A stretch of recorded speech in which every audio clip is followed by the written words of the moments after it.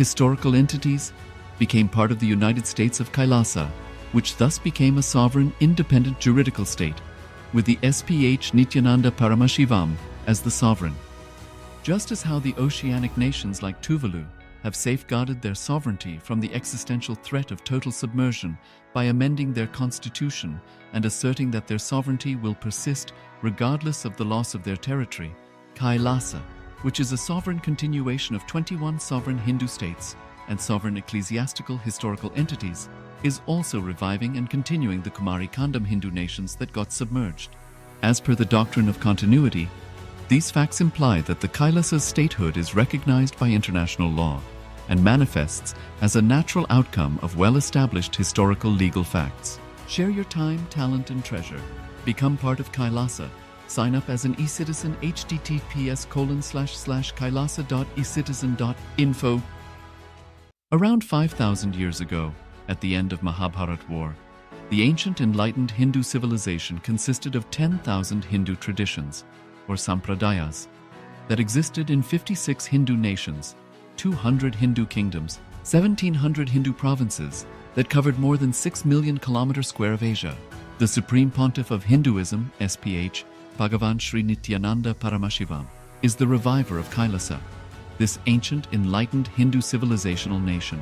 Kailasa is an unbroken cultural, religious, historical, civilizational, and sovereign continuation and revival of multiple of these historical Hindu sovereign states and Hindu ecclesiastical entities.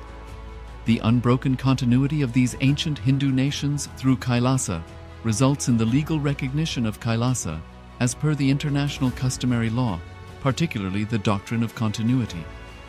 The international law, the Doctrine of Continuity, implies that upheavals and revolutions within a country, changes in government, territorial adjustments, measures taken during military occupation, or other internal transformations do not negate the existence of the country, do not affect the legal personality and international obligations of the country or state. The Vienna Convention on Succession of States in respect of treaties, 1978, addresses these principles of the doctrine of continuity as it outlines international law during situation of state succession or continuation. International law recognizes a state's legal personality by recognizing its identity. This perspective extends even during the period when the given state or country is annexed or occupied by a foreign power.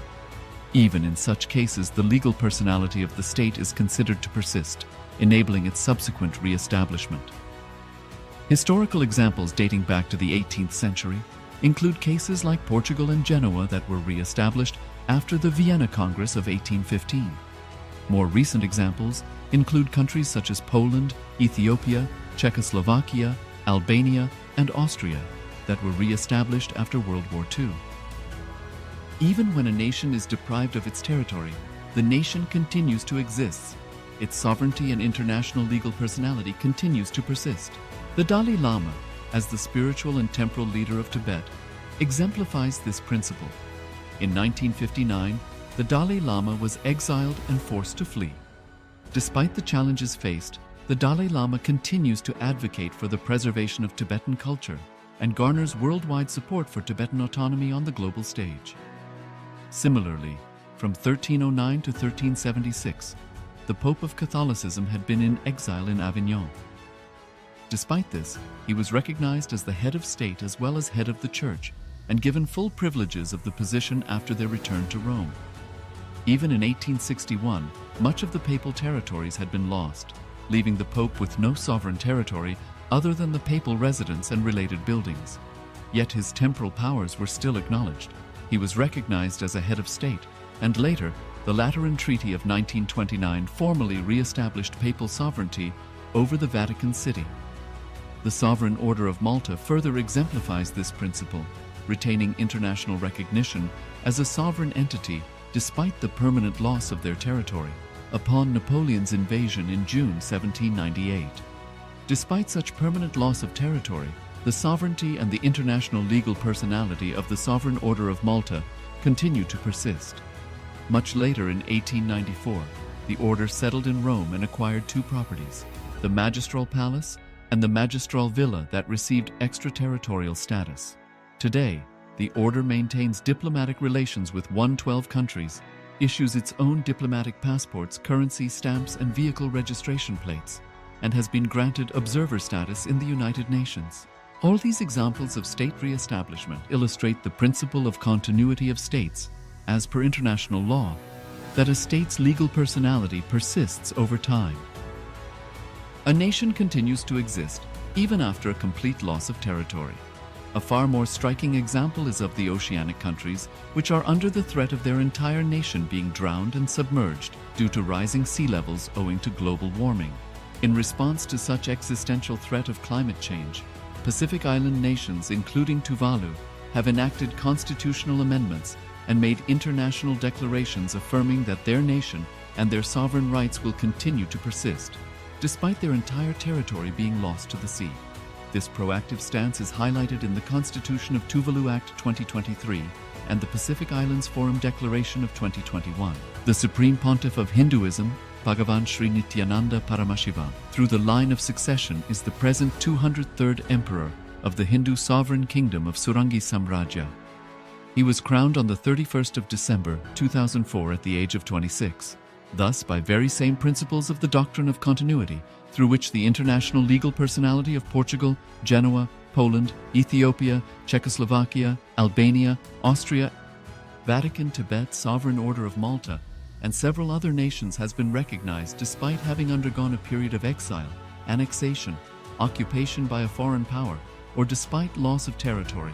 The SPH Nityananda Paramashivoham, through well-established legal and historical facts about the Hindu sovereign state of the Surangi Samrajyam, derives all sovereign rights and powers of the royal lineage of the Surangi Samrajyam as its 203rd sovereign emperor, from his inheritance and continuation of the unbroken succession of the kingdom of Surya Vamsa Surangi Samrajyam Sarvanapitha.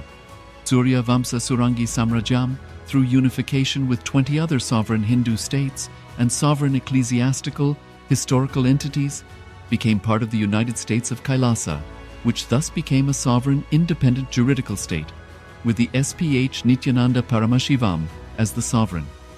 Just as how the oceanic nations like Tuvalu have safeguarded their sovereignty from the existential threat of total submersion by amending their constitution and asserting that their sovereignty will persist regardless of the loss of their territory, Kailasa, which is a sovereign continuation of 21 sovereign Hindu states and sovereign ecclesiastical historical entities, is also reviving and continuing the Kumari Kandam Hindu nations that got submerged. As per the doctrine of continuity, these facts imply that the Kailasa's statehood is recognized by international law and manifests as a natural outcome of well-established historical legal facts. Share your time, talent, and treasure. Become part of Kailasa. Sign up as an e-citizen, https://kailasa.ecitizen.info. Around 5,000 years ago, at the end of Mahabharat War, the ancient enlightened Hindu civilization consisted of 10,000 Hindu traditions, or sampradayas, that existed in 56 Hindu nations, 200 Hindu kingdoms, 1,700 Hindu provinces that covered more than 6 million kilometers square of Asia. The Supreme Pontiff of Hinduism, SPH, Bhagavan Sri Nityananda Paramashivoham, is the reviver of Kailasa, this ancient enlightened Hindu civilizational nation. Kailasa is an unbroken cultural, religious, historical, civilizational, and sovereign continuation and revival of multiple of these historical Hindu sovereign states and Hindu ecclesiastical entities. The unbroken continuity of these ancient Hindu nations through Kailasa results in the legal recognition of Kailasa as per the international customary law, particularly the doctrine of continuity. The international law, the doctrine of continuity, implies that upheavals and revolutions within a country, changes in government, territorial adjustments, measures taken during military occupation, or other internal transformations do not negate the existence of the country, do not affect the legal personality and international obligations of the country or state. The Vienna Convention on Succession of States in respect of treaties, 1978, addresses these principles of the doctrine of continuity as it outlines international law during situation of state succession or continuation. International law recognizes a state's legal personality by recognizing its identity. This perspective extends even during the period when the given state or country is annexed or occupied by a foreign power. Even in such cases, the legal personality of the state is considered to persist, enabling its subsequent re-establishment. Historical examples dating back to the 18th century include cases like Portugal and Genoa that were re-established after the Vienna Congress of 1815. More recent examples include countries such as Poland, Ethiopia, Czechoslovakia, Albania, and Austria that were re-established after World War II. Even when a nation is deprived of its territory, the nation continues to exist. Its sovereignty and international legal personality continues to persist. The Dalai Lama, as the spiritual and temporal leader of Tibet, exemplifies this principle. In 1959, the Dalai Lama was exiled and forced to flee. Despite the challenges faced, the Dalai Lama continues to advocate for the preservation of Tibetan culture and garners worldwide support for Tibetan autonomy on the global stage. Similarly, from 1309 to 1376, the Pope of Catholicism had been in exile in Avignon. Despite this, he was recognized as the head of state as well as head of the Church and given full privileges of the position after their return to Rome. Even in 1861, much of the papal territories had been lost, leaving the Pope with no sovereign territory other than the papal residence and related buildings. Yet his temporal powers were still acknowledged. He was recognized as a head of state, and later, the Lateran Treaty of 1929 formally re-established papal sovereignty over the Vatican City. The Sovereign Order of Malta further exemplifies this principle, retaining international recognition as a sovereign entity despite the permanent loss of their territory upon Napoleon's invasion in June 1798. Despite such permanent loss of territory, the sovereignty and the international legal personality of the Sovereign Order of Malta continue to persist. Much later in 1894, the order settled in Rome and acquired two properties, the Magistral Palace and the Magistral Villa that received extraterritorial status. Today, the order maintains diplomatic relations with 112 countries, issues its own diplomatic passports, currency stamps, and vehicle registration plates, and has been granted observer status in the United Nations. All these examples of state re-establishment illustrate the principle of continuity of states, as per international law, that a state's legal personality persists over time. A nation continues to exist even after a complete loss of territory. A far more striking example is of the oceanic countries, which are under the threat of their entire nation being drowned and submerged due to rising sea levels owing to global warming. In response to such existential threat of climate change, Pacific Island nations, including Tuvalu, have enacted constitutional amendments and made international declarations affirming that their nation and their sovereign rights will continue to persist, despite their entire territory being lost to the sea. This proactive stance is highlighted in the Constitution of Tuvalu Act 2023 and the Pacific Islands Forum Declaration of 2021.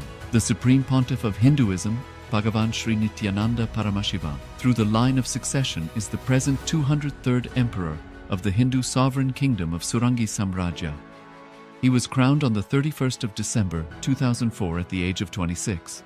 Thus, by very same principles of the doctrine of continuity, through which the international legal personality of Portugal, Genoa, Poland, Ethiopia, Czechoslovakia, Albania, Austria, Vatican, Tibet, Sovereign Order of Malta, and several other nations has been recognized despite having undergone a period of exile, annexation, occupation by a foreign power, or despite loss of territory. The SPH Nityananda Paramashivoham, through well-established legal and historical facts about the Hindu sovereign state of the Surangi Samrajyam, derives all sovereign rights and powers of the royal lineage of the Surangi Samrajyam as its 203rd sovereign emperor, from his inheritance and continuation of the unbroken succession of the kingdom of Surya Vamsa Surangi Samrajyam Sarvanapitha. Surya Vamsa Surangi Samrajyam, through unification with 20 other sovereign Hindu states and sovereign ecclesiastical, historical entities, became part of the United States of Kailasa, which thus became a sovereign, independent juridical state, with the SPH Nityananda Paramashivoham as the sovereign. Just as how the oceanic nations like Tuvalu have safeguarded their sovereignty from the existential threat of total submersion by amending their constitution and asserting that their sovereignty will persist regardless of the loss of their territory, Kailasa, which is a sovereign continuation of 21 sovereign Hindu states and sovereign ecclesiastical historical entities, is also reviving and continuing the Kumari Kandam Hindu nations that got submerged.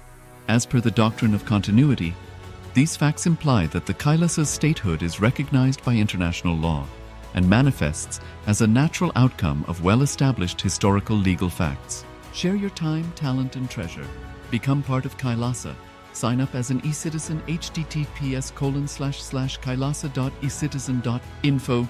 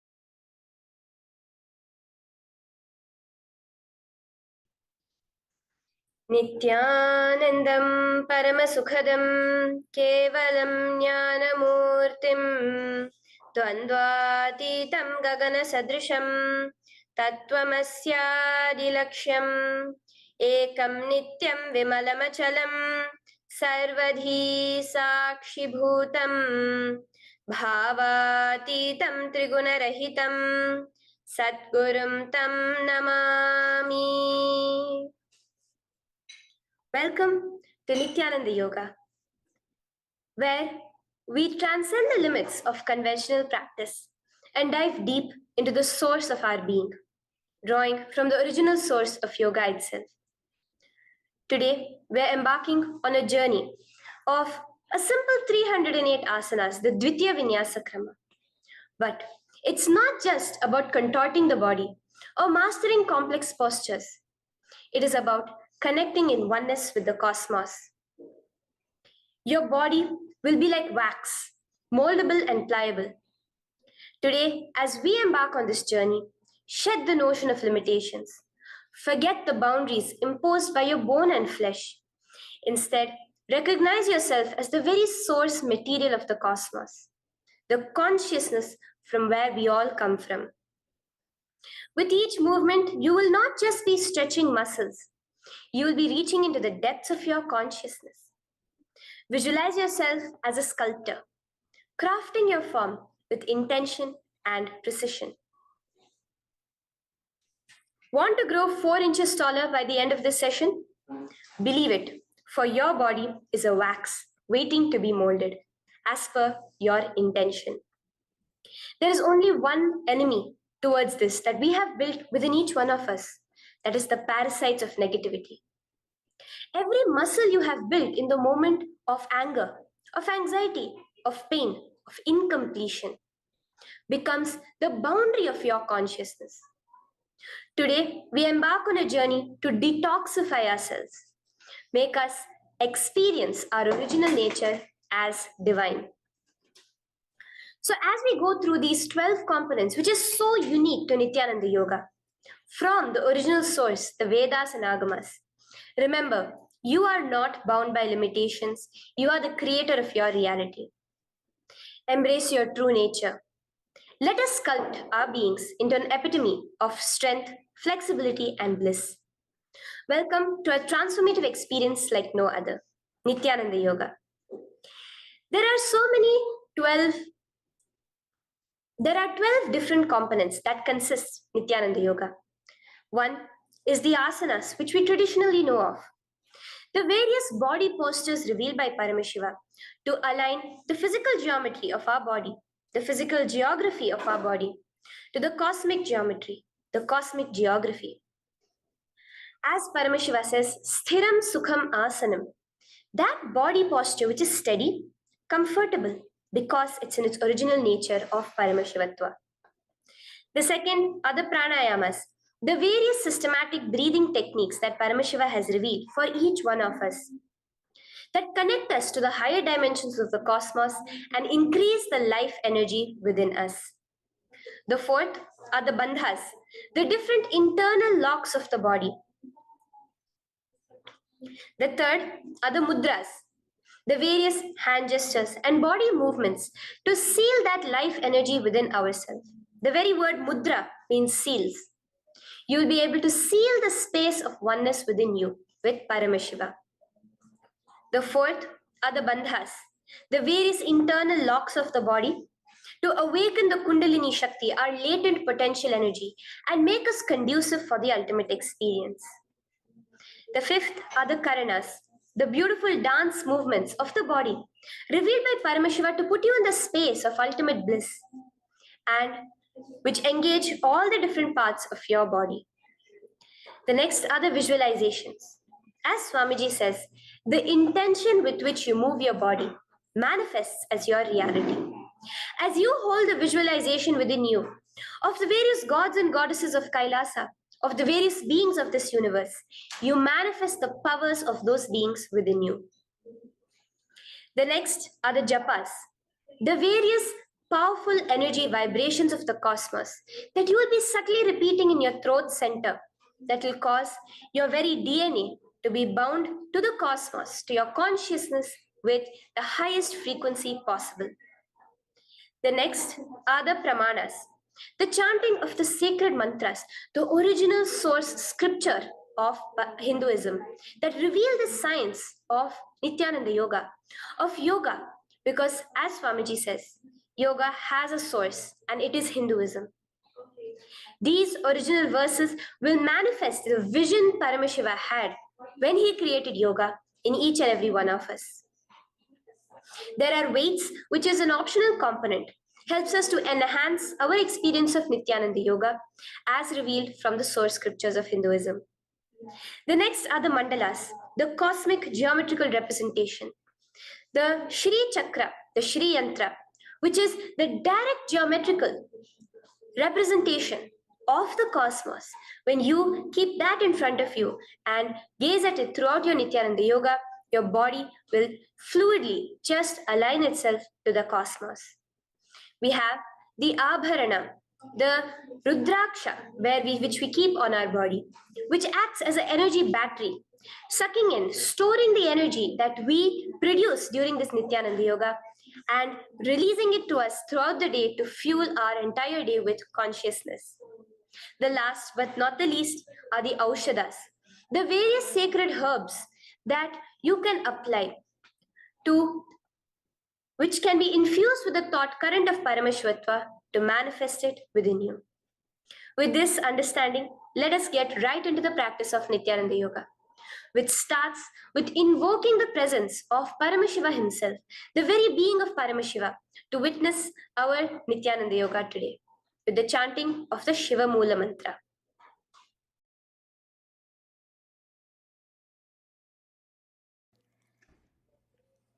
Let us now chant the Shiva Mula Mantra 11 times internally.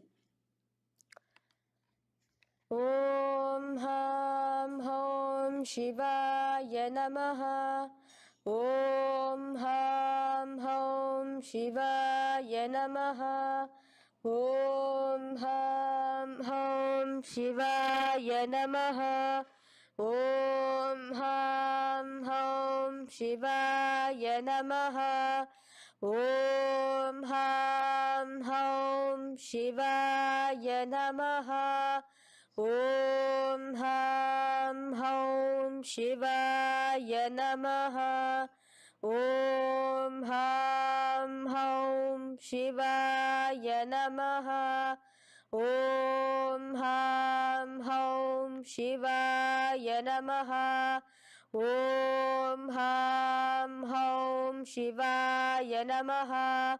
Om Ham Hom Shivaya Namaha. Om Ham Hom Shivaya Namaha. The next step of this ritual of yoga, as Swamiji reveals, yoga is a ritual, a methodology to connect yourself with the divine. As every ritual in Hinduism goes, we cleanse the three elements of our body, of the world, and of the ultimate with the Tattvachamanam.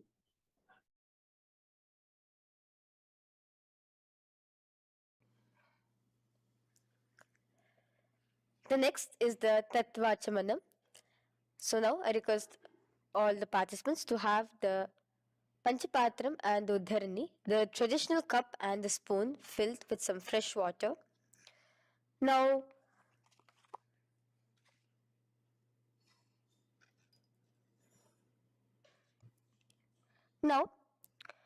keeping your right hand in the shape of a cow's ear, the Gokarna Mudra, pour an Uddharani of water from the Panchapatram and chanting each of the following mantras internally, drink the water that flows through the base of the palm. Om Atmatattvam Shodayami Svadha.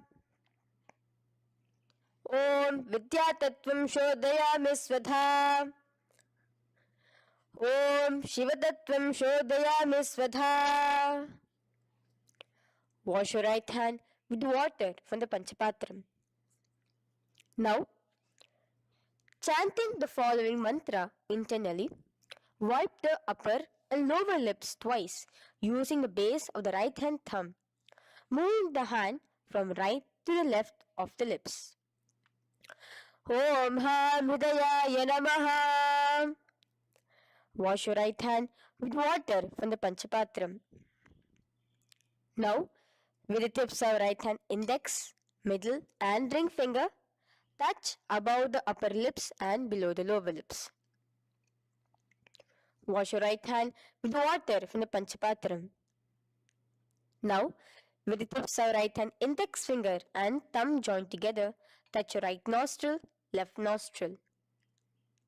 With the tips of right hand ring finger and thumb joined together, touch your right eye, right ear, left ear.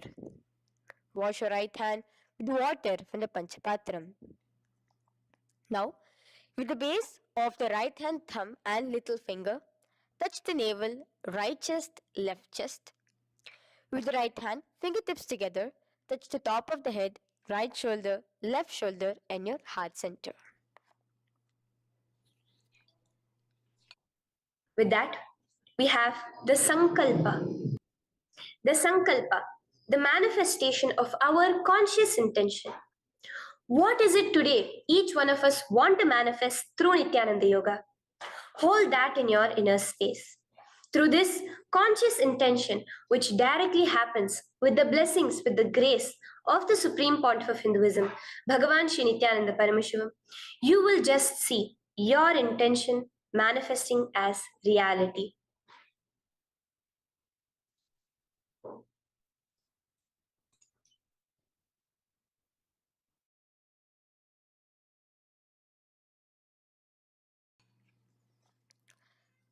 The next is the sankalpa, the conscious resolution. So now I request all participants now to, with your right hand, cover your left palm, which is the sankalpa mudra, and keep both the hands on the right thigh. Continue to keep this mudra till the end of the sankalpa. Om ममोपात समस्त दुरिताक्षयद्वारा भगवत् श्री नित्यानंद परम शिव प्रीत्यर्थम श्री नित्यानंदेश्वरी परम शिव शक्ति समेत श्री नित्यानंदेश्वर परम शिव प्रीत्यर्थम च शुभे शोभने मुहूर्ते अद्य ब्रह्मणः द्वितीय पराध्ये श्री श्वेतवराह कल्पे वैवस्वतमन्वन्तरे अष्टाविंशतितमे नित्ययुगे प्रथमे पादे जम्बूद्वीपे भारतवर्षे भरतखण्डे मेरोः दक्षिणे पार्श्वे शखाब्दे अस्मिन् वर्तमाने व्यवहारिके प्रभवादीनां षष्ट्याः संवत्सराणां मध्ये शुभनाम संवत्सरे शुभायने शुभऋतौ शुभमासे शुभपक्षे शुभतिथौ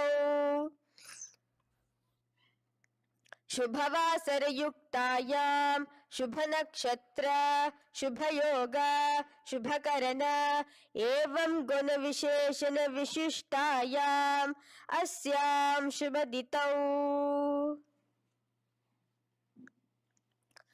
श्री कैलासोन्नत द्वादशान्त श्यामला पीठारूढ़ श्री मीनाक्षी सुंदरेश्वरा भिन्न स्वरूप परशिव पुत्र रत्न कुमार गुरुमन्य तुल्यावतार श्री पार्वती स्तन्यपान लब्ध दिव्य ज्ञान विश्रुत सकल निगमागम सारभूत द्राविड वेद प्रवक्त्रे श्रीमत् परम शिव करुणा समधिगत मुक्तामय चतुरश्रयान गीयमान छत्र चामर श्री चिन्ह काहलादि समस्त बिरदावल्यलंकृत ज्ञान विज्ञान चक्रवर्ती सर्वजन संग सद्यो निर्वाण दीक्षा व्याप वर्ग वर्ष विश्रान जीमूत परमत कलभ केसरी शैव सिद्धांत स्थापनाचार्य श्री राजाधिराज पांड्य महाराज गुरु क्षपन शाक्यादि महांधकार निवारण ज्ञान भानु वीक्षण नरहार ध्वजोच्छेदन पूर्वक श्रीमद वृषभध्वज स्थापक शैव समय कर्त्रे सर्वज्ञ पीठारूढ़ श्री जगद्गुरु श्री ज्ञान संबंध देशिक स्वामी वागीश सुंदर माणिक्य वाचक स्वामिनां अवतार भूत श्री ज्ञान संबंध स्वामी पुनरुद्धृत श्यामला पीत सर्वज्ञ पीत तृणवद्युत्तर द्विशततम गुरु महासन्निधान अरुणगिरि योगीश्वर परंपरागत अरुणाचल सर्वज्ञ पीठ गुरु महासन्निधान कैलास परंपरागत कांची कैलास सर्वज्ञ पीठ त्रयस्त्रिंशदुत्तर द्विशततम गुरु महासन्निधान नित्योत्सव नित्य मंगल नित्य कल्याण नित्य रजित कैलास परंपरागत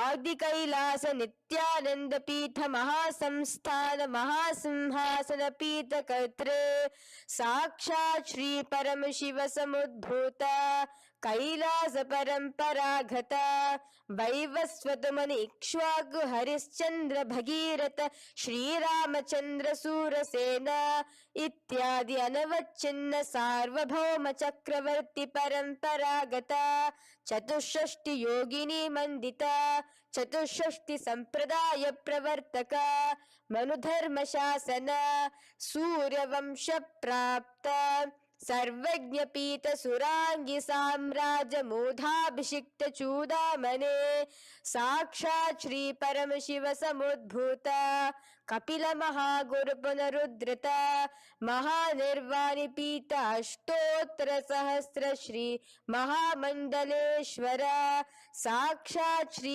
परम शिव समुद्भूत श्री महागणपति समारंभ अनवच्छिन्न पीताधीश्वर गुरु परंपरा प्राप्त अतल पीता अष्टोत्तर सहस्रतम अष्टोत्तर सहस्र श्री अतल पीताधीश्वर धर्म मुक्ति स्वर्गपुर स्वर्ण पीता त्रयोविंश गुरु महासन्निधान कैलास परंपरागत आदिपीठ सर्वज्ञ पीठ जगद्गुरु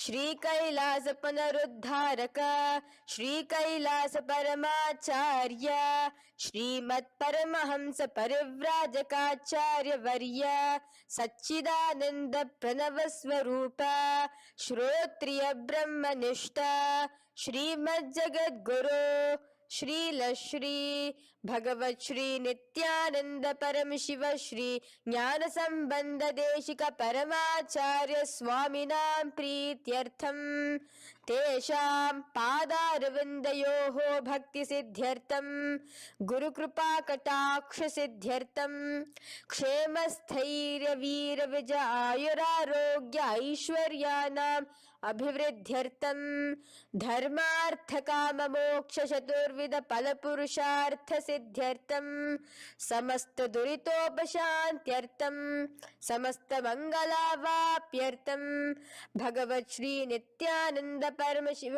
प्रसादेन सकुटुंबस्य ज्ञान वैराग्य जीवन मुक्ति प्राप्त्यर्थम भगवत श्री नित्यानंद परम शिव कृपा कटाक्षेण पूर्ण आरोग्य युक्त दृढ़गात्र यौगिक शरीर सिद्ध्यर्थम परम शिव शक्ति आविष्करणार्थम नित्यानंद योगाभ्यासं करिष्ये. Now wash your right hand with water from the Panchapatram. Om Apaupasprisya. Now, let's get started with the asanas. Okay? Sit first in a cross-legged position on the ground in Sukhasana. Bring your hands into the Bindu Mudra with your thumbs and index fingers touching each other. Place it on top of your knees.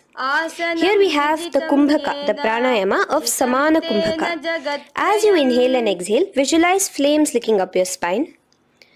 Do the bandhas, the locks, the Mahamudra Bandha, all three of the bandhas, where you are doing the Jalandhara Bandha, tucking in your chin to your chest, the Udyana Bandha, sucking in your stomach, and the Mula Bandha, clenching your perineum.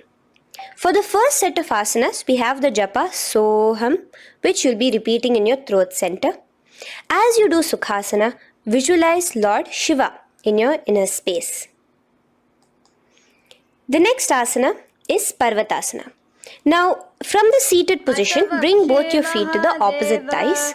Clasp your hands together in front of your heart center in the Anjali Mudra and raise it above your head. Keep your hands as straight as you can. Continue the Samana Kumbhaka and the Japa of Soham. Remain with all the three bandhas, the chin to your chest in Jalandhara Bandha, the stomach tucked in Udyana Bandha, and the clenched perineum in Mula Bandha. Here, visualize yourself as Mount Kailash. The next asana is Hali Pavasana. Now slowly bring your feet together in front of your body as you stretch it out a little further away. Now bring your hands behind your back and clasp the left hand by your right. Lean forward, placing your forehead on the ground as you continue to engage all the three bandhas. Here, gaze at your nose. Visualize Swamiji, the Supreme Pontiff of Hinduism, in your inner space. Now, in a similar position from Hali Pavasana, just release your hands, slightly get up and bring your hands in front of your body. Place them on the ground, cupping your hands, making a hollow in Nagi Pavasana. Visualize yourself as a snake, gazing at your nose. Continue the japa, the pranayama, and all three bandhas engaged. Now, raise up. This is Kokilasana. Hold your big toes with your index and middle finger in the Prana Mudra. Stretch your legs straight out and upwards. Cross it into Padmasana. Bring it to your opposite thighs. Lean forward and down onto your elbows. Again, tuck your chin into your chest, suck in your stomach, and clench the perineum in the Mahamudra Bandha. Visualize yourself as a bird in Kokilasana. The next is Nityananda. Now, raise up again.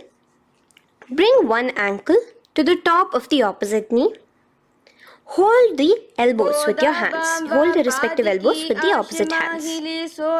Again, engage all the three bandhas and rotate your arms in a circular motion. Keep the spine completely straight and gaze towards your nose. Visualize Swamiji, the Supreme Pontiff of Hinduism, in your inner space. Next is Gajasana. Press your hands onto the ground. You can bring your feet a little back as you raise yourself up, your hips up high. Lower your head and then chest, scooping your body forward again and again. Here, engage the Udyana Bandha, where you suck in your stomach along with the Mula Bandha, clenching the perineum. Visualize yourself as an elephant. Gajasana. Now stop the movement slowly. In another dynamic asana, which is Rikshasana, you will start alternatively pressing the heel of one foot onto the ground while lifting the other heel up. Repeat this again and again. The next is Vaishyasana. Now slowly come to a standing position. Stand tall on the tips of just your big toes. Keep your head neck straight line. And bring the middle, index and ring fingers to your heart in the Hridaya Mudra. Continue engaging the Udyana Bandha. Visualize Swamiji in your inner space. Here we have a very interesting movement, which is the Karanas, the dance movements. So the first Karana is Urdhva Janu Karana, which literally means the raised knee. So now stand in the Aramandi position, which is your heels touching together, the toes facing outwards, almost at a 45-degree angle. Bend your knees low And keep both your hands at your chest, elbows parallel to the ground. Twist one knee towards the center of your body. Raise it up, back across the body back to the original position. Simultaneously with the leg movement, follow it with your respective hand, up and across the body. Repeat this alternatively on both sides. Now, in Balalingasana, come back to a standing position, straight, and interlace your fingers from outside in. This is the Sarva Vashankari Mudra. Hold on to your knee, pulling it up towards your chest. Pull it tight. Continue to keep your spine straight. Engage all the three bandhas, the Jalandhara Bandha, the Udyana Bandha and the Moola Bandha. As you are holding your knee, visualize yourself holding, caressing a baby. Balalingasana. The next asana is Pada Pidanasana. Now the same foot which is raised, clasp it with your hands and pull it behind towards your body, holding it with both your hands. Again, engage all the three bandhas, standing tall. Visualize Swamiji, the Supreme Pontiff of Hinduism, in your inner space.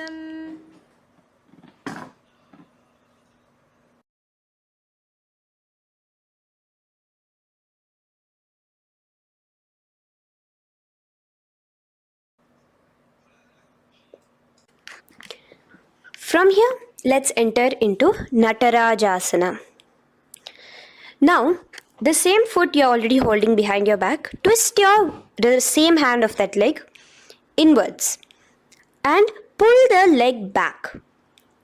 Extend the opposite hand forward with the index and thumbs together, again in the Bindu Mudra. Now, pull the foot back and up while leaning forward in Natarajasana. Hold your balance here. Here you will be engaging only the Moola Bandha, visualizing yourself as Lord Nataraja, the Lord of Dance.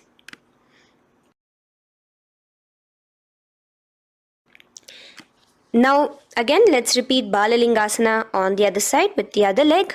Pull it up towards your chest with the hands in the Sarva Vashankari Mudra. Engage all the three bandhas as you visualize yourself holding and caressing a baby. Now pull your foot back into Pada Pidanasana on the other side. Remain with all the three bandhas engaged. Visualize Swamiji in your inner space. And lean forward. Now, hands stretched in the Bindu Mudra into Natarajasana. Balance there as you visualize yourself as Lord Nataraja. Now, come back to a standing position. Release your leg. Gain your balance. As we enter into the Ardha Rechita Karana. Now again bring yourself to the Aramandi position, heels together, toes pointed outwards and knees bent. Now from this position, bring your right foot onto the tips of the toes behind the left heel. The heel should be up. Bring your left hand towards your chest, parallel to the ground again, and extend the right arm out and wide like a pendulum. Bring it back towards your chest. Now while your arm is swinging, remember to move your fingers one by one inwards towards the palm and then outwards. Now place the right hand over the nose. Uncross your ankles. Let's do this on the other side also. Cross the left ankle behind and stretch the left hand out like a pendulum.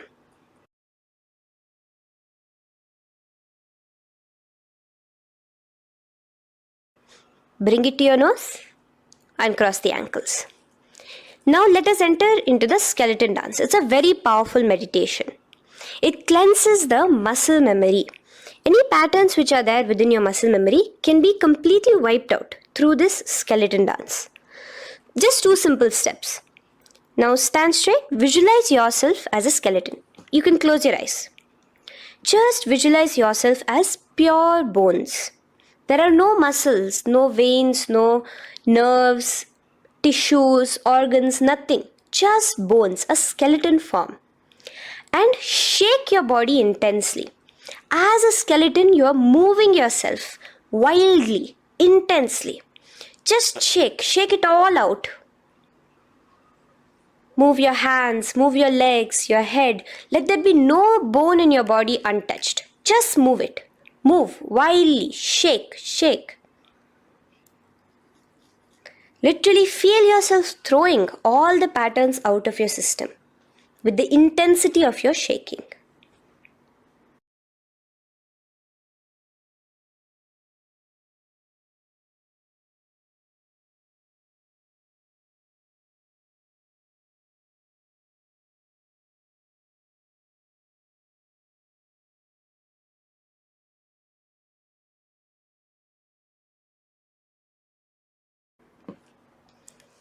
Now slowly calm down.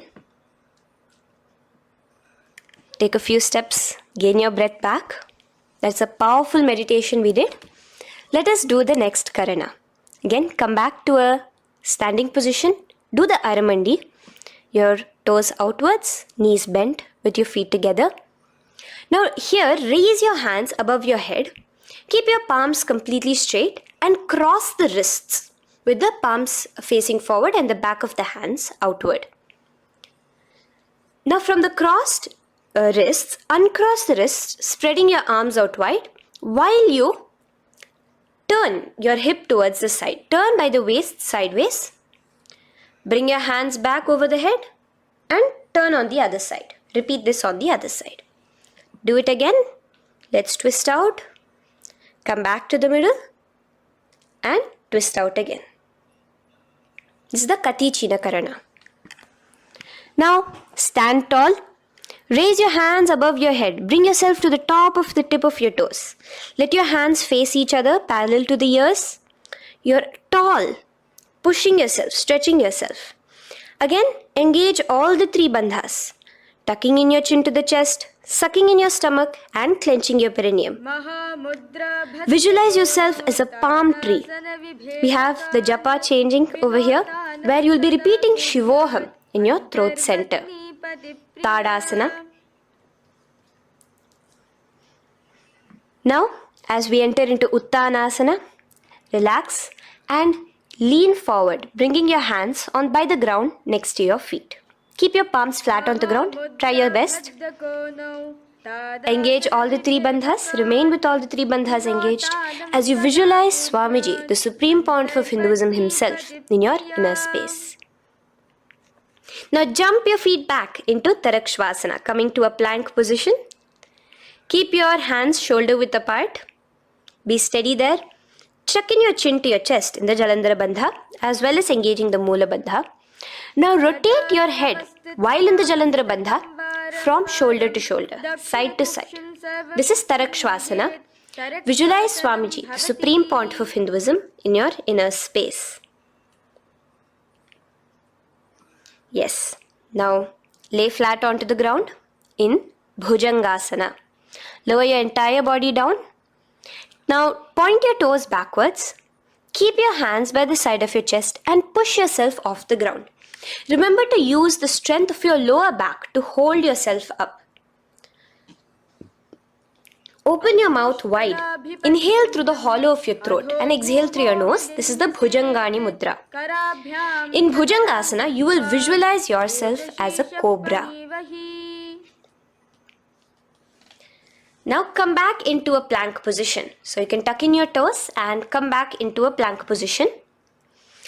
In Shashasana, alternate bringing one knee towards your chest, back and forth. So you'll bring one knee front, push it back and bring the other knee.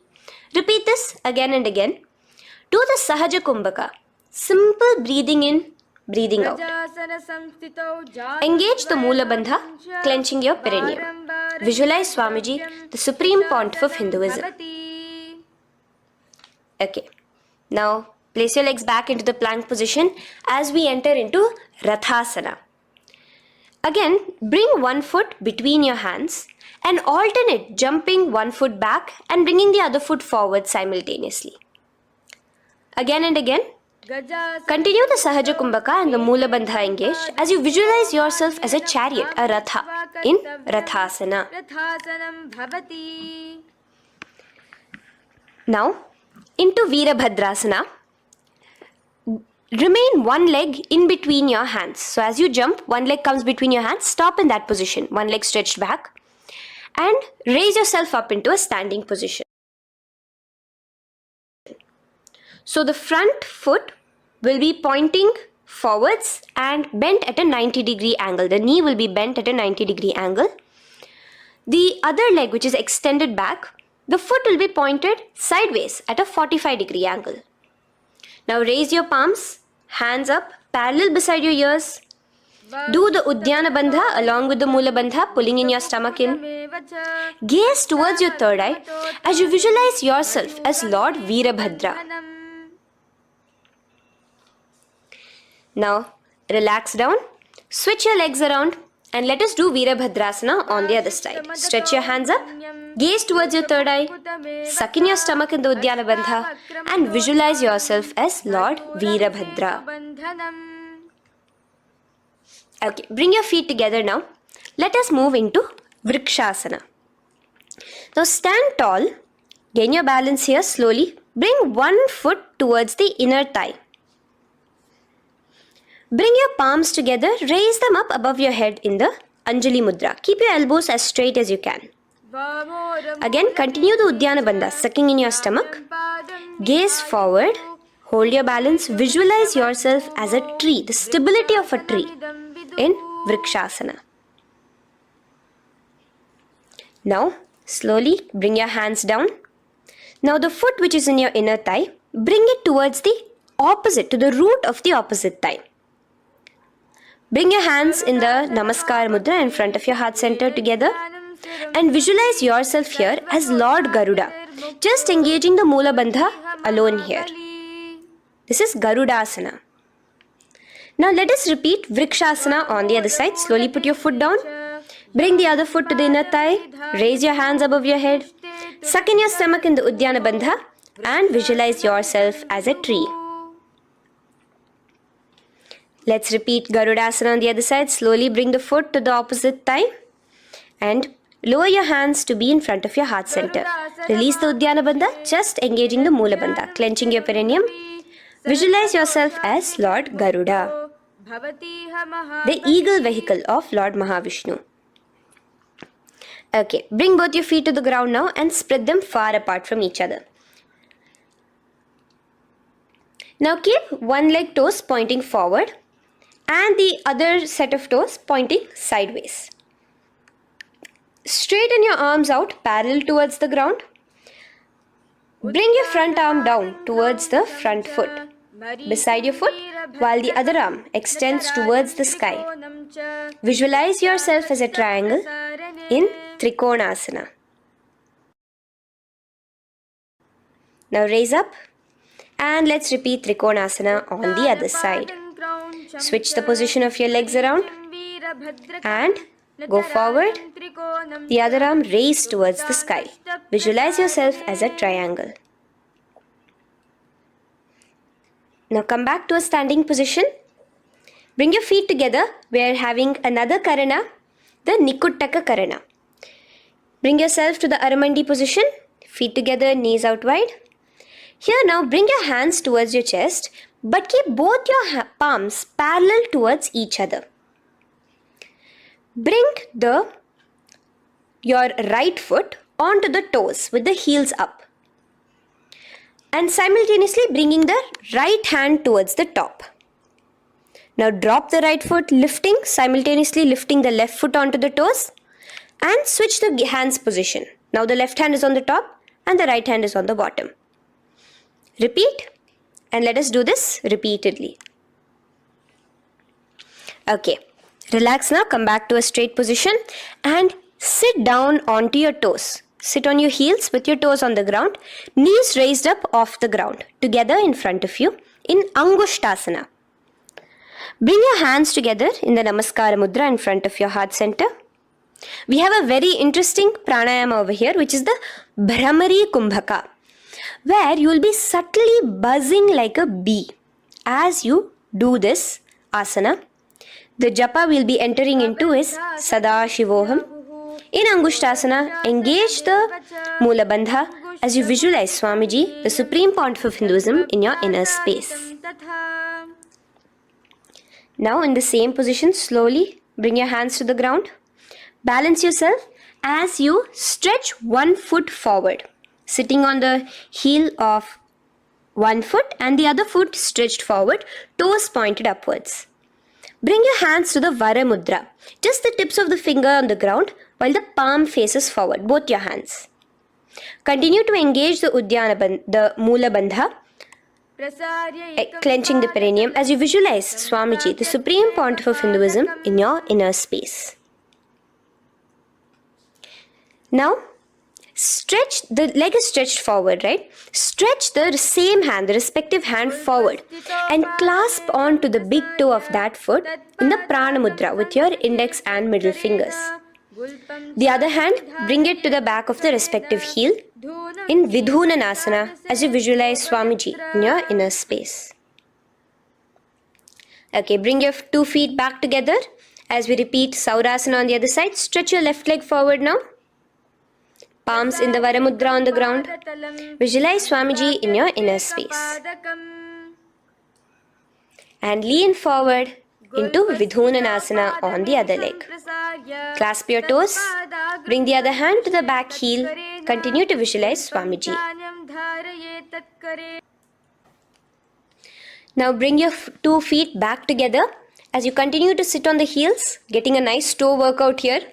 Balance on your toes, bring your knees together in front of you. Now place your palms on top of the respective knees with the hands facing upwards, the palms facing upwards. Leave a slight gap between your palms and knees. As you gaze forward, engage the Jalandhara Bandha, tucking in your chin to your chest, and look between the gap between your hands. Brahma Jurankushasana. The next is Kapilasana. Now spread your knees wide and place them onto the ground. Keep your hands on the respective knees. Pull your stomach in and up in the Uddiyana Bandha. Gaze towards your nose as you visualize yourself as Maha Kapila Muni, the first man that ever started thinking. In the same position, just release that Uddiyana Bandha.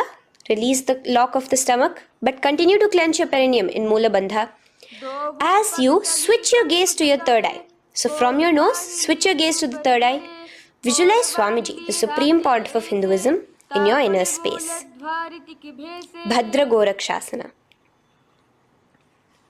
Next is Suryasana. Now, your toes are tucked. Just lift your knees off the ground, wide apart.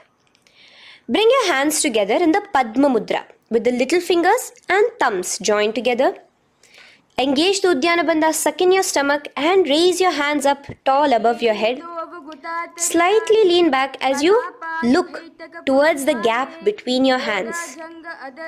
Visualize Lord Surya in your inner space. Now relax, slowly bring your hands to the ground. Sit on top of your heels, the toes flat. Here, keep your hands on top of your knees and lift your tongue up against the roof of your mouth in the Manduki Mudra. Do the Sahaja Kumbhaka, simple breathing in and out. Engage the Mula Bandha, clenching your perineum. With the Japa Sadashivoham, repeating in your inner space, here you will visualize yourself as a frog in Mandukasana. Your tongue pressed against the upper palate. Is your frog-like tongue catching the nectar of immortality dripping from your Sahasrara Chakra? Gaze towards your third eye in Mandukasana. Now from here itself, moving into Uttana Mandukasana. Just bring your hands to the opposite shoulders, remaining in the same seated position. Continue with the Uddiyana Bandha engaged, gazing at your third eye. The Manduki Mudra, tongue pressed against the top of your palate, visualizing yourself as a frog in Uttana Mandukasana. Slowly bring your hands out from behind your back. Now slightly raise up and cross your ankles behind you. Sit on top of your crossed ankles. Keep your knees wide and your fingers spread on the top of your knees, both your hands. Open your mouth wide and stick out your tongue, exhaling forcefully. Gaze at the tip of your nose. Repeat this several times because you're visualizing yourself as a lion in Simhasana. The next asana is Bhadrasana. Now you can release yourself and uncross your ankles. Just keep your toes crossed behind you. Again, sit on top of your heels, keeping your knees wide apart. Cross your hands behind your back, hold on to the big toes in the Prana Mudra with your index and middle fingers. Apply the Jalandhara Bandha, tuck in your chin to your chest along with the Mula Bandha, sucking in your perineum. As you gaze towards your nose, here, resume the Brahmari Kumbhaka, buzzing like a bee subtly in your inner space as you visualize Swamiji, the Supreme Pontiff of Hinduism, in your inner space. Now, bring your hands out from behind you. As you come here, bring yourself to a squatting position. Keep your feet flat onto the ground as close together as possible, but your knees opened wide. Bring your body in between your knees, your torso in between your knees, and take your arms in and around your knees towards the back, clasping your fingers, interlacing your fingers behind you in the Parashu Mudra. Gaze towards your nose. Visualize yourself as a crow in Kakabhusandhi Asana. The next asana is Kani Pavasana. Unclasp your hands and place them flat onto the floor. Keep them shoulder width apart for good balance. Now, slowly bring your knees to the back of your arms, above the elbows. Lean your chin forward and down. Keep your gaze steady as you lift your feet off the ground. In Kani Pavasana, visualize Swamiji, the Supreme Pontiff of Hinduism, in your inner space. Now in the same position, slowly lower your head to the ground and stretch your legs up high, forming a tripod between your two hands and your head in Kapali Asana. Gaze at your nose, continue the Brahmari Kumbhaka, continue engaging the Mula Bandha and the Japa of Sadashivoham. Visualize Swamiji in your inner space. The next asana is Parshva Mayurasana. Slowly bring your feet down. Yes, relax. And now squat on your toes with your knees together and twist your body. Place both the hands to one side of your knees. Now bring one of your elbows to the knee and the other of your elbows towards the hip. Lean onto your arms, balance, extending your legs out to the side. Gaze towards your third eye, visualizing yourself as a peacock. In Parshva Mayurasana, as you do the pranayama, the Rechaka Kumbhaka, let your exhalations be prolonged and your inhalations be slightly shorter. Now relax, bring your feet to the ground and bring your body to the other side of your knees. As you repeat Parshva Mayurasana on the other side, lean forward, stretch your legs, gaze at your third eye, visualize yourself as a peacock. Now let's do Bhairaganathasana. Now come again to a plank position. Place your hands down, stretch your legs back and bring one foot around your shoulder to be placed in between both your palms. Gaze at your third eye. Just engage the Mula Bandha, clenching your perineum. Here, this is Bhairaganathasana. Visualize yourself as Lord Kala Bhairava. Slowly bring your foot out and bring the other foot in between your palms, remaining in the plank position. Continue to visualize yourself as Lord Kala Bhairava in Bhairaganathasana on the other side. The next asana is Unmukha Pithasana. Now from the same plank position, bring your forearms onto the ground. Be steady as you walk your feet closer towards yourself, forming like a slight mountain. In Unmukha Pithasana, gaze at your third eye. Continue the Rechaka Kumbhaka. Visualize Swamiji in your inner space. The next asana is Vashishthasana. Now, just raise yourself onto one of your hands. So, release your forearms off the ground and raise yourself onto your right arm. And keep your body completely parallel to the ground as you raise your left arm straight above your head. Visualize yourself as Rishi Vashishta as you do the Vashishthasana. Gaze towards the hand on the top. Now slowly bring that hand down, As you switch the hands, bringing your right hand up towards the sky. Balance there, completely straight on your toes. As you visualize yourself as Rishi Vashishta, the Guru of Bhagavan Sri Rama. Now, bring your feet forward into Anjani Asana. So here you will be sitting on your hips with your legs pointed forward and sit on top of your hands. So keep your palms facing upwards and sit on both your palms as you tuck your elbows into your body. Do the Rechaka Kumbhaka, continue the Rechaka Kumbhaka. Engage the Jalandhara Bandha, tucking in your chin to your chest, gaze at your nose, visualize yourself as Lord Hanuman in Anjani Asana. Now, slowly release your hands from under your body as you lean forward into Paschimottanasana.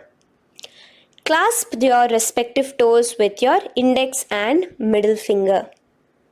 Lean forward and down, bring your elbows to the ground, your forehead towards your knees. Engage all the three bandhas, the Mahamudra Bandha. As you visualize Swamiji, the Supreme Pontiff of Hinduism in your inner space, with a new japa, Mahasadashivoham, starting here.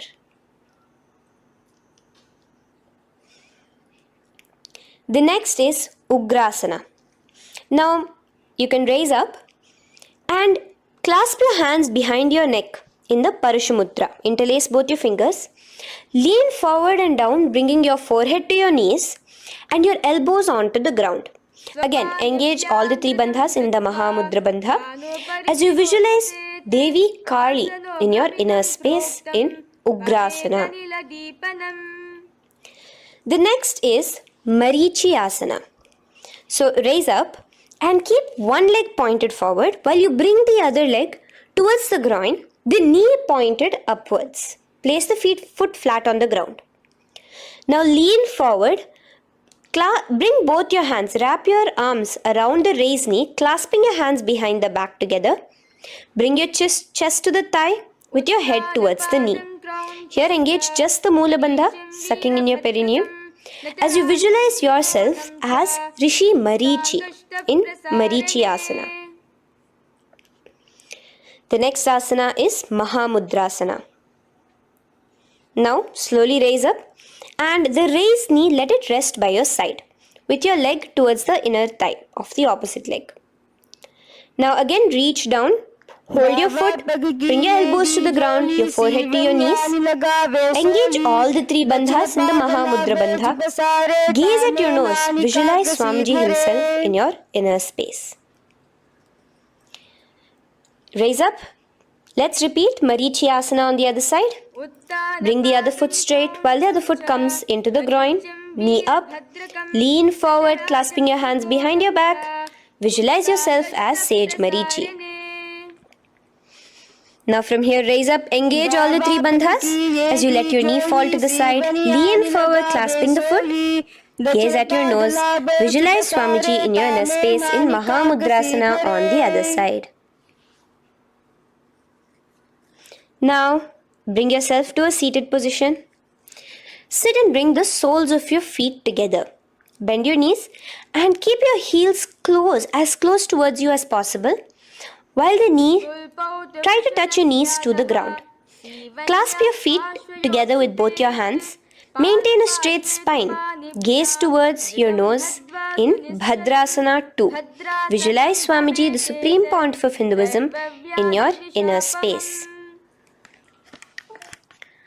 The next asana is Gwali Pavasana.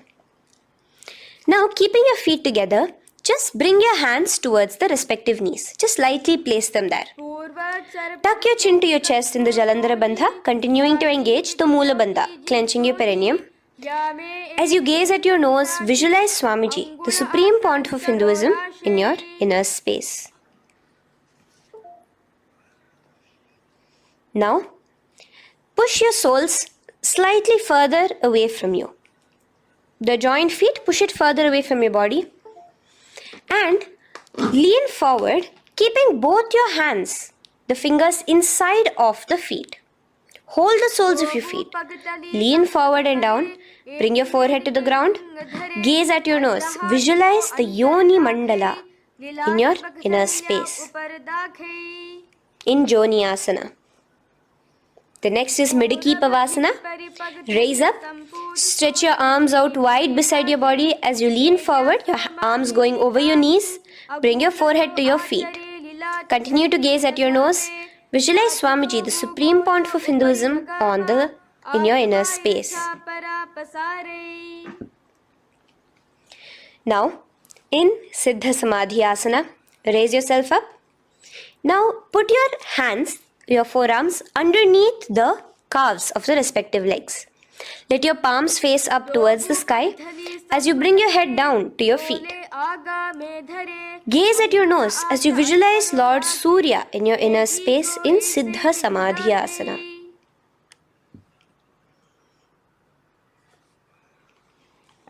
The next asana is Chiniki Pavasana.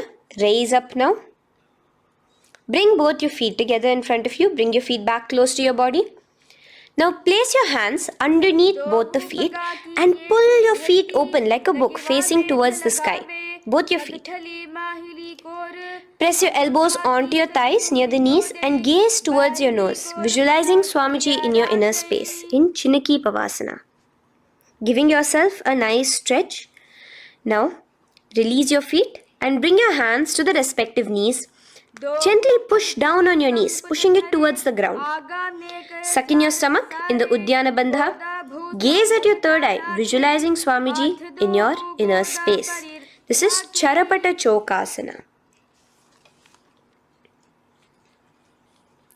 The next asana is Bhairavasana. Now continuing to remain with your feet together, you can use the help of your hands to bring your toes onto the ground with your heels pointed upwards. Just push yourself and try to do it. Continue to remain with the Uddiyana Bandha engaged, your stomach sucked in. Bring your hands to the Bindu Mudra with the index and thumbs together on top of the knees. Gaze at your third eye. Visualize yourself as Lord Kala Bhairava in Bhairavasana. The next asana is Samanasana. So slowly you can bring your feet out from underneath. Take now one foot towards your chest, holding with both your hands as the other foot rests by the perineum. Pull the sole onto your chest. Gaze at your third eye. Visualize yourself holding the breath in the Mooladhara Chakra, the Chaturdala, the 4-petal lotus of your body. Gaze at your third eye. Visualize Swamiji, the Supreme Pontiff of Hinduism, in your inner space in Samanasana. From here, let's move into Apanasana. Now, the foot that you have towards your chest, just bring it over your shoulder and place both your palms onto the ground beside you.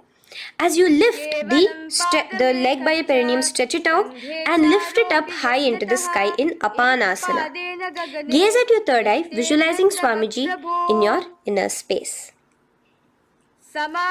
Let's repeat Samanasana on the other side. Bring your foot down. Clasp the other foot towards your chest. Gaze at your third eye, visualizing Swamiji in your inner space. And bring the foot onto your shoulder as we repeat Apanasana on the other side. Stretch your leg out straight in front of you, up high towards the sky, gazing at the third eye, visualizing Swamiji in your inner space. Okay, relax slowly. Let's move into Gomukhasana. Now, sitting in a seated position, cross one leg over the other, like over, and align the knees together at the center of your body and the feet by the opposite hips. Place both your hands on top of the stacked knees. Gaze at your nose. Here we have a beautiful pranayama, very cooling pranayama, which is the Sheetkari pranayama, where you will be inhaling through your clenched teeth with your tongue pressed against behind your teeth and exhaling through your nose, creating a hissing sound. The japa will be for the next sequence of asanas, Om Nityanandoham. Visualize the face of a cow in Gomukhasana. Now keep your knees crossed. From the knees, bring your hands towards the respective toes on the side of the body. Clasp the big toe in Pranamudra. Suck in your stomach in the Uddiyana Bandha. Visualize yourself as Rishika Anasuya in Anasuyasana. Now in Anusuyasana 2, just bring your hands behind your back, clasped together, interlaced fingers in the Parashamudra. Lean forward and down. Try to bring your nose to touch the ground in front of you. Just visualize yourself as Rishika Anasuya and gaze at your nose. Anusuyasana 2. Raise yourself up now. Now bring one foot towards the perineum, knee resting on the ground. Raise your other foot with the foot in front of the lying down foot, knees pointed upwards towards your chest. Place your hands on the respective knees. Keep your spine tall, chest out. Gaze at your nose. Visualize yourself as Lord Garuda, the eagle vehicle of Bhagavan Mahavishnu. Garudasana 2. From here, moving into Naradasana. Now, keep both your hands, bring both your hands behind your neck and clasp them in the Parashamudra. Interlace your fingers behind your neck. Twist outward of the raised knee. Just keep your whole body outside of the raised knee. Gaze towards your third eye, visualizing yourself as Devarishi Narada in your inner space. From Naradasana, let's enter into Matsya Pithakasana. Place one foot on the top of the opposite thigh. Wrap your respective arm across the knee, holding on to the opposite shin. Extend the opposite hand straight. Hold on to the respective toe with the index and middle fingers in Prana Mudra. Gaze towards your nose. Visualize Matsyavatara, the fish form of Bhagavan Mahavishnu in your inner space. In Matsya Pithakasana.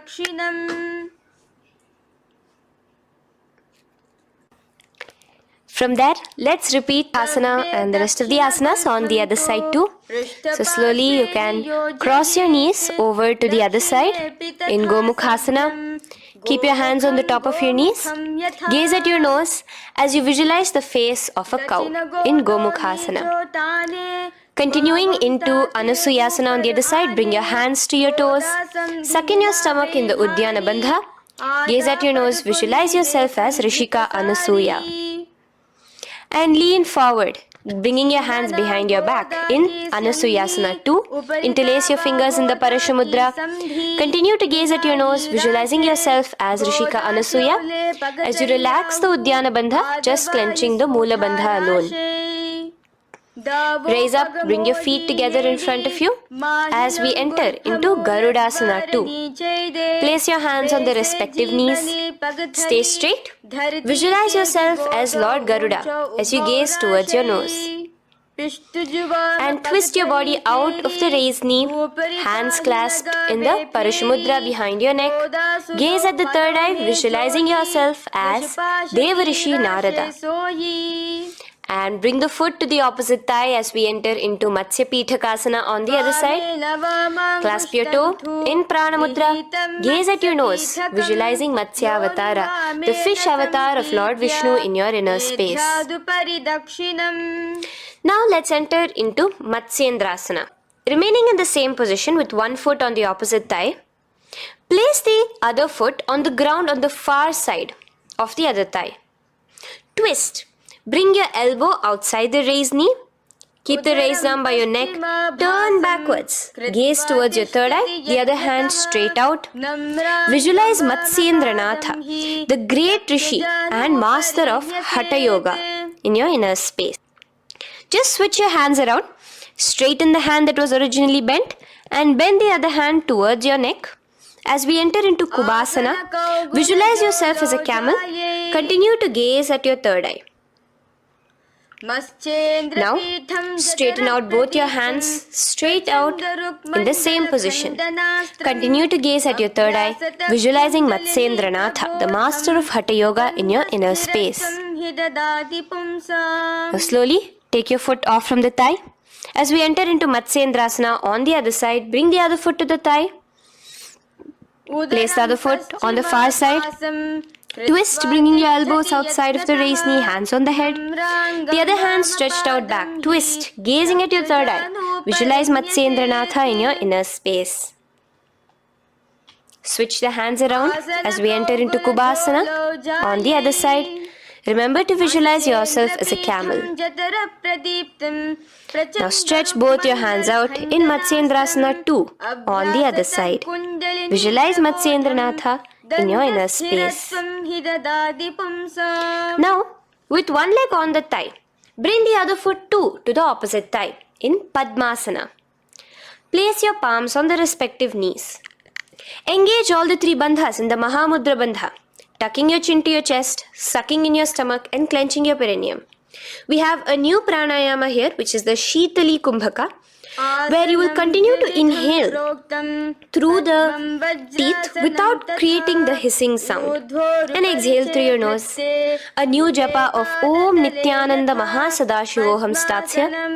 Gaze at your nose in Padmasana, visualizing yourself as Bhagavan Paramashiva. Now, keeping your legs in the same position, just cross your hands over each other, clasping onto the toes with your index and middle fingers in the Prana Mudra. Gaze at your nose, visualize yourself as Devi Parvati, the consort of Lord Paramashiva in Padmasana 2. Now, uncross your hands. Take your hands and insert it into the gap between your thighs and your calves. Put both your hands within and pull it out on the other side. As you balance on your hands, lifting your whole body off the ground, visualize yourself as a rooster in Kukkutasana. Now relax. Take your hands out from inside your feet as we enter into Baddha-Keki Asana. Place your hand onto the ground as you raise up on your knees. Place your palms on the ground, fingers pointing towards the legs. Now keep your elbows together, pressed against your navel. Slowly lean forward, balancing, and extend your knees off the ground, visualizing Swamiji in your inner space. In the same position, stretch your legs out behind you. In Mayurasana, visualize yourself as a peacock. Hold your balance. Relax now. Yes, relax flat onto the ground into Makarasana. Lay down completely flat. Keep your feet pointing outwards, far away from each other. Place your forehead on the mat. Interlace your fingers behind your neck in the Parishamudra. Just relax, visualizing yourself as a crocodile as we go back to the Sahaja Kumbhaka, the simple breathing in, breathing out. Just keep the Moola Bandha alone engaged.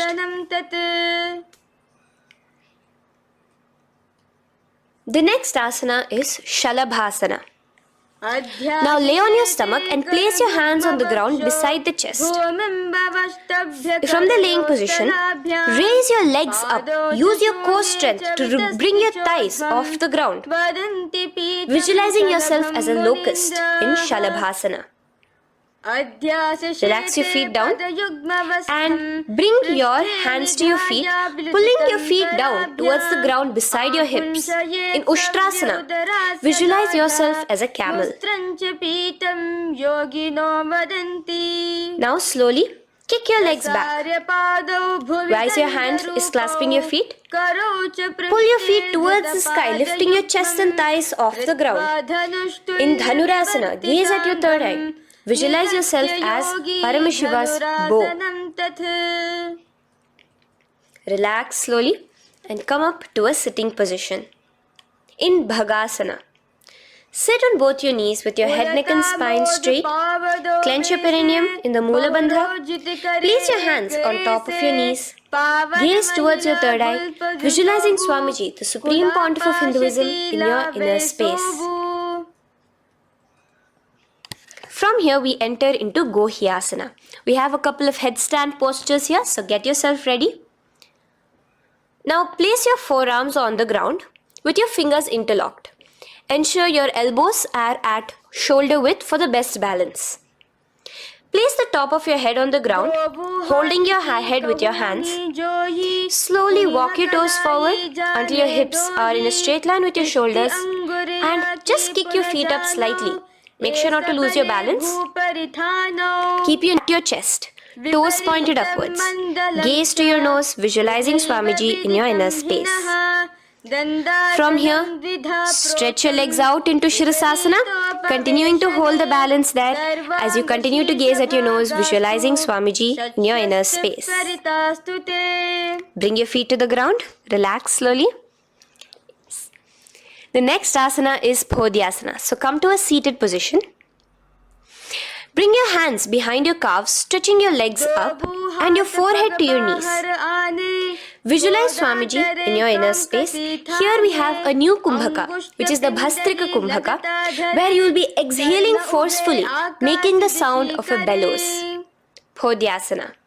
The japa for this next series is Om Nityananda Paramashivoham, the Mahavakya. Relax yourself. Continuing to remain balanced with your legs up, just bring your hands to the opposite shoulders. In Parighasana, visualize yourself as a mace as you gaze towards your third eye. Now relax. Keep your elbows and palms onto the ground as your legs are raised. Visualize yourself as a boat in Naukasana. Continuing to gaze towards your third eye, remember to continue the Bhastrika Kumbhaka. Forceful exhalation. Now, continuing to keep your balance, just bring your hands to your feet and scoop your hands underneath the heels, pull it towards the chest. Keep your spine upright, gaze towards your nose. Visualize yourself as Lord Rudra in Rudrasana, the most ferocious form of Paramashiva. Now lay on your back, so you can remove your hands from underneath your feet and lay on your back. With your feet flat on the ground, knees pointed upwards. Now place your palms down. Just let your fingers touch the back of your heel. Do not clasp your feet. Lift your hips up high, pressing the feet onto the ground. Chin tucked to the chest in the Jalandhara Bandha automatically. Gaze at your nose, visualizing Swamiji in Unmukha Pithasana 2. Now lay onto the ground in Shavasana. Just lay completely flat, with your palms facing upwards by the side of your body. Just unclutch from any movement happening within you. Visualize your body is dead. The Supreme Pontiff of Hinduism, Swamiji, is just liberating you. Just let your awareness, your energy, completely pervade your body in the Shakti Chalan Mudra as you continue to vibrate with the Mahavakya.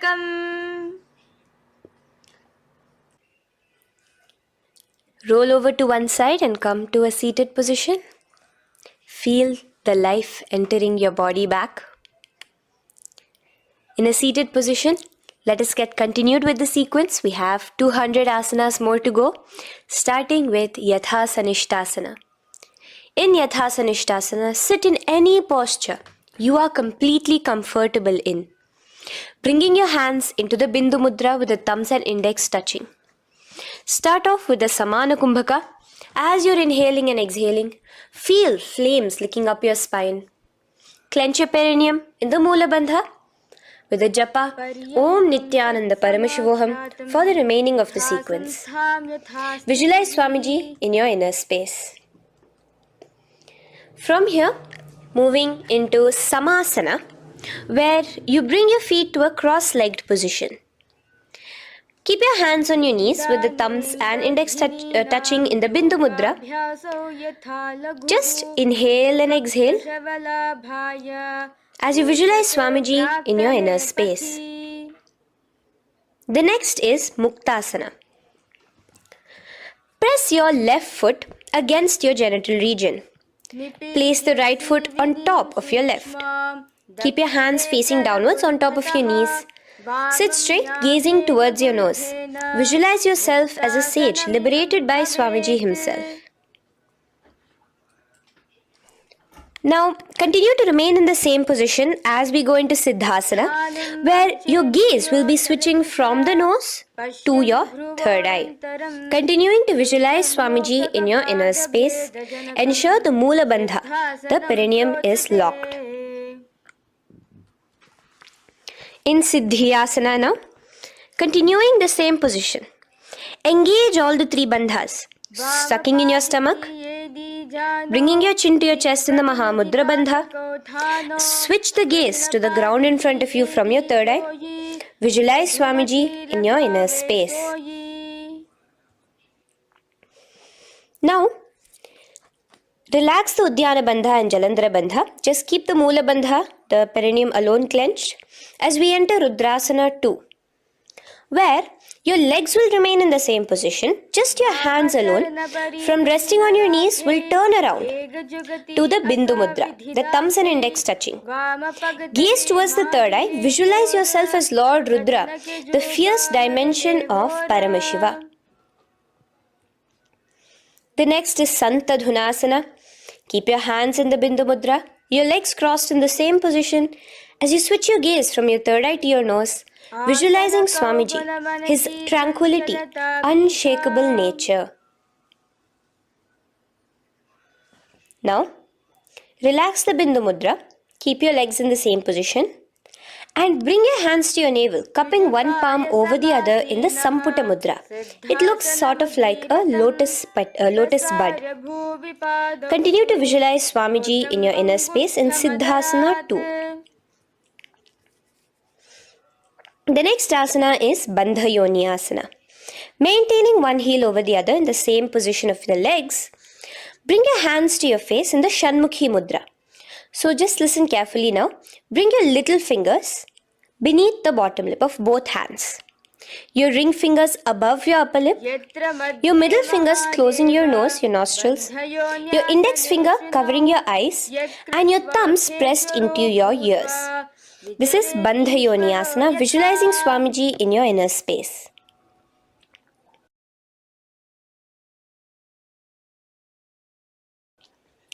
The next asana is Virasana. Now, you can remove your hands from your face and bring one foot onto the thigh, onto the opposite thigh, and the other foot underneath the thigh. Keep your hands in the Bindu Mudra, thumb and index fingers together on the top of your knees as you embody the space and state of bravery, Veera, in Virasana. Now, changing the leg position again as we enter into Valmikasana. Keep your left heel on the right side of the generative organ, toes under the thigh. Keep your right foot on top of the left leg, toes by the knee. Again, bring your hands into the Bindu Mudra on top of the knees. Gaze towards your third eye. Visualize Rishi Valmiki, the poet, the first poet and author of Ramayanam.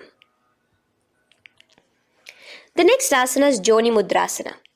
So you're going to remain here as you switch your gaze to your nose, visualizing the Yoni Mandala, a beautiful formation, divine cosmic geometry, representing Devi, Shakti, a symbol of the creative energy of the universe in Joni Mudrasana.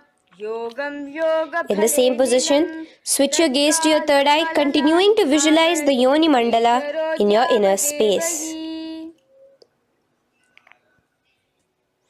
Now, let's move into Bhadrasana 3. So bring your feet, the soles of your feet together, uncross them and bring them together in front of your body. Hold it with both your hands, pulling it against you. Push your knees down towards the ground. As you gaze at your nose, suck your stomach in the Uddiyana Bandha. Visualize Lord Veerabhadra in your inner space. Bhadrasana 3. In the same position, we are entering into Aghorasana, where your left hand will rest on top of the left knee, while your right hand comes towards your face. Now, do the Khechari Mudra, where you are bringing your tongue towards the upper palate, gazing towards your third eye. Now, with your right hand, cover your mouth, close the left nostril with your index finger, inhale through the right nostril. Close both the nostrils, hold your breath and exhale through the left nostril in the Abhyantara Kumbhaka. Repeat this on the other side. Visualize yourself as an Aghori, completely dedicated to Paramashiva in Aghorasana. The next asana is Kaneri Pavasana. So you can distance your feet a little away from your body As you lean forward, place your elbows onto the soles of your feet and rest your chin on your palms. Gaze at your nose, suck your stomach in Uddiyana Bandha. Here, continuing with the Rechaka Kumbhaka, where your exhalations are prolonged than your inhalations, visualizing yourself as a female elephant drinking water in Kaneri Pavasana. The next asana is Parasana. So now, come to a seated position, raise yourself up and keep your knees raised. Bring your hands underneath your knees, between your calves and thighs, and clasp them together. Interlace your fingers in the Parashamudra in front of your navel. Lift your feet off the mat. Visualize Swamiji, the Supreme Pontiff of Hinduism, in your inner space as you gaze at your nose in Parasana. The next asana we'll be moving into is Gopi Chandasana. Now take your hands out from in between the feet as you let your feet rest on the ground. Take your hands out from underneath your calves. Interlace your fingers around the feet with the soles of the feet together and raise it up towards your chest. Rest your knee on top of your feet. Gaze at your nose. Embody the state and space of a king in Gopi Chandasana. The next asana is Udarasana. So now just quickly release your legs, bring your hands underneath your calves and hold on to your feet again from inside out, both your feet together. Bring your feet up to your chin, resting your chin on top of the interlaced fingers. Bring your feet to your chest, gaze at your nose, visualizing your body, the Supreme Pontiff of Hinduism, free from any defects in Udarasana. Now, in the same position, just lift your legs up towards your head. Let the top of your hands come towards the top of your head, your forehead. And this is Vishishtasana. Visualize yourself excelling in everything in this posture. Now, slowly relax. Keep your hands underneath your shins as you take your hands up to the shoulder, pulling your hand and interlacing your fingers behind your neck. In Bhujasana, visualize yourself as a cobra. The next asana is Kalyanasana. So in the same seated posture, bring your hands around from behind your neck, remove them and put them around your back, interlacing the fingers behind you. Gaze at your nose. Visualize yourself as a beautiful, auspicious goddess in Kalyanasana.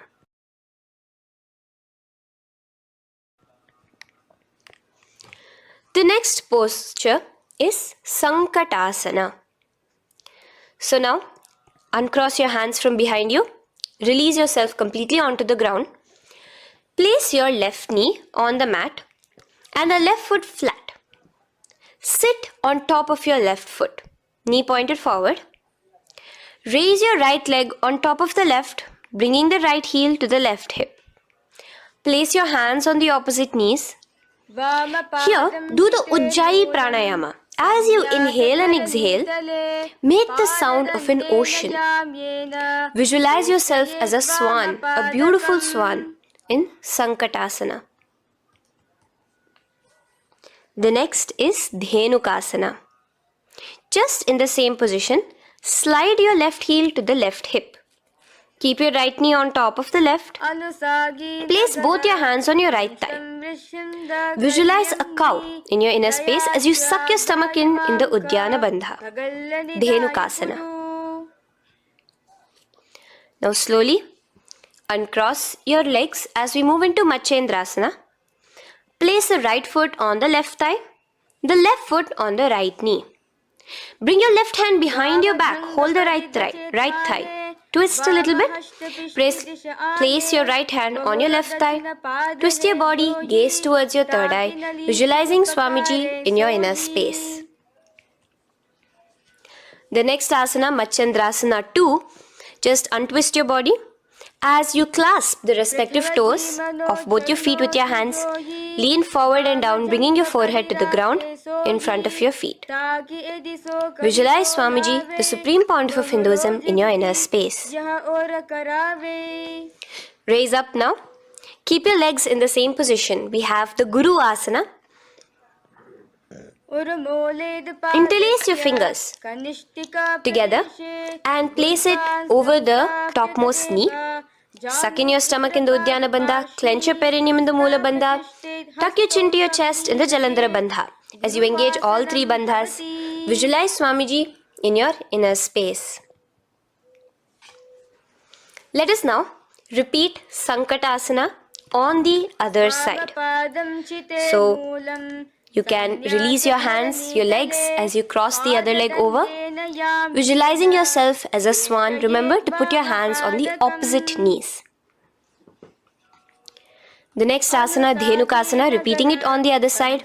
Slide your leg out, bring both your hands to the topmost knee. Suck your stomach in the Uddiyana Bandha.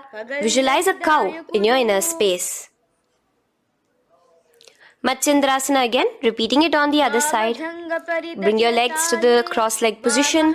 Twist your body around as you gaze at your third eye, visualizing Swamiji in your inner space. Untwist as we enter into Matsyendrasana 2 on the other side. Hold on to your feet, bring your forehead to the ground, continuing to visualize Swamiji in your inner space. Slowly raise up and let us do Guru Asana on the other side. Engage all the three bandhas in the Mahamudra Bandha. Interlace your fingers, place it on top of your knee. Continue to visualize Swamiji, the Supreme Pontiff of Hinduism, as we do Guru Asana. Now, slowly uncross your feet and place them flat on the ground, knees towards the chest in Pashasana. Keep your hands holding the opposite knees, thighs together, and keep your spine completely erect. Continue the Khechari Mudra, where your tongue is pressed against the roof of your mouth. As you gaze at your third eye, visualize Swamiji in your inner space. Continue the Ujjayi Kumbhaka. As you breathe in and out, make the sound like an ocean. Now in the same position, just bring your chin towards your knees in Bodha Shokasana. Lean forward, gazing at your nose, and visualize Swamiji, the abode of bliss in your inner space. Now raise up and bring your hands, uncross your hands, bring your hands underneath your knees, clasping the opposite elbows in Kurakatasana. Gaze at your nose, visualizing Swamiji in your inner space.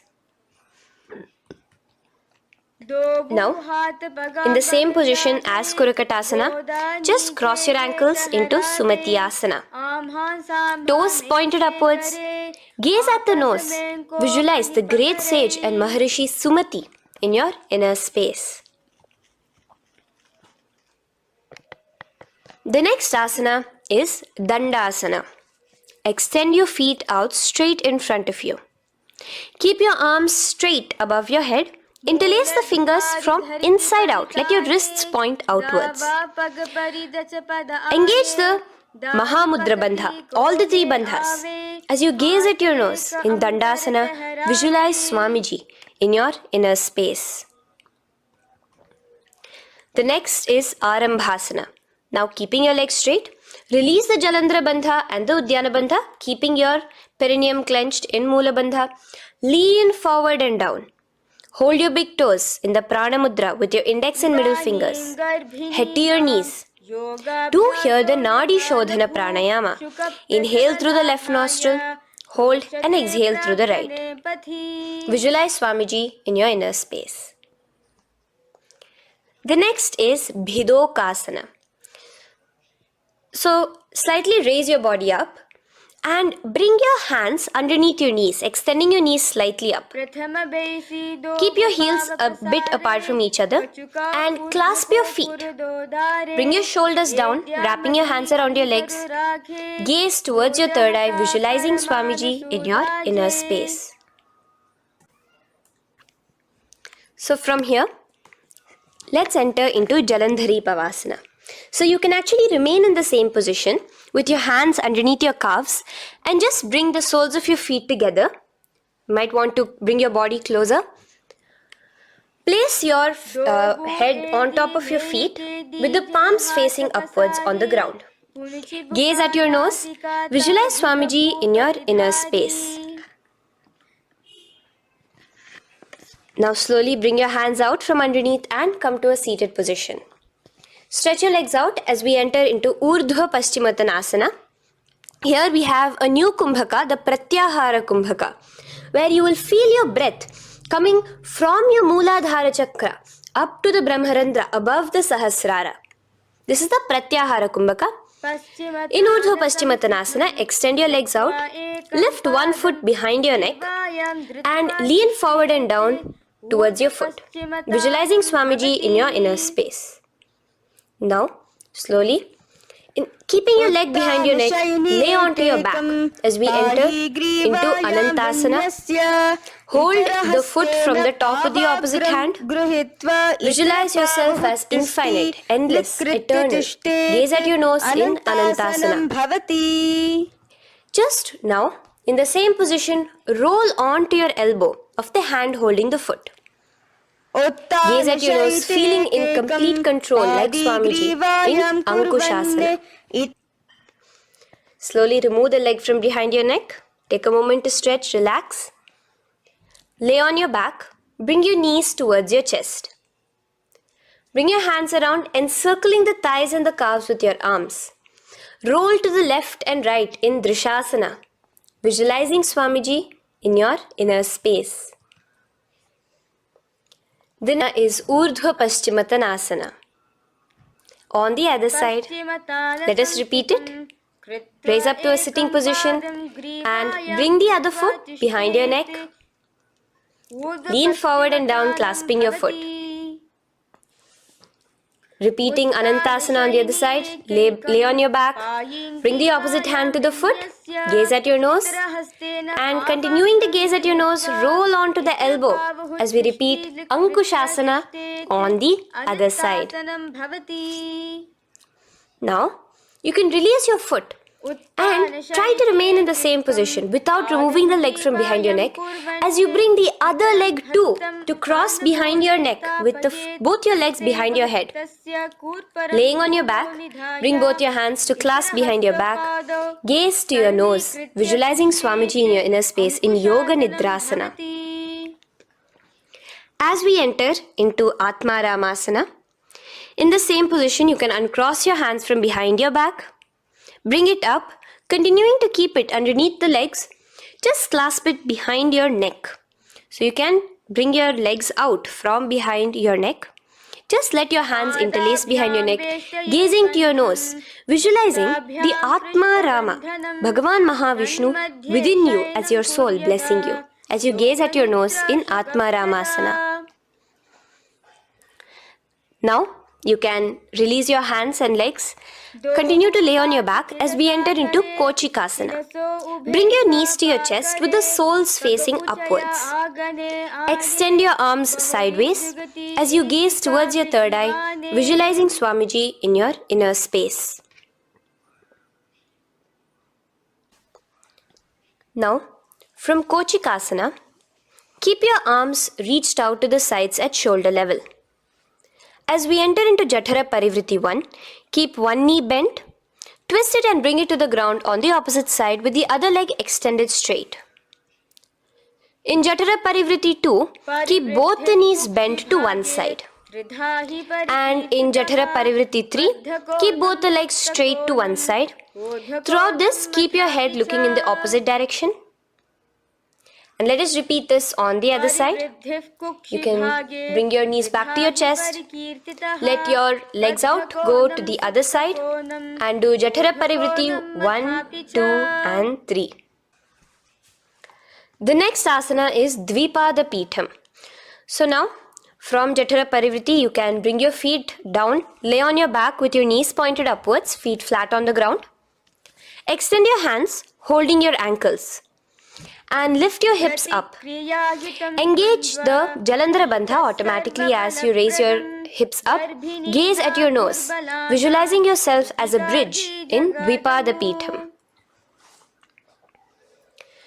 Now, in Paryankasana, so you can lay back onto the ground and place your feet flat. Bring your arms over your head, placing the hands flat near your shoulders with the fingers pointing towards the feet.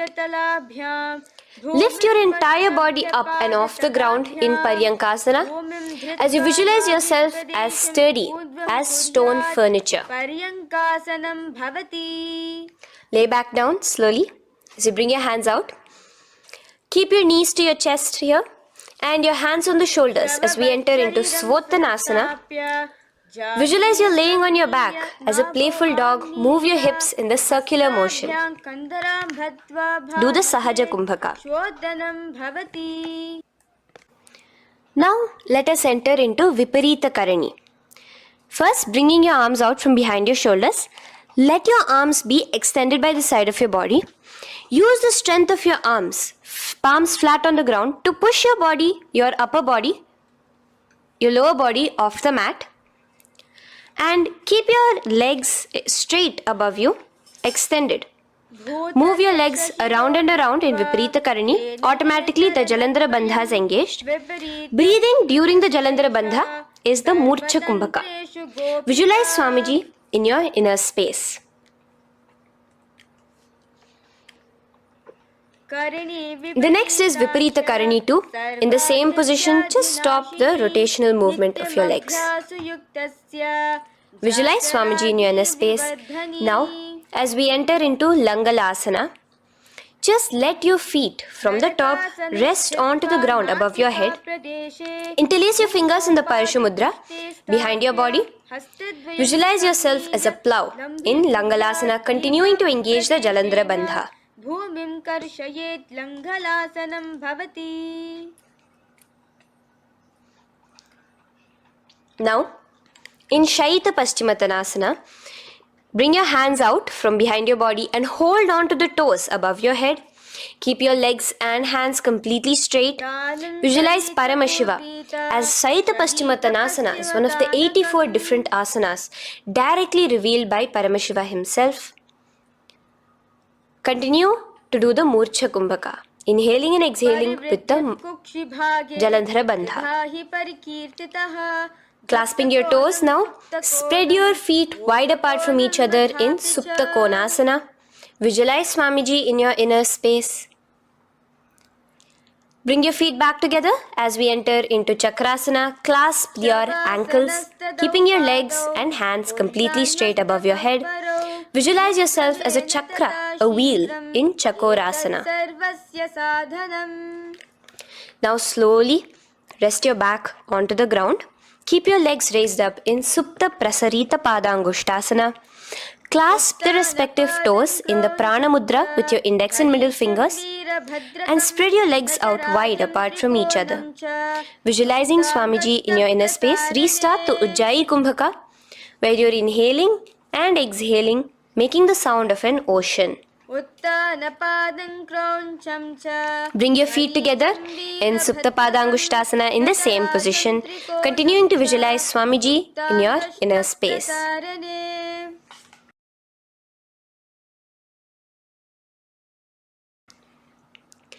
Now, bring your feet, release your feet and bring them into Padmasana. As you lay flat on your back in Matsyasana, hold the opposite elbows over your head, gazing at your nose. Visualize Matsya Avatara, the fish form of Bhagavan Mahavishnu. Now in the same position, put one hand over the other, extended straight above your head. As you visualize Lord Rama in your inner space, continue to gaze at your nose. Now, slowly bring your hands to your hips as we enter into Sarvangasana. Lift your hips and legs up into the sky, crossing your legs in Padmasana. Let your hands support you, your elbows on the floor. Do the Jalandhara Bandha as you gaze at your nose in Sarvangasana. Now, bring your hips back onto the ground in Vrishchikasana. So in the Padmasana, just remove one foot alone. Keep one foot on the opposite knee as you pull the knee towards your face. Let your hands stretch out above your head, hooking forward as you raise your upper back off the ground, visualizing yourself as a scorpion in Vrishchikasana, gazing at your third eye. Do the Jalandhara Bandha, tucking in your chin to the chest. Now just switch your legs around as we repeat Vrishchikasana on the other side. Continuing to visualize yourself as a scorpion, gaze at your third eye. The next asana is Vrishapada Kshepasana. So come now to a complete flat position on your mat. Come down to a complete lying down position and interlace your fingers around your neck. Now raise both your feet off the ground. Extend one leg straight and the other knee to the chest in a bicycle motion. Alternate between extending and raising the knee again and again, bringing your opposite elbows to the respective knees. Visualize Swamiji in your inner space. Breathe in and out in the Sahaja. From Vrishapada Kshepasana, now lay flat onto the ground with your hands by your side as we enter into Marottanasana, where you will be lifting your legs one by one, touching the ears with your knees. Visualize Swamiji in your inner space. The next asana is Vrikasana. Now what you'll be doing is laying on your back. Bring the soles of your feet flat onto the ground. Stand up completely and lay back down. Visualize yourself as a wolf in Vrikasana.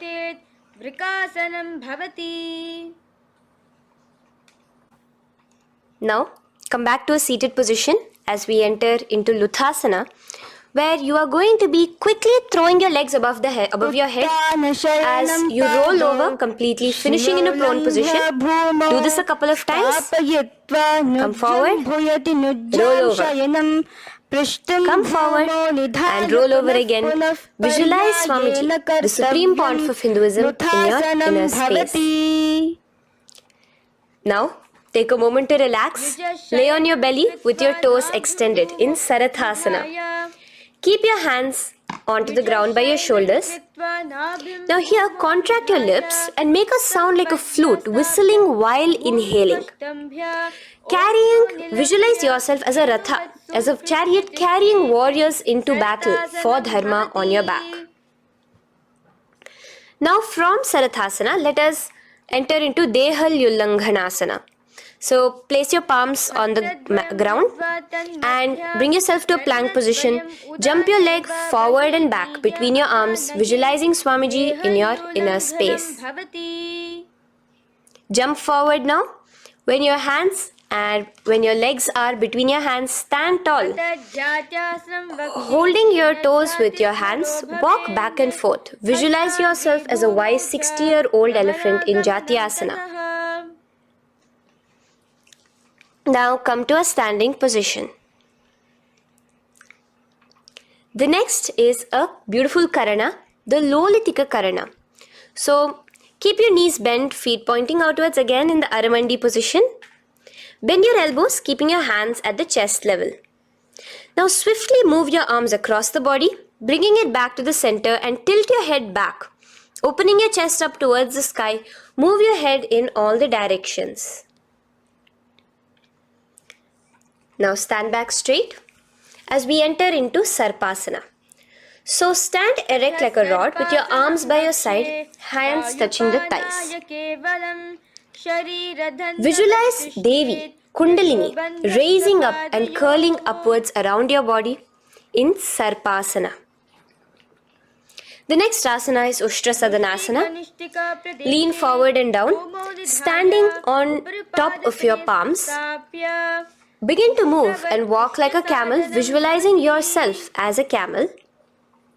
In the same position, continuing to walk around, switch your visualization to visualizing yourself as a horse as you start to walk around like a horse in Ashvasana. Now raise up tall as we enter into Kapota Nitakasana. Interlace your fingers behind the back, Pulling them down towards your calves, open up your chest. Keep your hands in the Parashamudra. Visualize yourself as a soaring bird diving down in Kapota Nitakasana. Now, stand tall as we enter into another Karana here, the Tala Pushpaputam Karana. Bring yourself to the Aramandi with your hands in the Namaskara Mudra. Simultaneously now, open up your palms while raising one heel off the ground, slightly lowering the waist and shoulder of the heel you have raised. Visualize you're offering a bouquet of flowers to Paramashiva as you come back to a standing position and repeat this on the other side. Let's do this a few times, offering flowers to Paramashiva. Now, come to a standing position. Stand straight and bring your hands together in the Namaskara Mudra. Slightly lean forward. Visualize yourself as a rhinoceros. Your hand is the horn as you gaze at your nose in Khadgasana. The next asana is Utthanotthanam. So come to a standing position and sit down all the way as low as you can to the ground and stand up. Do this again. Sit down, stand up, and again. Sit down, stand up.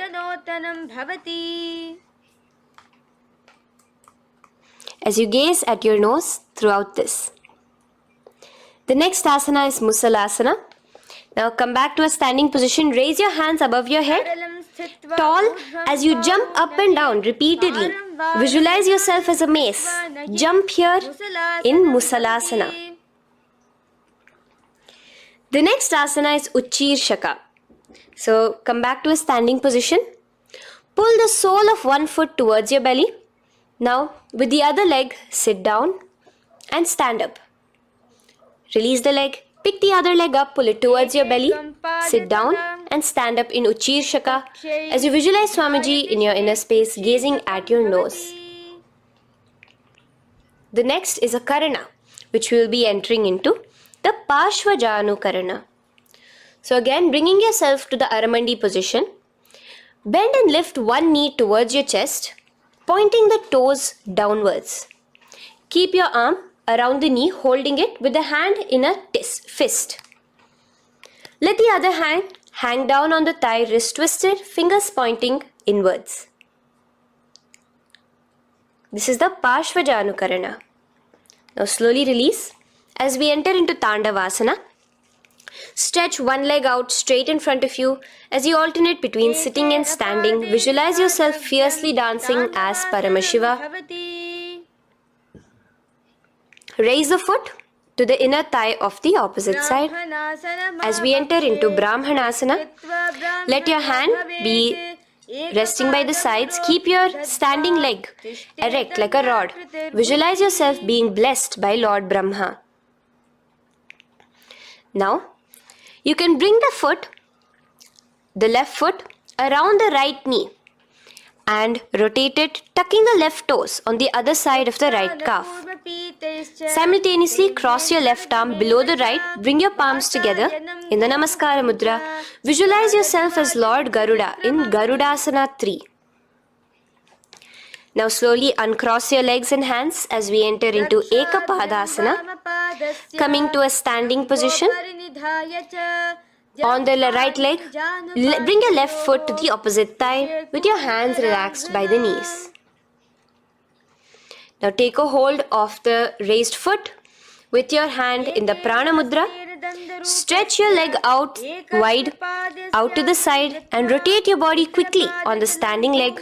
Visualize yourself as the North Pole star in Dhruvasana.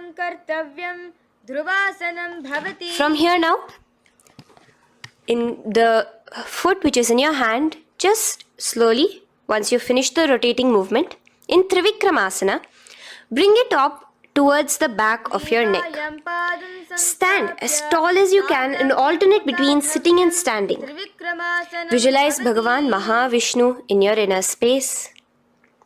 Now you can take the leg out from behind your neck and stand straight. As we repeat the Parshvajanu Karana on the other side, bring your knee up to your chest, clasp your knee in a fist while the other hand comes to the opposite thigh. Hold there for a second and stretch your leg out. In Tandavasana, sit and stand. Visualize yourself fiercely dancing as Paramashiva. Bring the foot to the inner thigh, standing straight like a rod. Get your hands by your sides. Visualize yourself being blessed by Lord Brahma. In Brahmanasana on the other side. Move into Garudasana 3 on the other side as you rotate your leg over, your hand under. Visualize yourself as Lord Garuda. And uncross yourself as we move into Ekapadasana on the other side. Bring your foot to the inner thigh, to the root of the thigh, and stand straight. Clasp your toes, stretch it out as we go into Dhruvasana on the other side. Visualize yourself as a pole star rotating quickly. Come back to a standing position and bring your foot behind your neck. In Trivikramasana, sit and stand. Visualize Vishnu, Bhagavan Mahavishnu in your inner space.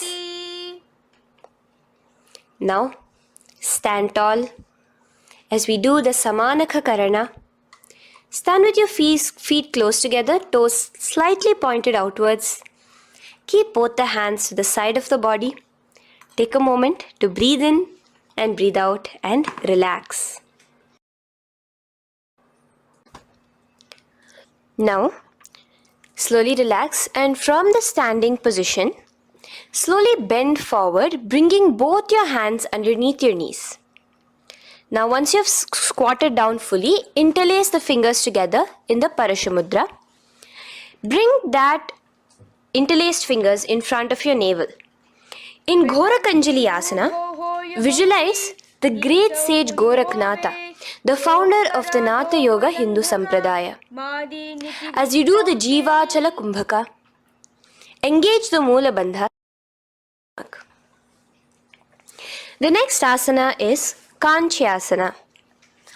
So now just slowly unwind your hands from each other, from your navel, and now bring your hands from the opposite side inwards underneath your calves and wrap your hands around your back. Hold them together in the Parashamudra. Keep your body, your upper body upright, visualizing the Supreme Pontiff of Hinduism in your inner space. The next is Bhairu Asana. So slowly unclench your hands and bring them out from underneath your legs. Keep your feet and knees together and in a squatting position, bring your hands behind your back, clasping them together, remaining in the Parashamudra. As you gaze at your navel center, visualize Bhagavan Kala Bhairava, the Lord of Time, in your inner space. The next asana is Varahasana. Now to gain your balance, you can lightly spread your legs apart and bring your hands to the back of behind you in the Anjali Mudra, palms together. Visualize a boar, one of the 10 incarnations, the Varaha Avatara of Mahavishnu, gazing at your nose. Now slowly relax, bring your hands out from behind you as we move into Pripithasana. With your hands in the Prana Mudra, with your index and middle fingers, clasp the respective big toes and come to a half squatting position where your hips are at your knee level.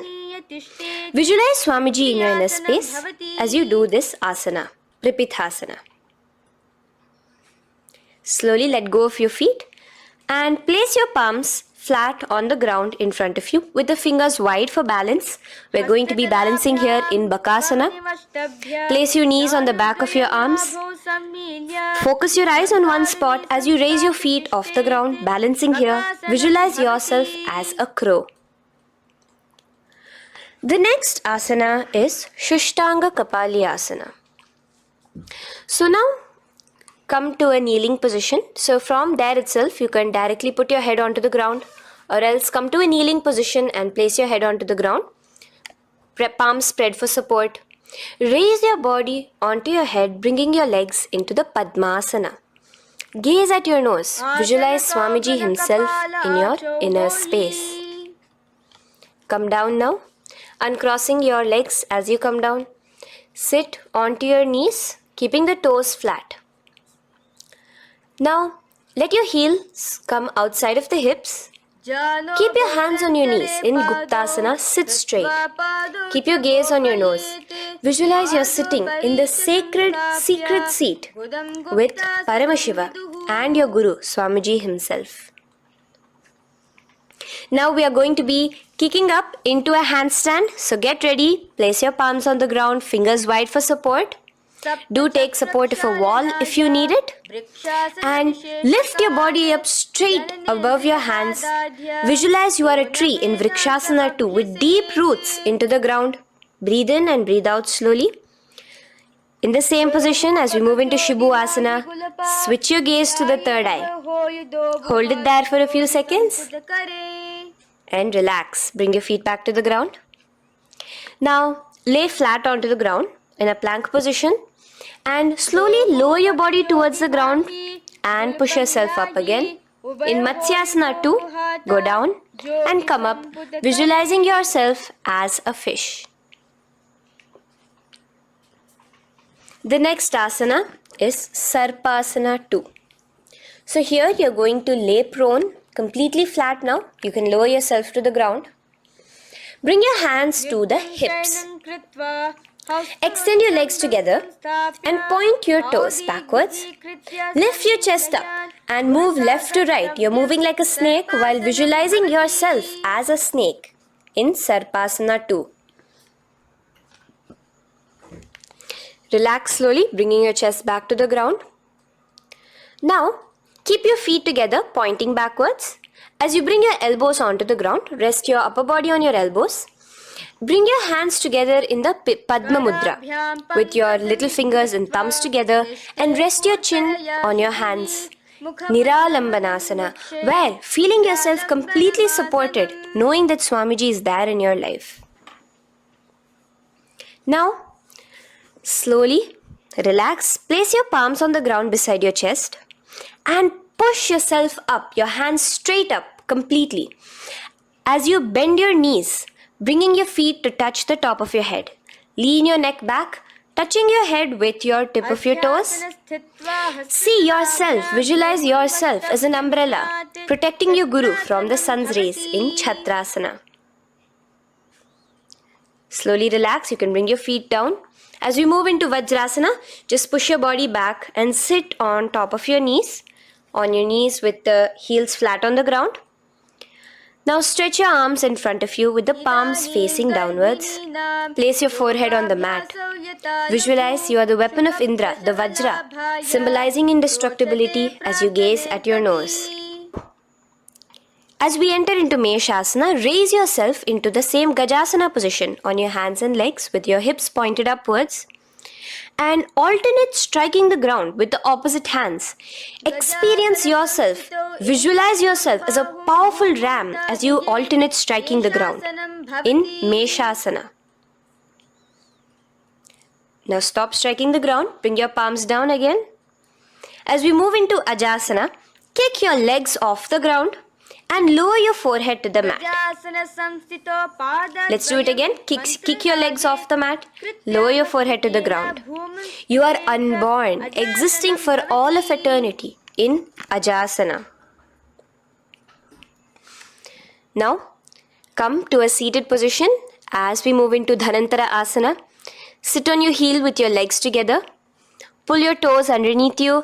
As you bring your hands top of the knees, gaze at your nose, visualize Swamiji in your inner space. Here, do the Ujjayi Pranayama, inhaling and exhaling like an ocean, Dhanantara Asana. From Dhanantara Asana, now interlace your fingers in front of you and then behind you. Stretch your arms towards all the sides, backwards, forwards. Giving a massage to the various different joints and muscles in your body. Lean forward, get up again. Continuing to visualize Swamiji in your inner space. Relax your hands and now take your respective heels and point them outwards, outside the side of your hips. Keep your hands on your knees, with your thighs and knees resting on the ground, spine straight. Visualize yourself as Lord Garuda in Garudasana 4, You have Mahavishnu and Mahalakshmi on your back as you are flying. The next asana is Ananda Mandirasana. Now you can continue to remain in the same position. You can bring your feet pointing inwards. Use your hands to clasp underneath your ankle. Make sure your knees are spread out wide. Gaze at the third eye. Visualize residing in the blissful space of a temple. You are in a temple in Ananda Mandirasana. Now, as we move into Mandukasana, keep your knees wide and sit on top of your ankles. Your hands underneath your knees. Gaze to your nose. Visualize yourself as a frog. Suck in your stomach in the Uddiyana Bandha. And remember to do the Manduki Mudra, your tongue, your frog-like tongue, catching the nectar dripping from the Sahasrara Chakra in Mandukasana 2. Now, as we move into Narasimhasana, tuck your toes in and sit on top of the heels. Place your palms on the ground, spread your fingers wide and spread your knees apart onto the ground too. Gaze towards your nose, stick out your tongue and exhale forcefully, visualizing the Narasimha Avatara, the form of Mahavishnu as a half lion and half man. Now just raise up, bring your hands off the ground. Here we'll be doing a new pranayama, which is the Bhishraka pranayama, as we enter into Bhishrakasana. So continue to keep your knees and feet on the floor. As you bring your hand up to your face, make a hollow of your palms and place it over the mouth. Keep your thumbs under your teeth and close your lips. Gaze to your nose. Inhale through your left nostril, exhaling through the mouth. Gaze at your nose again. Visualize yourself as Devi, presiding over any and all minuscule fears you may have within you. Now moving back into the Ujjayi Pranayama, let us do Makadasana. So you can take your hands off your face and slowly remaining in the same position, bring it to your armpits. Bring your fingers to your armpits. Imitate as if a monkey is scratching. As you gaze to your third eye, visualize yourself as a playful monkey in Makadasana. From Makadasana, let's move into Vajra Sangharasana. So you can slowly lift your knees off the ground, just balancing on your toes, sitting on the heels. Bring your hands behind your back and clasp the opposite elbows. Gaze to your nose, embody a diamond, visualize yourself as a diamond-like strength for yourself and your Sangha. The next asana is Khanjanasana. So now you can uncross your hands, rest on top of the heels with your knees on the ground. Keep the toes down, ankles crossed behind. Place your palms on the mat to your side. Suck your stomach in the Uddiyana Bandha as you gaze at your nose in Khanjanasana. Now, you can uncross your ankles and just sit with your toes flat. Keep your knees wide on the floor. Rest your hands on the knees. Just relax the Uddiyana Bandha, just sucking in your perineum in the Mula Bandha. Gaze at your nose, visualize yourself as a turtle with a stable body and mind to live for hundreds of years. And without changing anything in your physical posture, just visualize yourself uniting with Swamiji himself in Yogasana. Now, raise up onto your knees, cross your ankles behind your back until the feet are coming towards the opposite knees. Now, bring your hands behind you and hold on to the calves with the fingers inside, the thumbs outside. Gaze at the third eye as you visualize yourself in a space of oneness with Paramashiva himself as Swamiji. Now you can uncross your ankles, come back to standing on your knees as we enter into Ushtrasana 2. So now, in a kneeling position, bend backward, hold your ankles with your hands. Keep your arms straight. As you push your hips forward and tilt your head backwards, visualize yourself as a camel in Ushtrasana 2. Slowly, in the same position, lower yourself onto your back. in Jatyasana 2. As you are lowering yourself, experience yourself as a blooming lotus. Bring your head, the back of your head onto the mat. Gaze to your nose. Now, let's move into Viratasana. So, try your best to do this without the support of your hands, but you can use your hand support if needed as you raise up from Jatyasana and back down. Raise up and go back down as you gaze at your nose. Raise up and go back down. Visualize Swamiji in your inner space.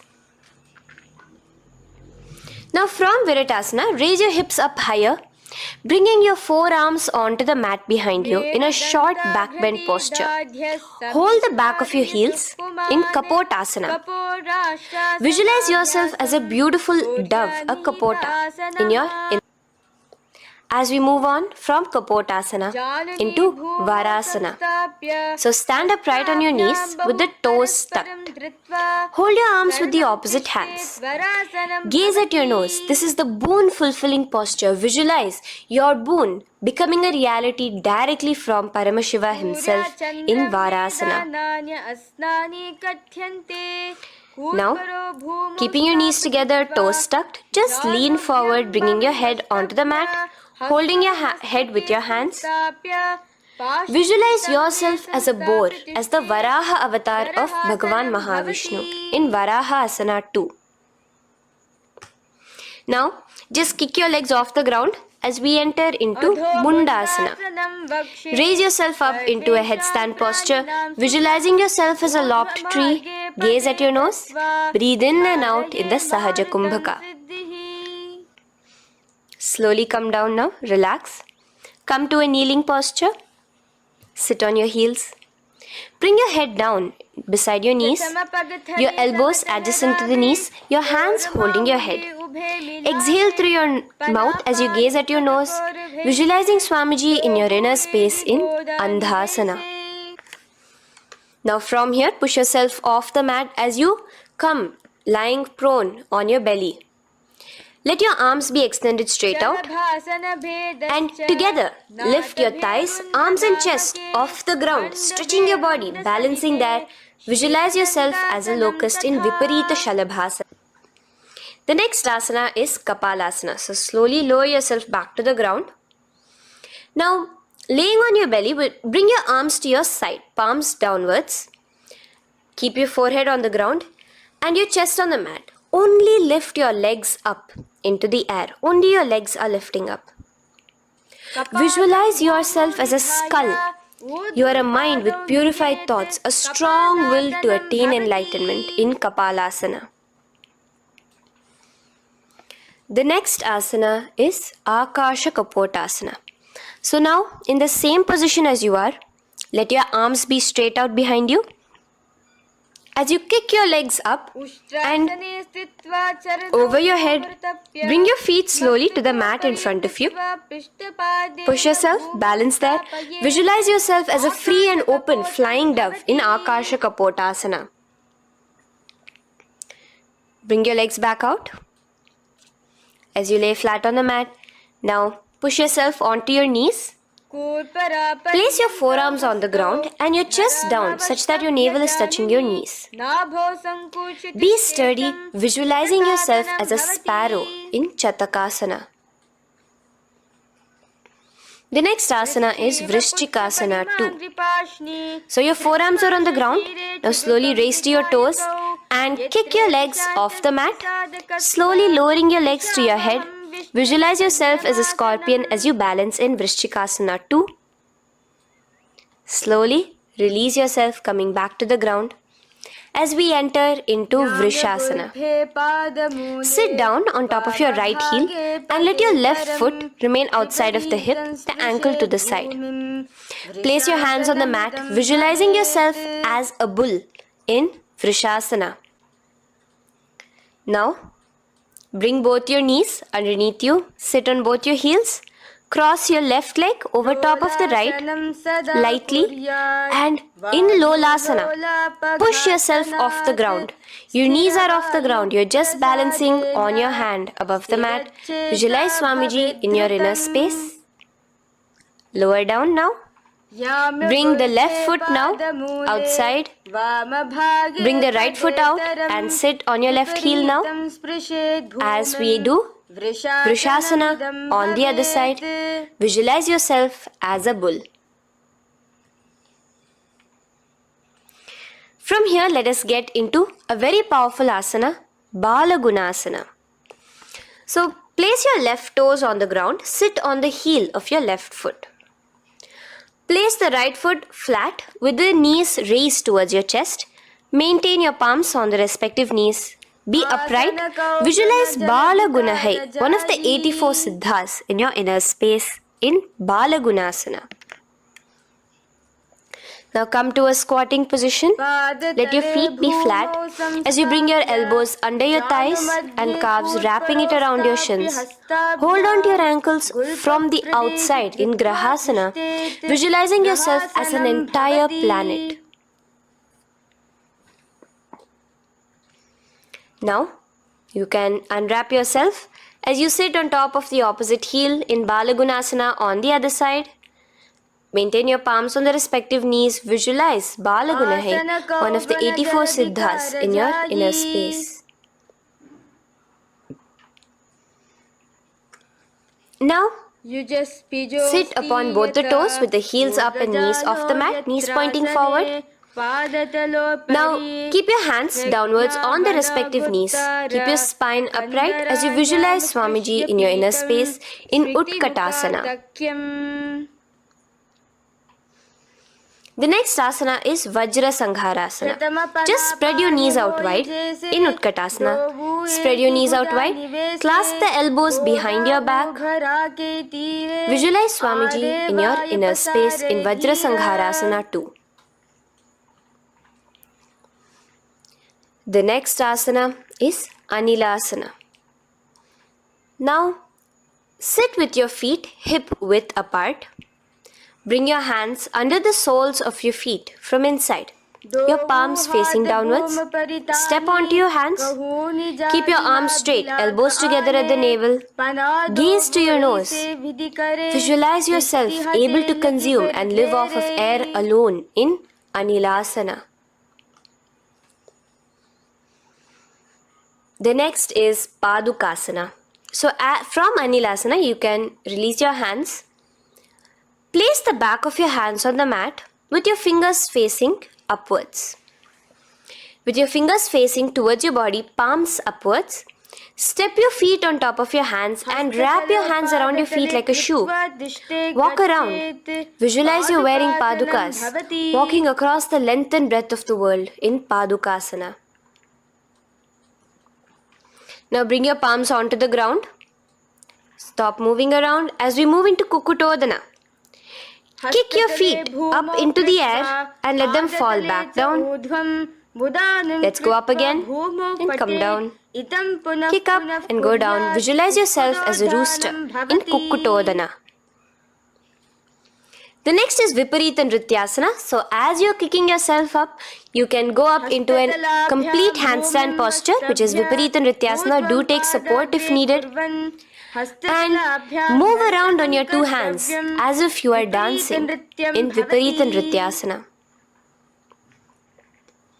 Slowly come back down to a standing position. Lean forward and let your feet be slightly apart from each other. Bring one palm down on the mat with the arms straight. Bring the opposite hand to your head and be stable in Kunjarasana. Now just put that hand down as you bring the other hand to your head, repeating Kunjarasana on the other side. Be stable here. Now you can squat back down onto the ground. Keep your feet flat. Hold your respective ankles and lift your feet off the ground in Kadamba Asana. Visualize yourself as a Kadamba tree, a pious tree that promotes a long life. The next asana is Pavana Muktasana. Now sit back down onto the ground, bring your knees towards your chest. Let your hands wrap around your knees, hold it close to your body. Visualize all the excess vata, air, just balancing and releasing in your system in Pavana Muktasana. Now, let us move into Chakorasana. So first stretch your legs out in front of you. Bring one leg behind your head. Now place both hands on the ground and lift your body off the ground while lifting the other leg too, up straight. Visualize yourself as a powerful source of energy. Gaze at your third eye in Chakorasana. Slowly relax back down. Now hold your left toes with the left hand, index and middle fingers. Pull the foot to the left ear. We are entering into Dhanurasana 2. Extend your right leg out, keeping straight. Hold the big toe with your right hand. Visualize yourself as a bow in Dhanurasana 2. The next is Ashtavakrasana. So lift your left leg over top of the left shoulder. After releasing your hands, bring the right foot across and hook it on top of the left foot. Lean forward and down, keep your palms onto the ground. Extend your legs out to the left, lift your head up and chest. You're completely balancing only on your hands as you visualize yourself as a flying crane in Ashtavakrasana. Now slowly relax down. From here, bring your right foot to the left thigh and your left foot flat onto the ground. Knees raised up. Have your left shoulder underneath the respective leg and place your hands flat on the ground. Gaze towards your third eye. Visualize you are immortal, able to exist solely from prana alone in Pranasana. From here, moving into Parshva Matsyendrasana. Place your right foot at the root of the left thigh. Then the left leg by the side of the right knee. Hold the left leg by the right hand. Twist your body out. Remain steady here, gazing at the third eye. Visualize Matsyendranatha, the great Rishi, Yogi, master of Hatha Yoga, in your inner space. Now slowly unwind yourself. As we repeat Chakorasana on the other side, lift the other leg behind your head. Place both your hands on the ground and keep your entire body off the ground straight up. Gaze at your third eye, visualizing yourself as a powerful source of energy. Now relax back onto the ground. Let's repeat Dhanurasana 2 on the other side. Clasp your respective hands with the feet. Pull one foot back, the other foot extended forward. Visualizing yourself as a bow. Release your feet as you cross them over each other, over top the shoulder in Ashtavakrasana on the other side. Raise off the ground. Visualize yourself as a flying crane. The next asana, we'll be repeating Pranasana on the other side. Bring the right foot to the left thigh. Bring your hands onto the ground with the knee raised.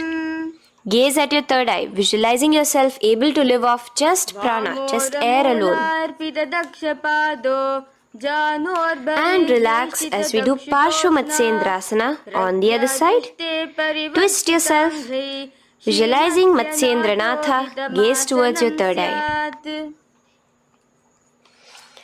And from there, let us enter into Ardha Paschimottanasana. Keep one leg straight and press your perineum with the other heel. Bring your chest forward and down. Hold your toes and feet and bring your head towards your knees. Here in Ardha Paschimottanasana, visualize Swamiji in your inner space. Now raise up and the foot which was at the inner thigh, now rotate it outside of the hip.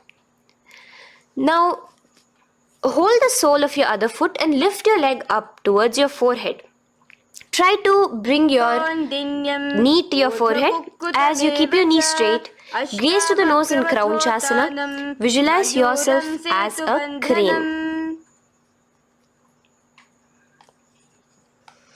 Now slowly relax down your leg. Now the leg which is now straight, you can bring it to the inner thigh as you straighten out the other leg. As we repeat, Ardha Paschimottanasana on the other side. Lean forward and down, clasping your foot.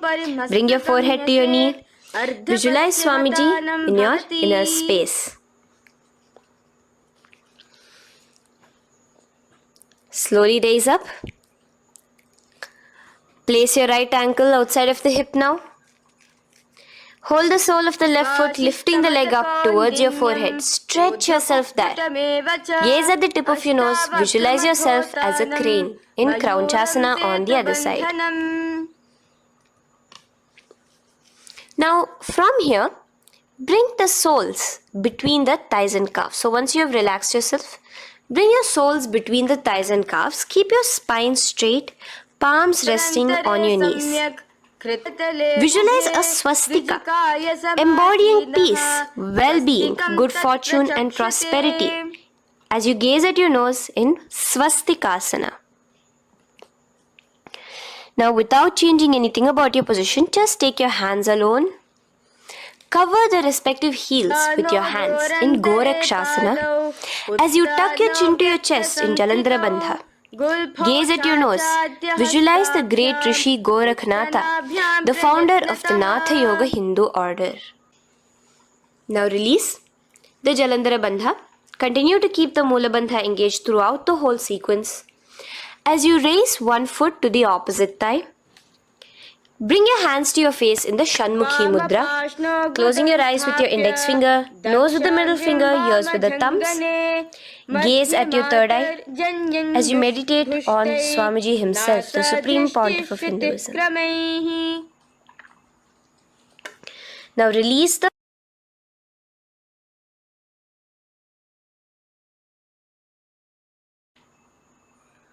Shanmukhi Mudra. And in Yogasana 2, bring your legs into the Padmasana position over the opposite thighs. Keep your hands flat onto the ground beside your knees with the palms facing upwards. Sit straight, gaze at your nose. Here we'll be starting the Kaka Chanchu Kumbhaka, where your inhalation will be through your tongue wrapped like a pipe, and your exhalation will be through your nose. From Yogasana 2, now keeping your palms beside your body, just switch them around to be flat on the ground and push your entire body off the ground, balancing. Visualize yourself as a rooster in Urdhva Kukkutasana. Now relax down, come back to a seated position on the floor, keeping your legs in Padmasana. Insert your hands through your knees and place them on the mat. Remember, do not lift your body up, just stay seated down there. In Siddha Harituliyasana, gaze to your nose, visualize Swamiji himself in your inner space. From there, let's enter into Hamsasana, where you will actually be pushing yourself off the ground. Lift your thighs up high above your shoulder, above your elbows as much as possible. Gaze to your nose, visualizing yourself as an elegant swan in Hamsasana. Now release yourself. Now, do not take your hands out from between your thighs and calves.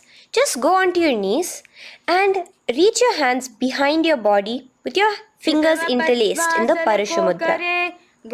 Bring your forehead to the floor as you gaze at your nose. Visualize yourself as Lord Paramashiva's bow in Karmukasana. Now, slowly come back to the seated position as we move into Kurmasana 2. Keeping your hands in between your thighs and calves, bend your elbows and hold your respective shoulders with your hands. Visualize yourself as a turtle, a stable body and mind to live for hundreds of years. Now in the same position, just engage the Jalandhara Bandha, tucking your chin to your chest as we move into Granthi Bhedasana, gazing at your nose. Rejoice, knowing you are in Paramashiva's secret knot posture. And from there, release the Jalandhara Bandha as you roll onto your back. Keep your hands on the shoulders, laying flat on your back. As you visualize yourself as a turtle on its back, playful, gaze at your nose in Uttana Kurmasana. Now rock yourself back to a seated position as we do Pangu Kukkutasana. Now it's the same as your hands between your thighs and the calves, except you will be placing one hand flat on the mat. Hold the wrist with the other hand. Lift your body up and holding only on one hand. Visualize yourself as a rooster in Pangu Kukkutasana. Now release back to the ground. Hold. Let's do Pangu Kukkutasana on the other side. Place the other palm flat and bring the other hand holding the wrist. Push yourself off the ground. Visualize yourself as a rooster. Continue the Kakachanchu Kumbhaka, sucking in your breath through your curled tongue and exhaling through your nose. As you slowly extricate your hands from between your thighs and calves, let's do Girdharasana here. So now, interlace your fingers in the Parashamudra as you place your elbows on the feet, remaining your legs in Padmasana. Lean forward and down, resting your chin on your knuckles. Place your thumbs to your throat in Girdharasana. Visualize Swamiji in your inner space. From there now, sit straight into Padmasana 3. So with your legs in Padmasana, bring one hand over the other near your navel center. Engage all the three bandhas, suck in your stomach, clench your perineum, tuck your chin to your chest and gaze at your nose in Padmasana 3. Slowly now, as we move into Padmasana 4, bring your hands to the respective knees.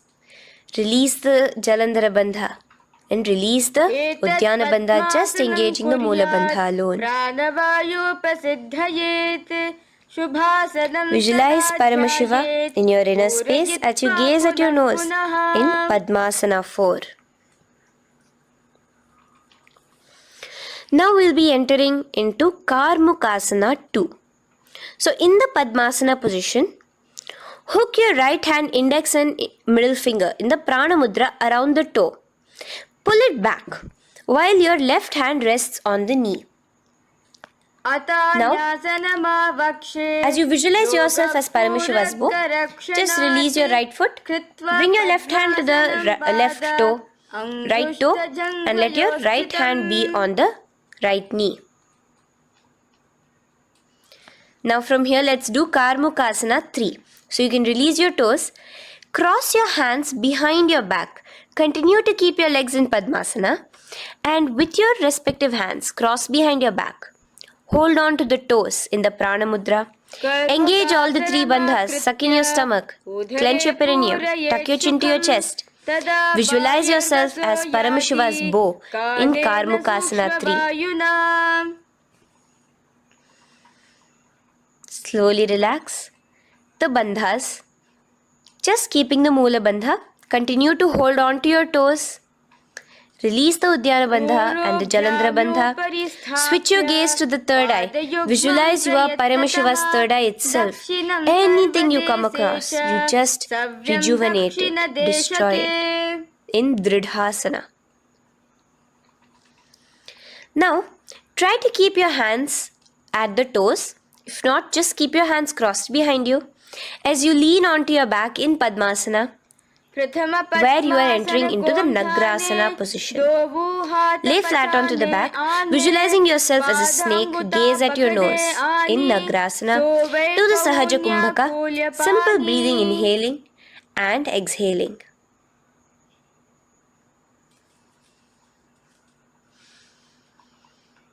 Now bring your knees to your chest.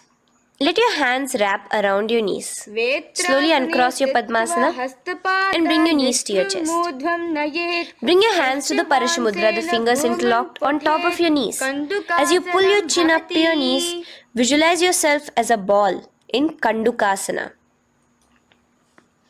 Now relax. Bring your feet onto the ground. The knees pointed upwards in Urdhva Pavanasana. As you interlace your fingers, bring the interlaced fingers behind your head. Laying down, gaze at your nose in Urdhva Pavanasana. The next asana is Marakata Pithasana.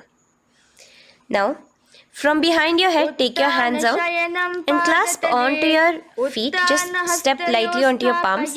As you push your hips up into the sky, automatically engaging the Jalandhara Bandha.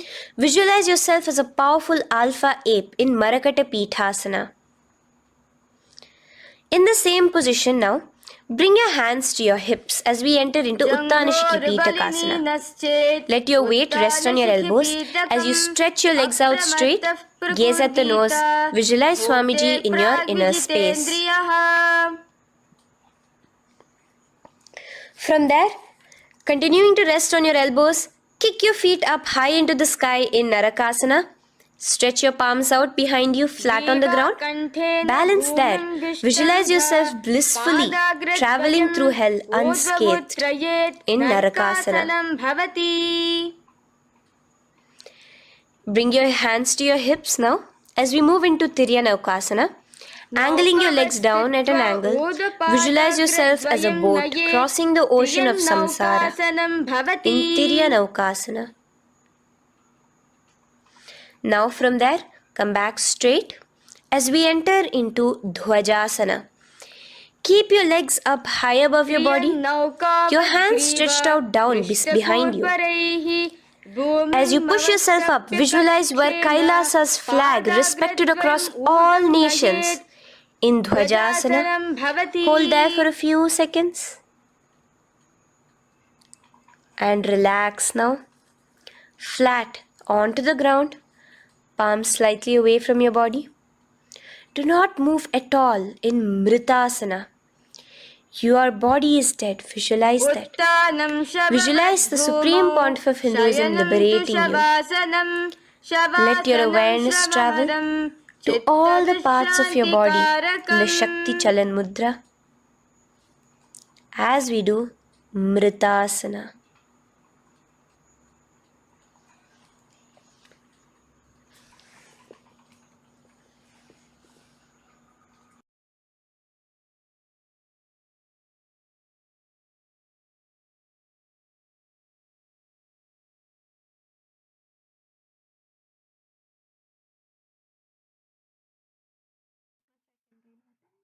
Om Purnamadah Purnamidam Purnat Purnamudachyate Purnasya Purnamadaya Purnamevavashishyate Om Shanti Shanti Shantihi Harihi Om Tat Sat Sarvam Bhagavat Shri Nityananda Paramashiva Padukarpanamastu Om Nityanandam.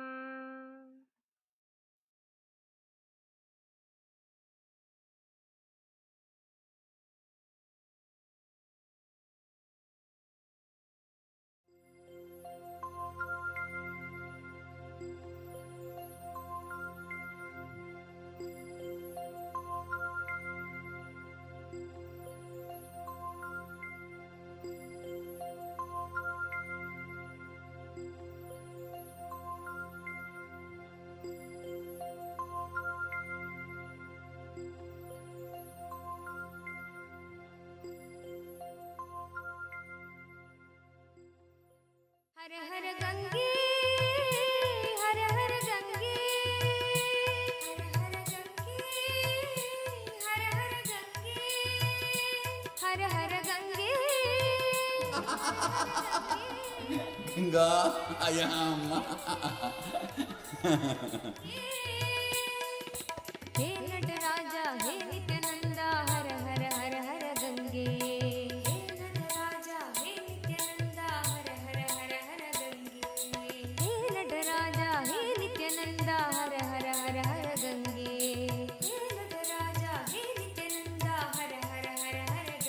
Her her Gange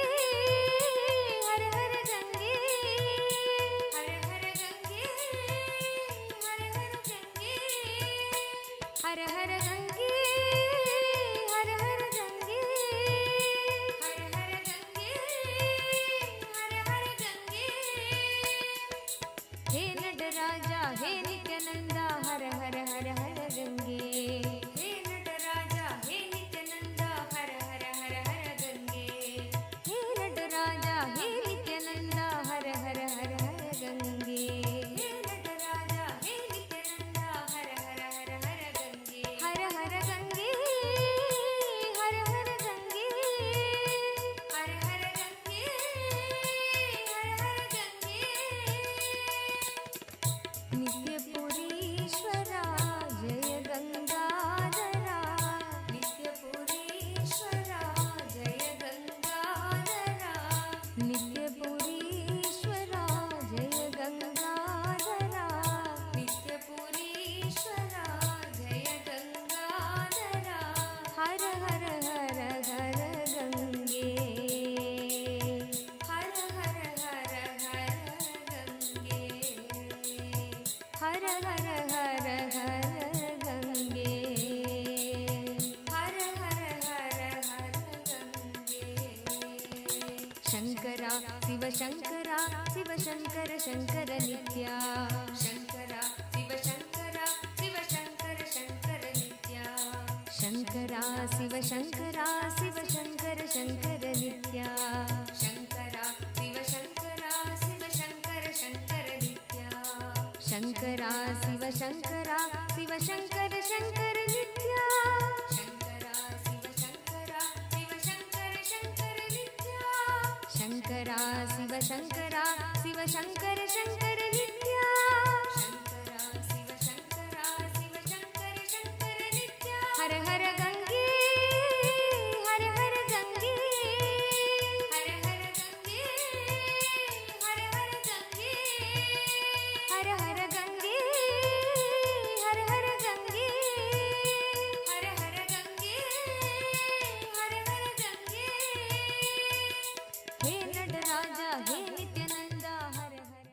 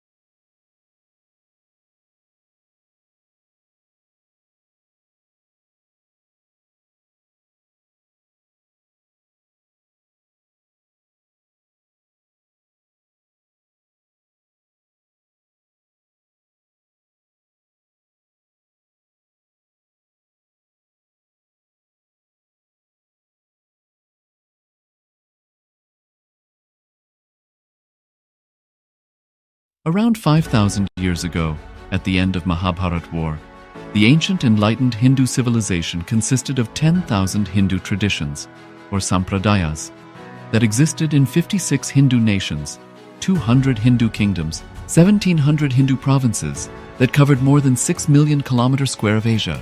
The Supreme Pontiff of Hinduism, SPH, Bhagavan Sri Nityananda Paramashivoham, is the reviver of Kailasa, this ancient enlightened Hindu civilizational nation. Kailasa is an unbroken cultural, religious, historical, civilizational, and sovereign continuation and revival of multiple of these historical Hindu sovereign states and Hindu ecclesiastical entities. The unbroken continuity of these ancient Hindu nations through Kailasa results in the legal recognition of Kailasa as per the international customary law, particularly the Doctrine of Continuity. The international law, the Doctrine of Continuity, implies that upheavals and revolutions within a country, changes in government, territorial adjustments, measures taken during military occupation, or other internal transformations do not negate the existence of the country, do not affect the legal personality and international obligations of the country or state. The Vienna Convention on Succession of States in Respect of Treaties, 1978, addresses these principles of the doctrine of continuity as it outlines international law during situation of state succession or continuation. International law recognizes a state's legal personality by recognizing its identity. This perspective extends even during the period when the given state or country is annexed or occupied by a foreign power. Even in such cases, the legal personality of the state is considered to persist, enabling its subsequent re-establishment. Historical examples dating back to the 18th century include cases like Portugal and Genoa that were re-established after the Vienna Congress of 1815. More recent examples include countries such as Poland, Ethiopia, Czechoslovakia, Albania, and Austria that were re-established after World War II. Even when a nation is deprived of its territory, the nation continues to exist. Its sovereignty and international legal personality continues to persist. The Dalai Lama, as the spiritual and temporal leader of Tibet, exemplifies this principle.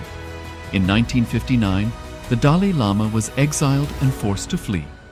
Despite the challenges faced, the Dalai Lama continues to advocate for the preservation of Tibetan culture and garners worldwide support for Tibetan autonomy on the global stage.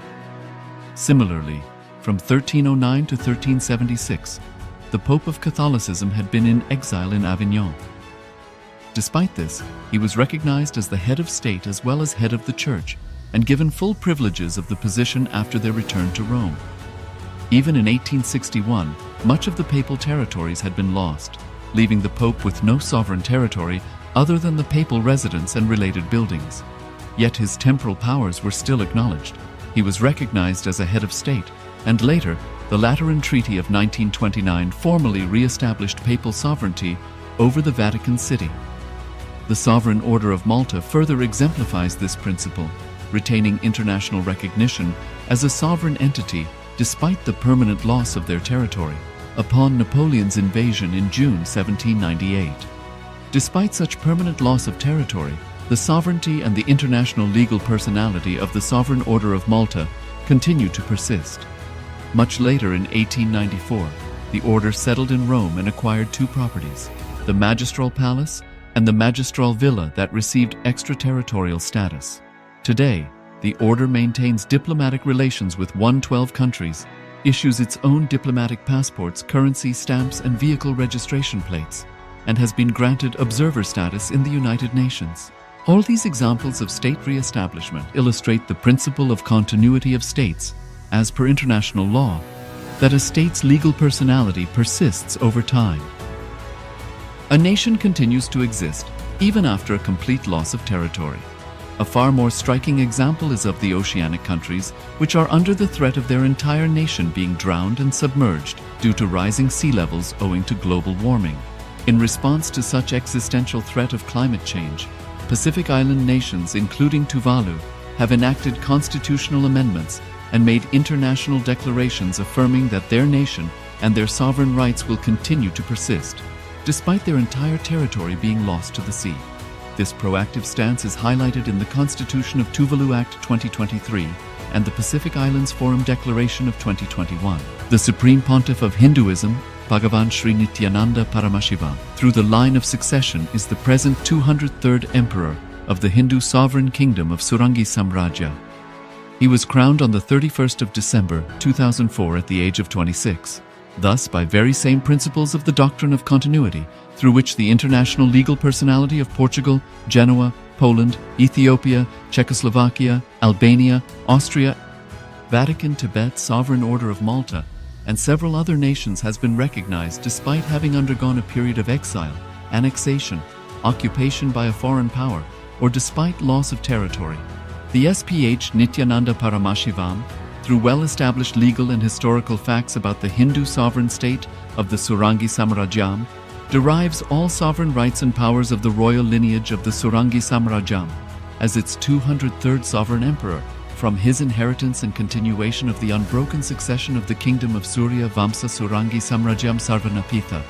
Surya Vamsa Surangi Samrajyam, through unification with 20 other sovereign Hindu states and sovereign ecclesiastical, historical entities, became part of the United States of Kailasa, which thus became a sovereign, independent juridical state, with the SPH Nityananda Paramashivoham as the sovereign. Just as how the oceanic nations like Tuvalu have safeguarded their sovereignty from the existential threat of total submersion by amending their constitution and asserting that their sovereignty will persist regardless of the loss of their territory, Kailasa, which is a sovereign continuation of 21 sovereign Hindu states and sovereign ecclesiastical historical entities, is also reviving and continuing the Kumari Kandam Hindu nations that got submerged. As per the doctrine of continuity, these facts imply that the Kailasa's statehood is recognized by international law and manifests as a natural outcome of well-established historical legal facts. Share your time, talent, and treasure. Become part of Kailasa. Sign up as an e-citizen https://kailasa.ecitizen.info. Around 5 years ago, at the end of Mahabharat War, the ancient enlightened Hindu civilization consisted of 10,000 Hindu traditions, or sampradayas, that existed in 56 Hindu nations.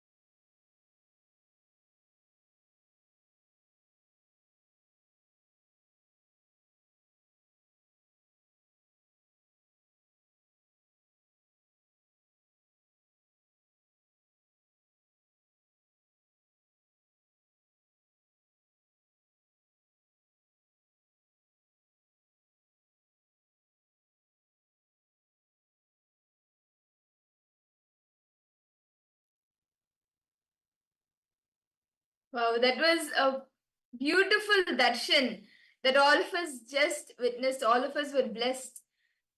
And Swamiji blessed us all.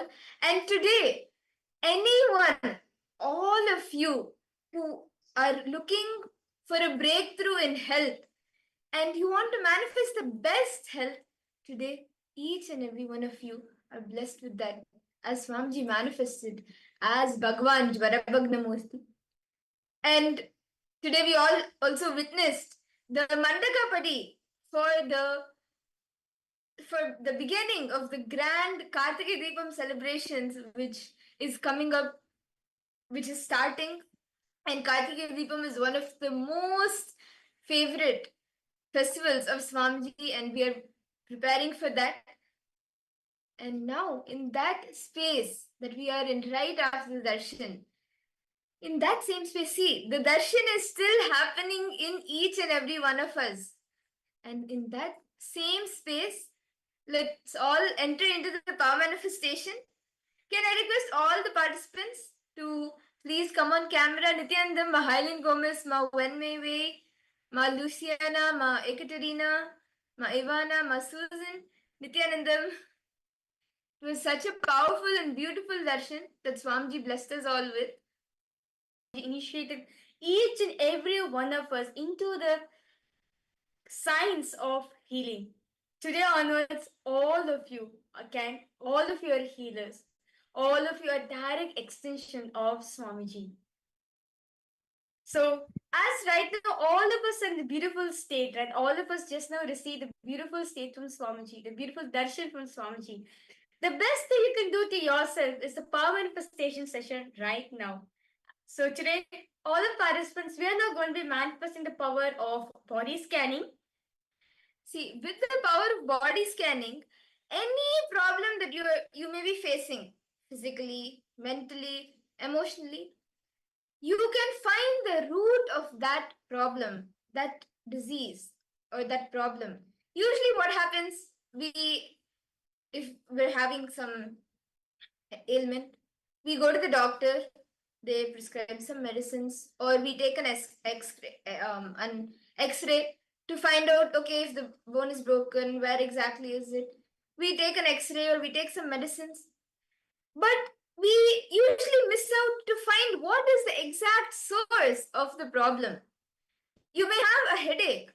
The headache, you may take a painkiller currently to heal the headache, but what is the source? It could be heat, it could be undigested food, it could be anything, right? With the power of body scanning, you can find the source of the problem and heal it completely from the source. Who are excited for the power of body scanning? Yes, Ma Parameshwari, Ma Jnanapradayini, Ma Prematavasi, Ma Shobana. I see so many participants logged in. Let's now manifest the power of body scanning. So what all of you are going to be doing is, all of you are going to be scanning the body scanning for each of us. So those are the participants. I request all of you to partner up amongst yourself. So you're going to be doing the body scanning within the Zoom rooms itself. Like for example, Ma Linga, you can do the scanning for Ma Bhovati, or you can also do the scanning for Ma Jnana Pradata. Yes. So within the Zoom rooms itself, all the participants, all of you are going to be manifesting the power. Yes. So can I request all participants now that all of you to please start pairing up? All of you can post a message saying, requesting for a partner, and we shall start for this power of body scanning.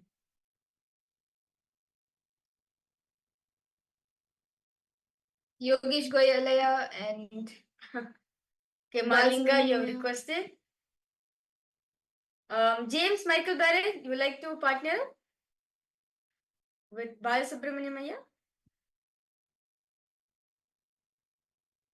Okay. Malinga, you can partner with Ma Yogananda Rupini. Okay. Anyone from Kailasa, Toronto would like to partner up with Subramaniamaya, Balasubramaniamaya? Basilay would like to volunteer?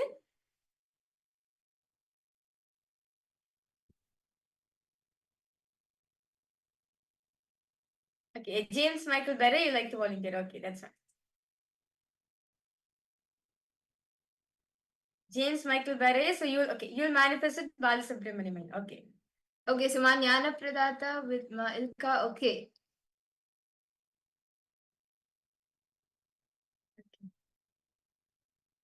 Ma Ilka and Ma Jnana Pradata. How about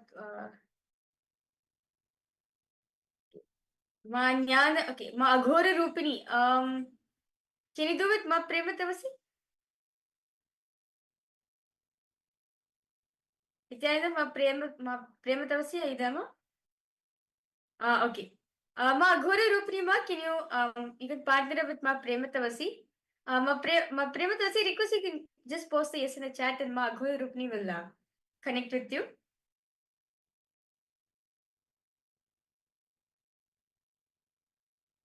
Bala Subramaniamaya, James Michael Baraya will be a partner. Okay, that's great. So,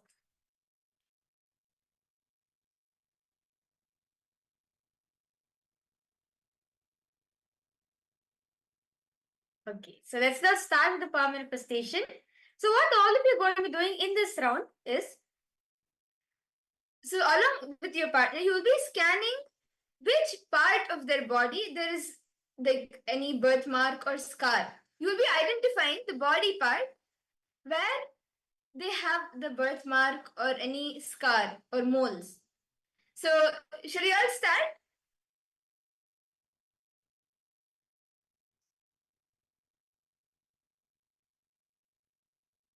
And you can also scan what is the other person going through, like physically. What is your partner going through? Are they experiencing any pain? Or how is the health, the physical health? You can start scanning that. Yes, so let's now start with the Mahavak. So request all of you to please close your eyes. Now, connect the Swamiji.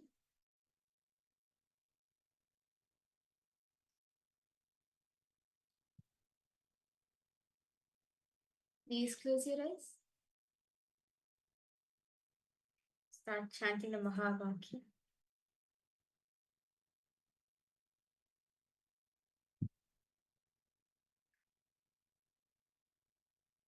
Om Nityananda Paramashivoham. Om Nityananda Paramashivoham. Om Nityananda Paramashivoham. Now, intensely chant the Mahavakya.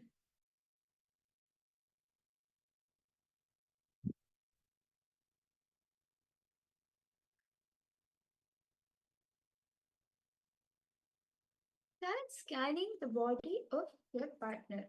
What are they going through physically?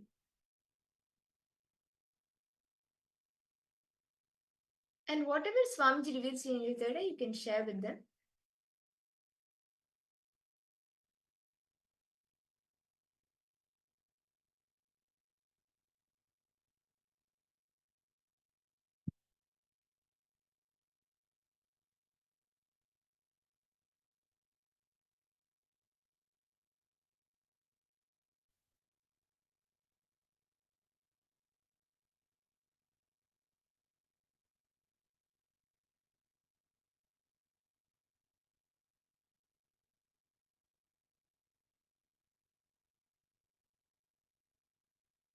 Okay.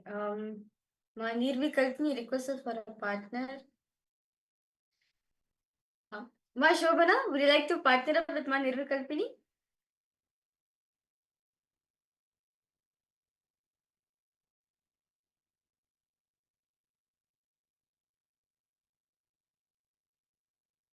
Ma Vamadevi, will you partner up with Ma Nirvikalpini?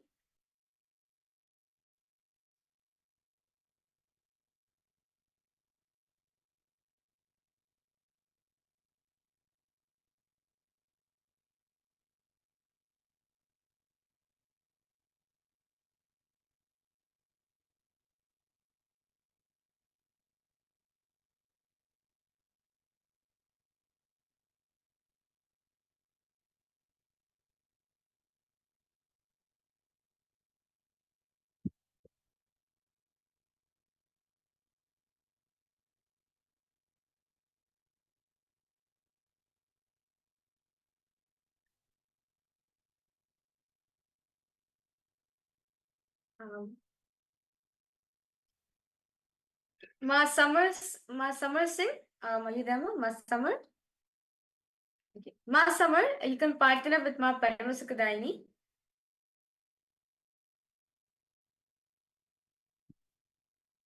Nityananda, Ma Summer? Yes, Ma Yoga and Nirupani, yes, you can post it here. Yes, I think Ma Linga has posted for you, Ma. So you can connect with her.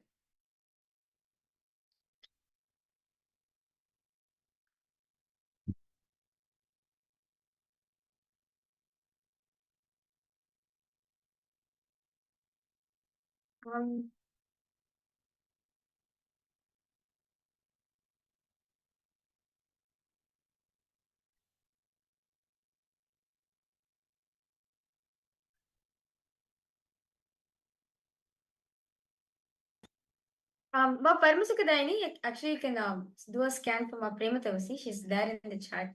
Three of you can partner up. Ma Prematavasi, Ma Paramashivoham, and Ma Guru Rupani. All three of you can partner up together. Okay, yes. So Ma Prematavasi, two people will be doing the body scan for you, Ma Paramashivoham and Ma Guru Rupani.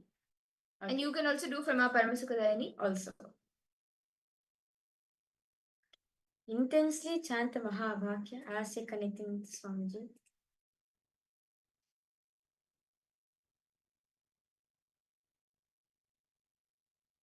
Paramashivoham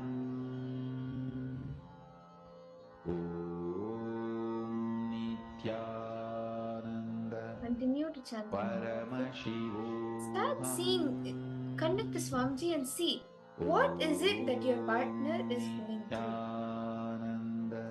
What is it that is there? What are they going through physically? Start scanning.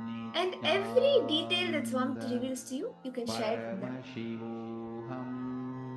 You can post it in the chat and share it with them. Nityananda Paramashivoham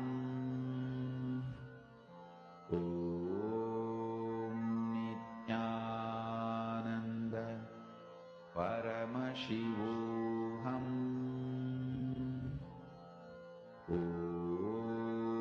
Nityananda Paramashivoham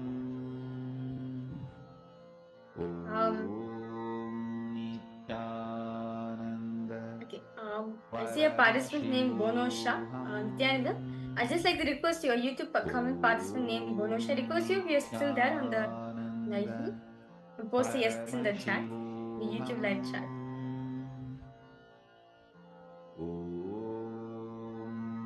Nityananda Paramashivoham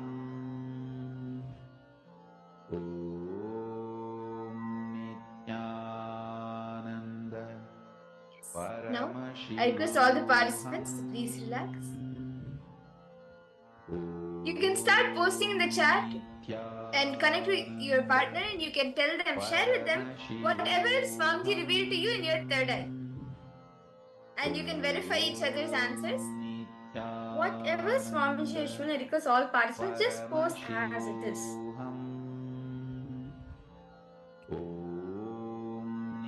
Nityananda Paramashivoham.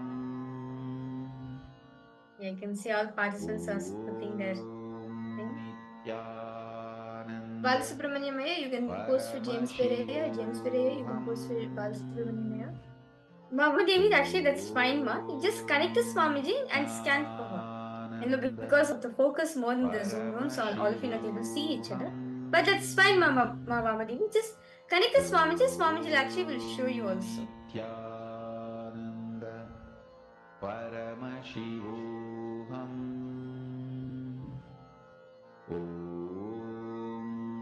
Nityananda Paramashivoham Nityananda James Michael Barr, I request you to start verifying. Shri Balasubramania has posted.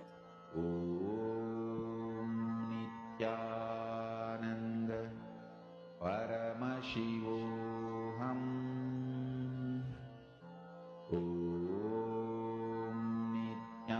Yes, so Balasubramaniamaya, your answer has been verified.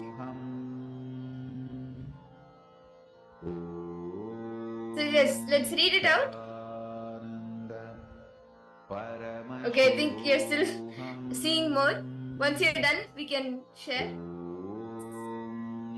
I request all participants now to start posting, start verifying whatever Swamiji is showing. Nityananda Paramashivoham.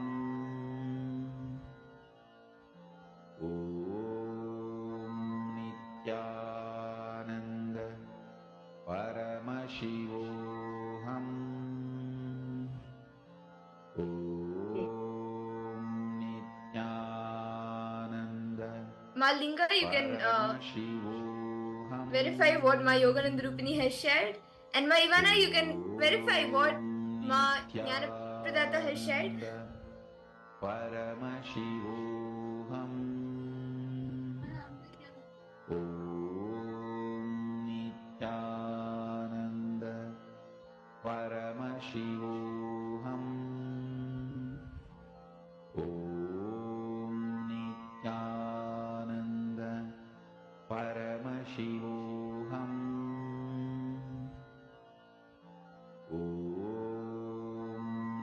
Nityananda Paramashivoham.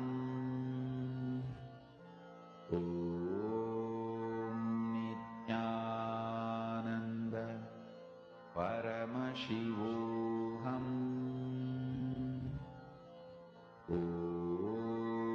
Nityananda Paramashivoham. Nityananda Paramashivoham. Nityananda Yes. Paramashivoham. Ma Ivana, what did you see?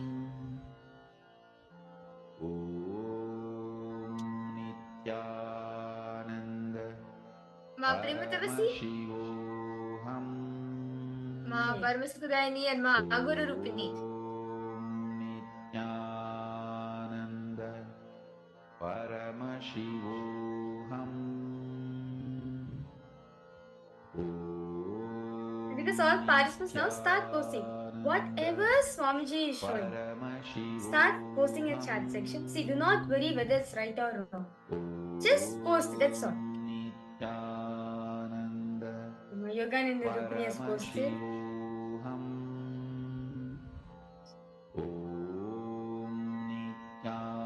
James, say what about what did Swamiji show for you for Balasubramaniamaya?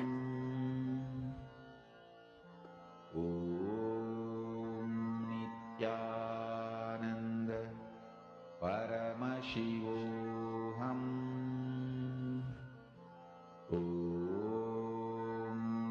Nityananda Paramashivoham. Okay, so Ma Ivana and Ma Jnanapradatta, I think, can I request both of you to verify the answers, and if you could post it in the chat in English? Okay, I can see that. Yes, so Balasubramaniamaya has manifested and James Michael Beraya has verified that. Wow, that's nice, Aya. You got spot on exactly by exactly the hole was there in James Michael Beraya's body. That's really nice, Aya. Yes. James Michael Beraya not able to say anything more? What else are you able to see? Definitely Swamiji has shown you more, Aya. Just connect to Swamiji intensely. And my Yogananda Rupini. Wait, my Ivana, you're able to see she needs some balance. Okay. Mahamahavagyam. My Yogananda Rupini, were you able to verify what? Samadhi. And Suprabhatam, wake up call, wake up song for Paramashiva. Yes, This so Ma Mahamahavagyam. Yogananda Rupini, were you able to verify the answer?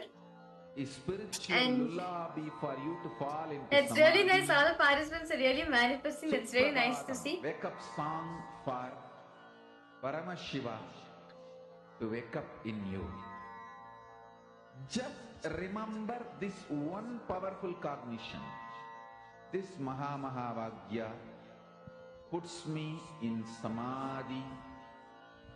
This is spiritual lullaby for samadhi and Suprabha. Okay. Wake up song for Paramashiva in me. Yes. So now let us exchange For partners. Paramashiva to manifest.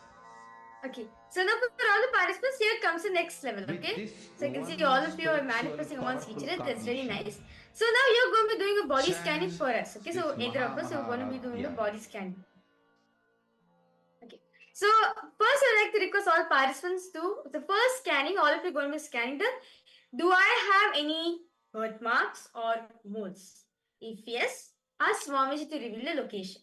Okay. So I can see all of you manifesting with your partners. That's great. Let's manifest now with the acharyas. So request all participants now to first scan. Ask Swamiji to reveal if I have a birthmark or a mole.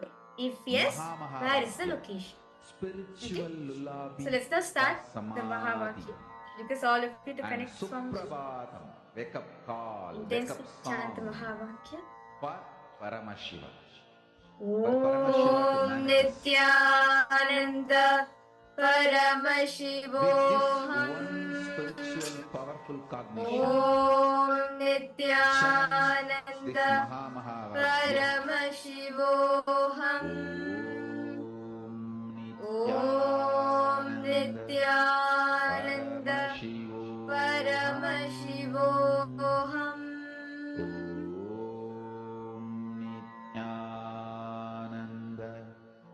Paramashivoham.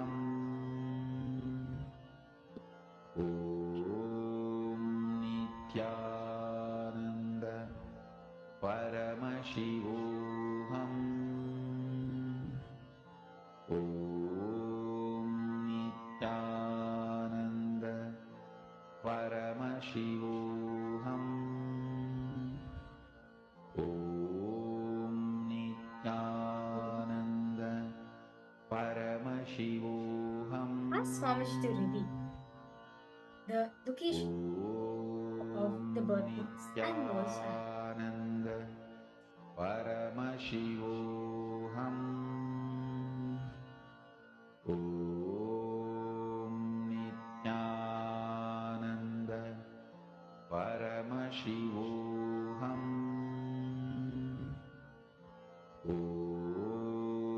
Nityananda Paramashivoham. Nityananda Intensely Paramashivoham. chant the Mahavakya. Om Nityananda Paramashivoham.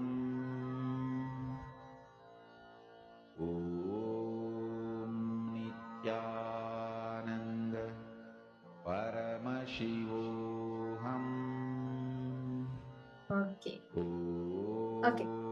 I now request all participants to relax. Start posting whatever Swamiji has shown. What did Swamiji show to each of you as the location of the birthmark that Mahabharata has? Does she have one? And if yes, then where is the location? Ma Jnana Pradata, Ma Ivana, Ma Yogananda Rupini, Ma Jnana Pradayini.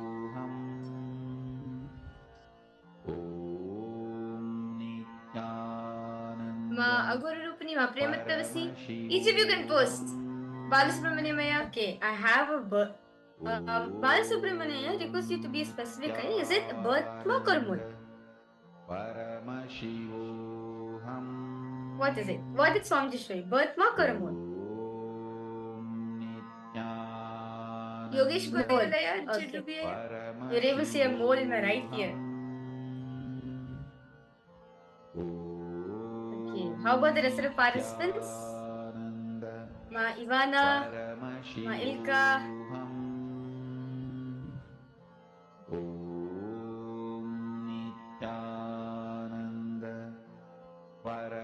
Paramashivoham Om Nityananda Okay, the tooth is okay. This is from my yoga company. Okay. Om Nityananda Yes. So shall we all verify the answers now? James Veraya, you have posted. Okay. Om Nityananda Okay. I request all participants to post what is Swamiji show for each and every one of you. Do I have a mole? Do I have a birthmark? If yes, what's the location? Where is the location of the birthmark and the mole? Om Nityananda Paramashivoham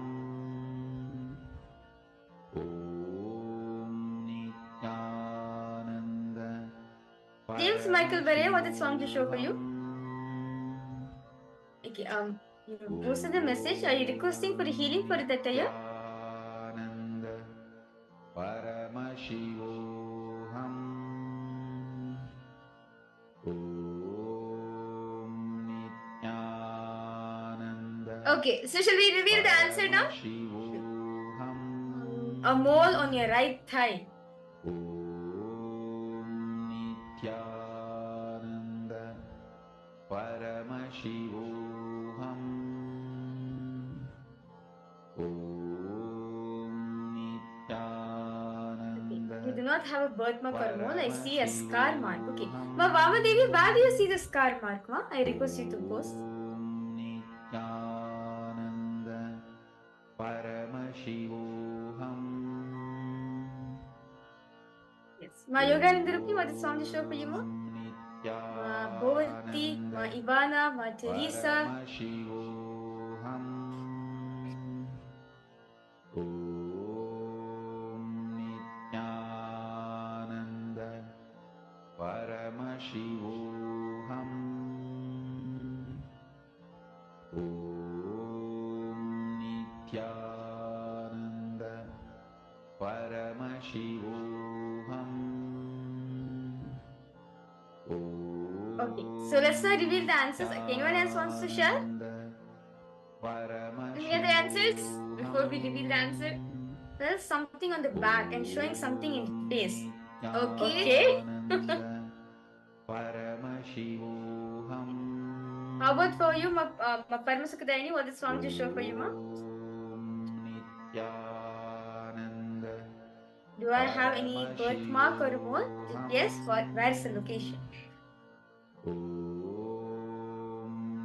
Nityananda Paramashivoham Om Nityananda I have. Okay, you're saying I have a mole. Okay, where is the location, ma? Om Nityananda Paramashivoham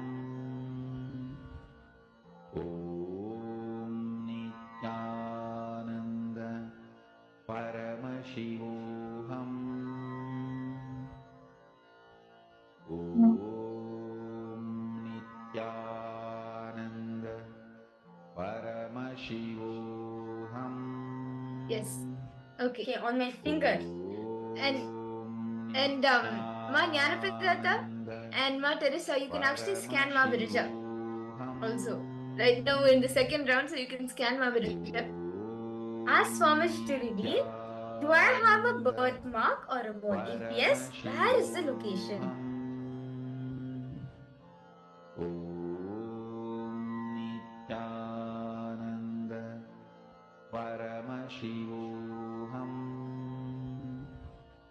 Om Nityananda Paramashivoham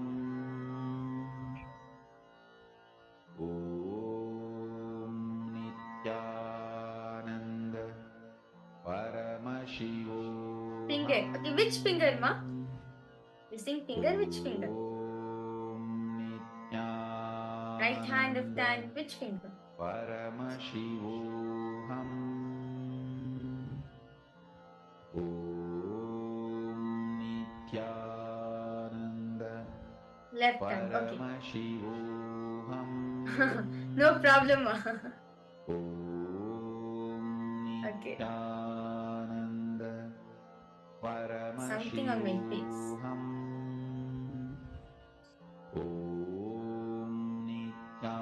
Okay, so let me reveal the answers for all the participants. So, yes, I do have a mole. So, I have a mole in my right thigh. I have a mole, sorry, not a mole. I have a birthmark on my right thigh. And I have a mole, sorry, I have a birthmark on my right thigh. And I have 2 moles on my left leg. Okay, I could understand why my yoga and the Rupri were able to see my face. Actually, I do have like a really tiny mole on my eye, actually, like on my left eye. I do have like a really tiny mole, it's there. So I could see, I understand why you're able to see the face. That's really nice, that's so close. Yes. Wow. Okay, on my fingers, like I don't have anything on my fingers here. Okay. Okay, that's really nice, all the participants. Ma Gabriel, yes, you got it right, ma, but you got the location of my birthmark, not my mole. So that's nice, wonderful. Okay, that's nice. Yes, so now I request all the participants to scan me. Where is the mole? You can scan the mole or the birthmark or even any scar. Ask Swamiji to reveal. Does Ma Madhura have a birthmark, mole, and a scar? If yes, ask Swamiji to reveal the location. Paramashivoham. Om Nityananda. Paramashivoham. Om Nityananda. Paramashivoham.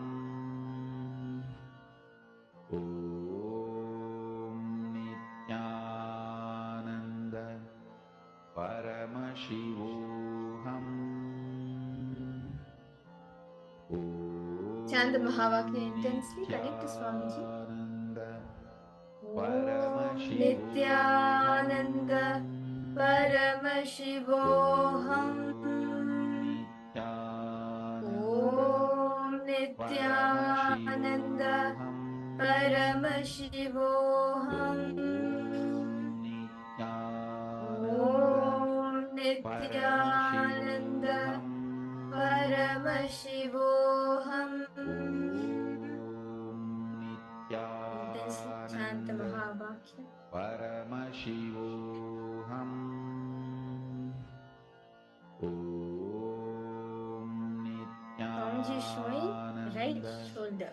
Right shoulder. Paramashivoham. Paramasukadayani, see back. Paramasukadayani, I request you to scan again. Do not give up. Scan once again. Connect the Swamiji intensely. You will see my Swamiji will show you very clearly where it is. Om Nityananda Paramashivoham. Om Nityananda. You're not sure what is it, but maybe a move. Okay. That's why my yoga and Rupri, whatever as it is Swamiji showing you, post in the chat section. I request all participants to, however Swamiji is showing you, just start posting in the chat section. That's all. Do not worry whether it's right or wrong or did I manifest anything. No. Completely surrender to Swamiji. Whatever Swamiji is showing you, just post as it is in the chat section. Paramashivoham. Om Nityananda Paramashivoham. Om Nityananda Paramashivoham. Ma has a birthmark on her left side of her back. Okay. Om Nityananda Paramashivoham. Om Nityananda Paramashivoham. back near her neck. Okay, that's nice. So felt something happen as a child. Okay. That's really nice. Let's now verify all the answers. Ma Ivana, what did you see, Ma Manyanapadaini? And Balasubramanyam, James Pereira. Each of you can post what did Swami reveal to you, all of you. Ma Gabriel Harris, Ma Shobana, Ma Sumati Shanmuganathan, Ma Agora Rupini, Ma Prematavasi. Nityananda Paramashivoham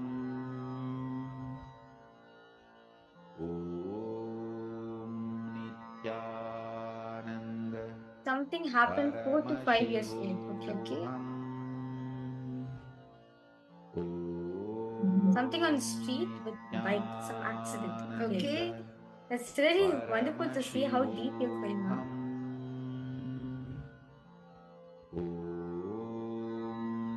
Nityananda Paramashivoham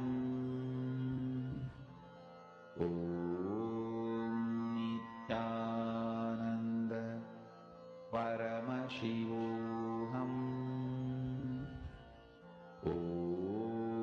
Nityananda Paramashivoham. Okay. So let's verify the answers. And could you post what exactly is there in the hand, Ma? Is it a mole? Is it a scar? Is it a birthmark? And where exactly in the hand?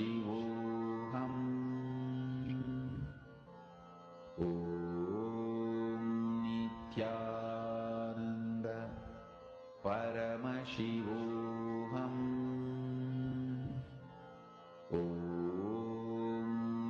Nityananda Paramashivoham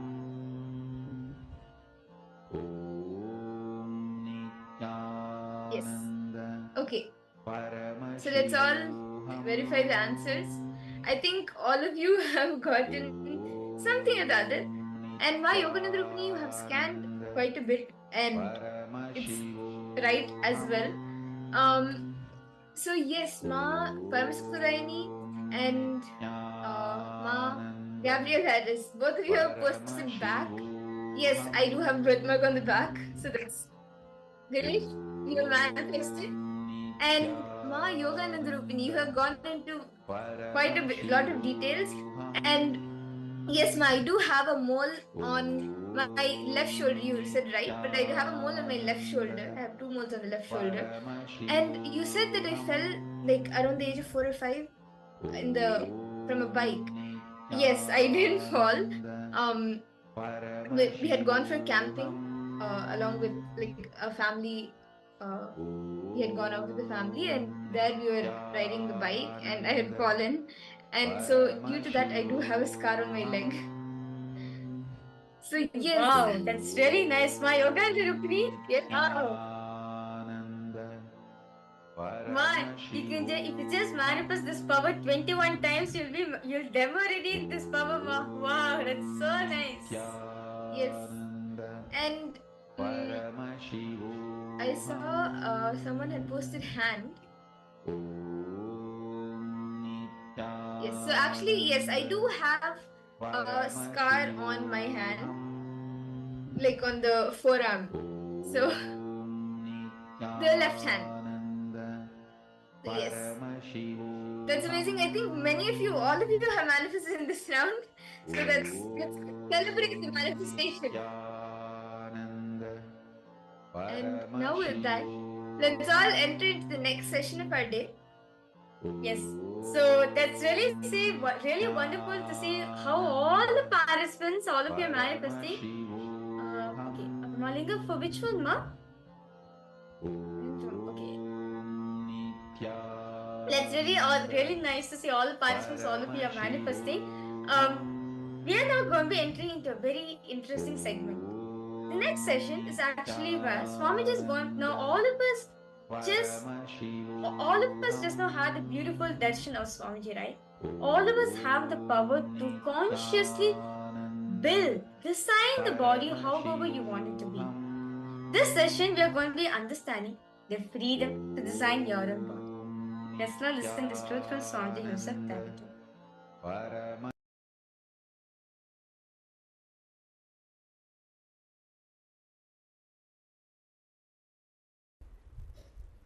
The very physiology need to be changed. It's not just psychology, very physiology that needs to be changed. So here I am doing the inner awakening. When you go back to your society, again inner sleeping. What to do? How to go about? U.G. Krishnamurti. He says, enlightenment has to be physiological mutation, not just psychological mutation. I just honor him and respect him just for that one word. This whole program is just from that one statement. Is true. It has to be physiological mutation, not just psychological mutation. Please understand.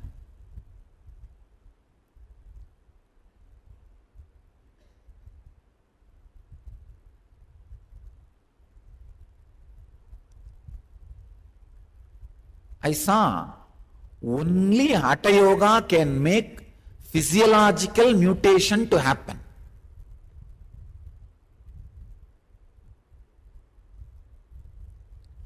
One advantage of Hatha Yoga, means working on the body, is the enlightenment experience will stay with you. One disadvantage is, if you don't have the psychological mutation, only physiological mutation, you will have extraordinary powers which is dangerous for you and society. Understand? I am going to teach you guys the science of miracles. You are going to see miracles and know the science of miracles. I am promising. I promise you are going to learn the science of miracles. I saw so many miracles. The miraculous way of holding the enlightenment in the body. See, without psychological mutation, means the inner awakening program, kind of a program, where the ideas, the truths are transmitted. Without that, if you just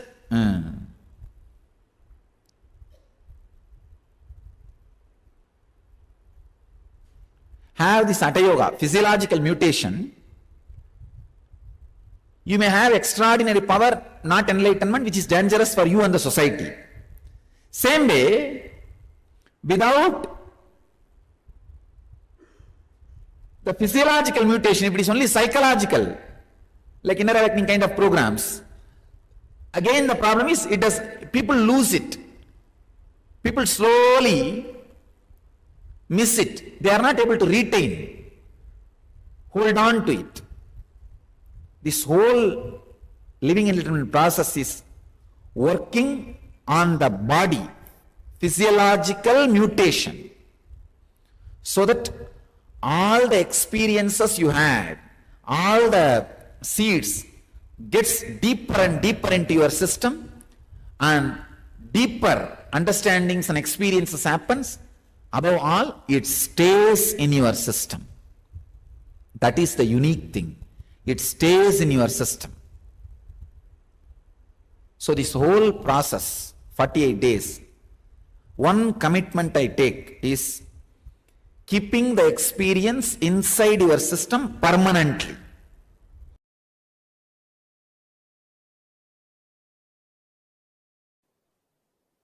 Paramashiva's message directly from Kailasa. Listen. Internalizing and understanding the body you have, the mind you have, the breathing structure you have, all this are consciously 3D printed by you will empower you with the knowledge, confidence, ability to consciously 3D print, manifest anything you want as reality. Due to my extreme love for each one of you, my absolute love for each one of you, I am revealing this royal secret. Understand? This is the secret behind all the secrets.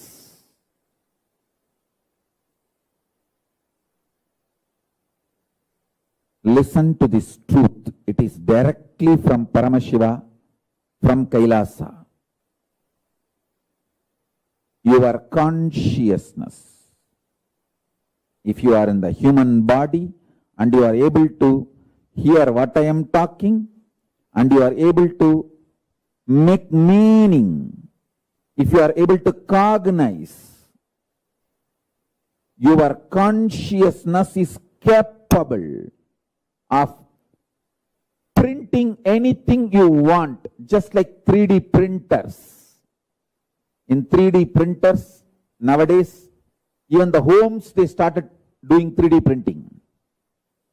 Full homes are getting 3D printed.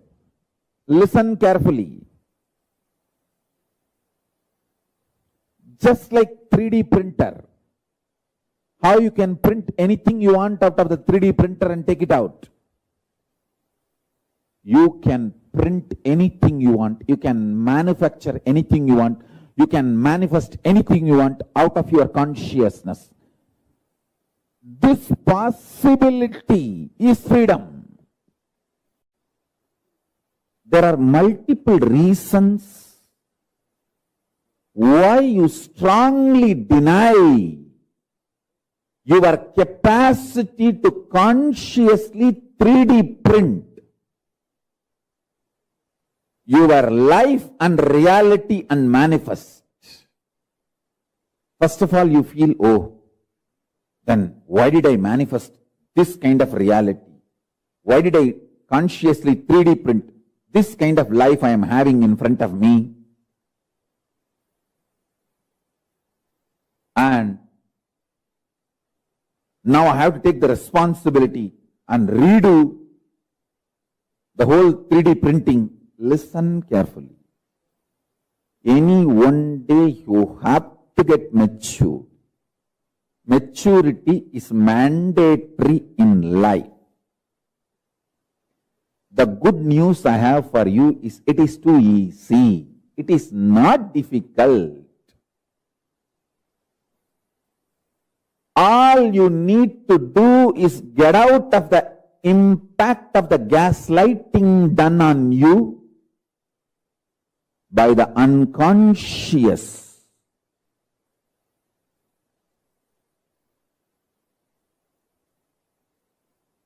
Ecosystem. The so-called human society. Listen carefully. The modern day human society you are living is such an unconscious ecosystem. It does so much of gaslighting. Gaslighting means, let me define, so much of false ideas are dumped on you, even you start believing them about you. Listen carefully.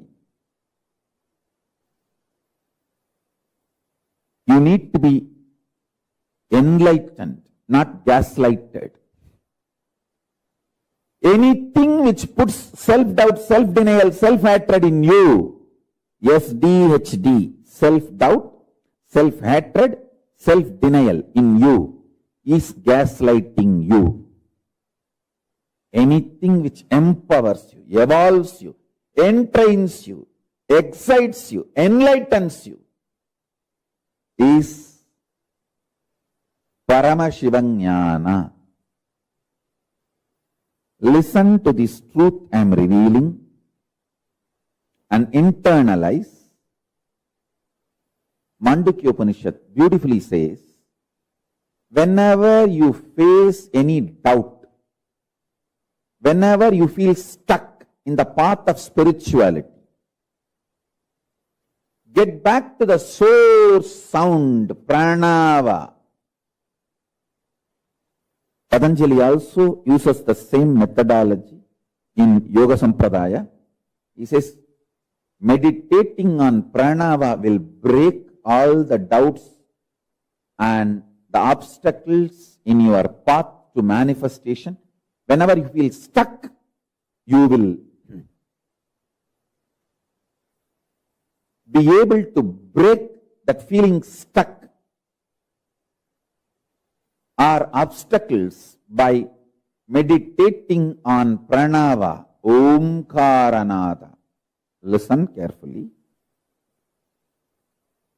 Come back to your source sound, omkaranada. From there, see clearly this body you are carrying, this mind you are carrying is consciously 3D printed by you. And you manifested it. And it is your own conscious 3D printing.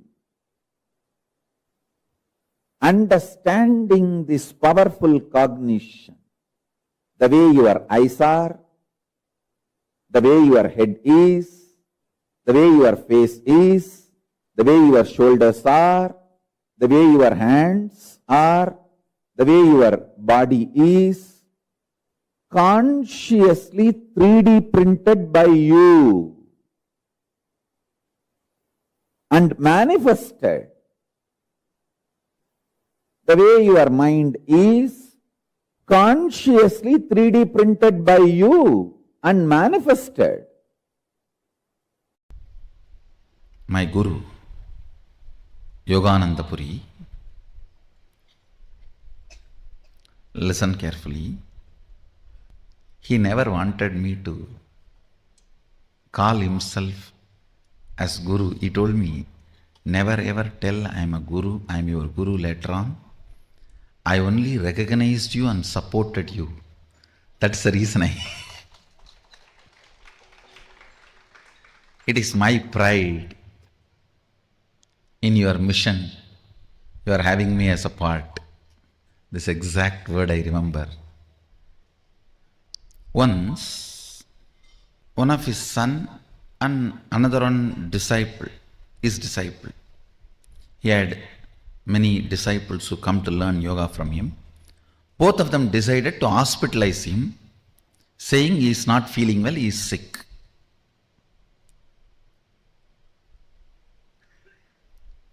And I was sitting away and seeing the whole drama.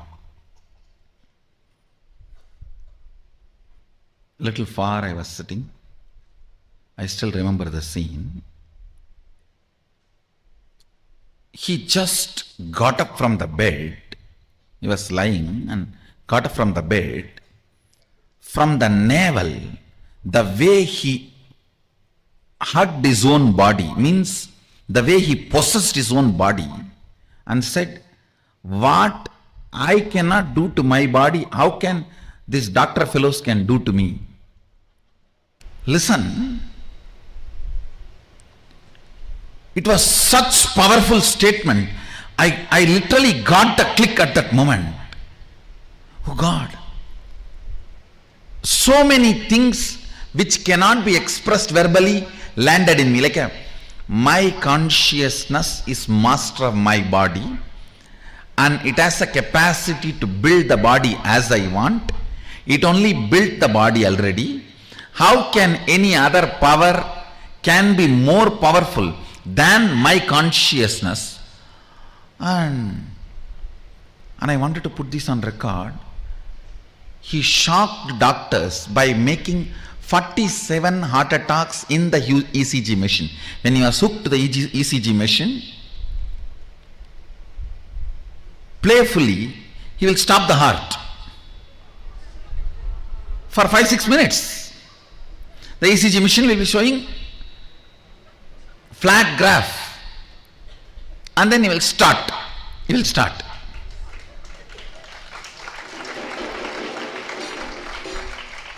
One fortunate thing, still they have the records. I am trying to get the whole documentation.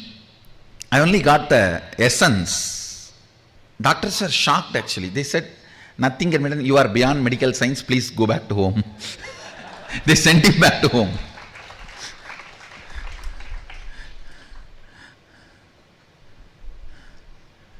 And then he came and again laid down in the home. Both the son and the disciple both were trying to argue with him. If you are beyond medical science, then why don't you be healthy? Why are you lying all the time? Means lying in the bed resting. He said, I have decided my mission has been done. Actually, all my 3 gurus left the body within 3 months' time. The moment they saw I am ready, they don't need to be supporting me anymore. Now it is time that I have to be on my own. I have to leave Tiruvannamalai. All 3 of them left the body within 3 months. They had a meeting and they called me and said, don't expect us to be in the body anymore. And I really did not take them seriously. I thought maybe they want to go for Parivrajaka Yatra or some temple tour or Yatra. But within 3 months, all 3 left the body. So, when the son and disciple, both of them are asking, why are you then lying in the bed all the time? He told them directly, hey, I am not sick.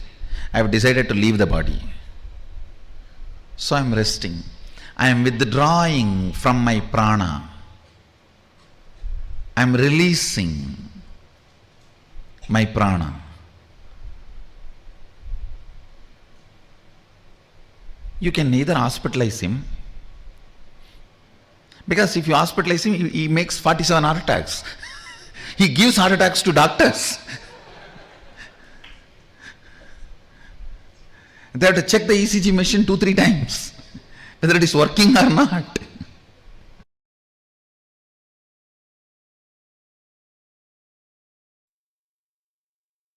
I am telling you,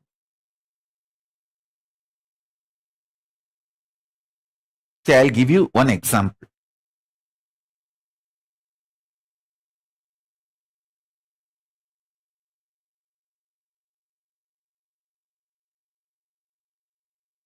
All the jewels you are wearing, anyone can make it for you. All the clothes you are wearing, anyone can do it for you and give you. All the makeup you are wearing, anyone can do it and give for you. But the internal organs you are having, keeping them healthy, only you can do it for you. Building your body healthy, muscled, the way you want, only you can do it for you. Focus on that which only you can do it for you. Everything else will be easily, freely available to you. This is the core value of life.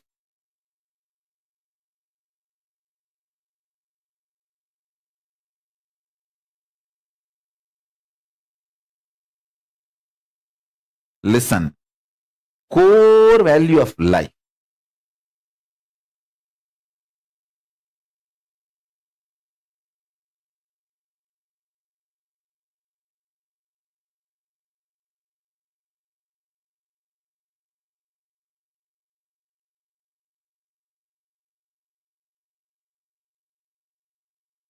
Sharpen your consciousness, your ability to stay in higher states of awareness, your ability to run the life without the drug called fear, confusion, Understand, greed is not a drug actually. I'm not saying greed is right, but at least greed is not a damaging life negative drug. Fear and confusion is the life negative drug. Stop taking the fear and confusion, which is life negative drugs, to run your day-to-day life.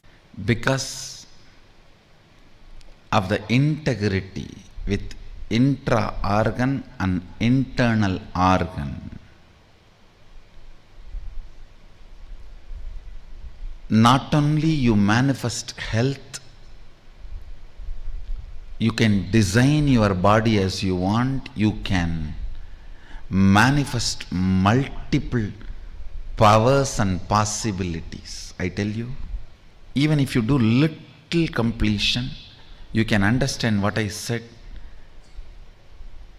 when Yogananda Puri got up and said, my body, how can they do something which I cannot do it to this body by myself? Contemplate on this. Contemplate on this. Then you will understand why Balasans are able to manifest so much of power. I tell you, it is all simple. You don't need to build power station. You just need to be connected with a proper copper wire. That is called integrity. That's all. Power station is here.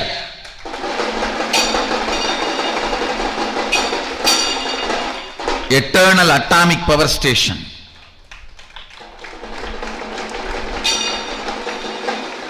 You don't need to. You always felt all this Sadashivoham or the spiritual enlightenment, everything was very difficult because you are planning for building a power station which you don't need. I did it already. You just need connection. Integrity is the connection. தங்கத் தகட்டாலே தம்புரான் சிலை செய்து அங்கம் வழுக்க ஞானாஞ்சனம் தடவி வைத்து செப்பிய வார்த்தையெல்லாம் செப்பல்ல தங்கமடி ஞான பெண்ணே.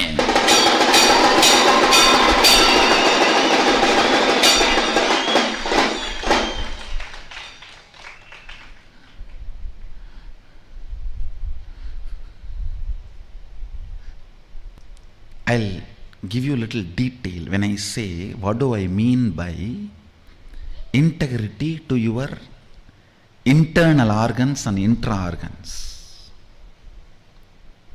When I say integrity to your internal organs, feel all the time you own them. You own them.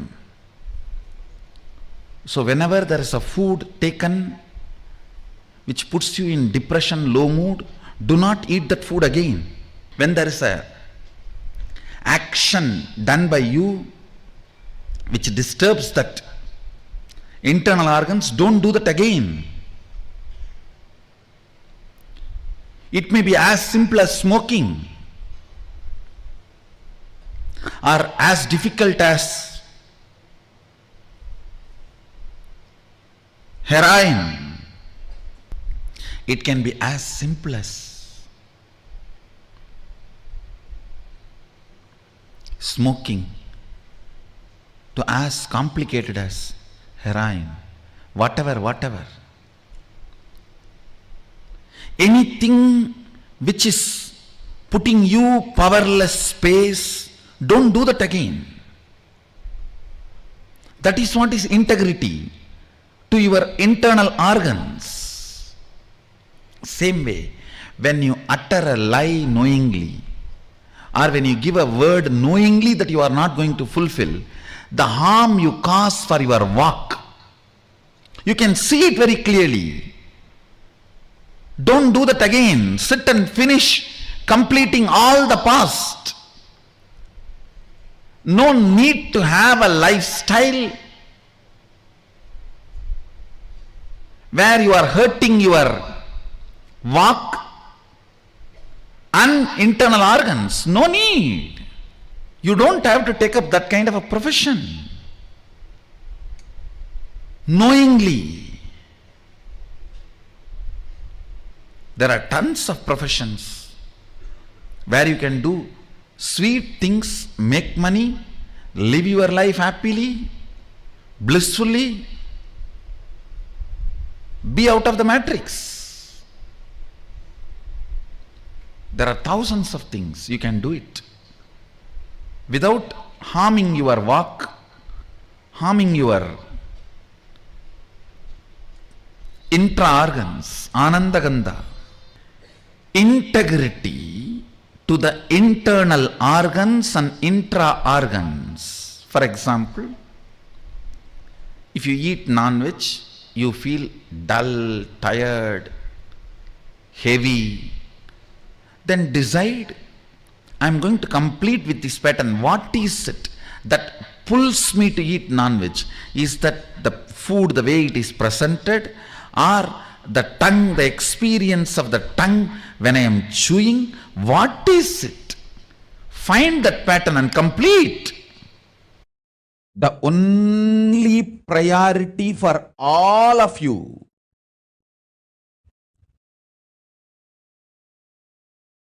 please understand, I am talking to anyone who has a little love or sympathy for me. For all of you, take this as a guru walk.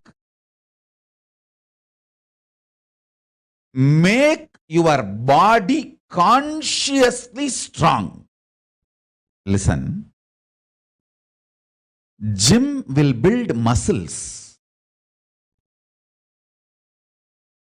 but only yoga and Ayurvedic lifestyle will make your body conscious. See, only yoga will make your internal organs strong. Just see all over the world, especially in India, all these gym bodies are just dropping dead. All these gym body fellows, top, dying. Because gymming builds muscles, makes you look very nice in the outside. Yoga makes your internal organs strong and your ability to manifest consciousness strong. And I'll give you all a powerful process to consciously design your body.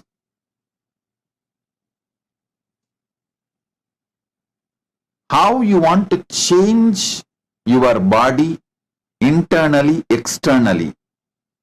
Health, beauty, flexibility, strength, energy. Change your body internally, externally. Health, beauty, flexibility, strength, energy in every level. Listen to these few truths. If you feel that you cannot change your body as you want, that is called delusion. Listen. Understand this one example. Your mother gave your body to you only as less than 3 kg. I can say average 3 kg, maybe little 5 kg. That is the way your mother gave you your body. But now, how you are, you made it. You built it. Yes, maybe the blueprint is given by mother, but the body you are having now, you built it. If you have built this body, why you can't redesign, rebuild?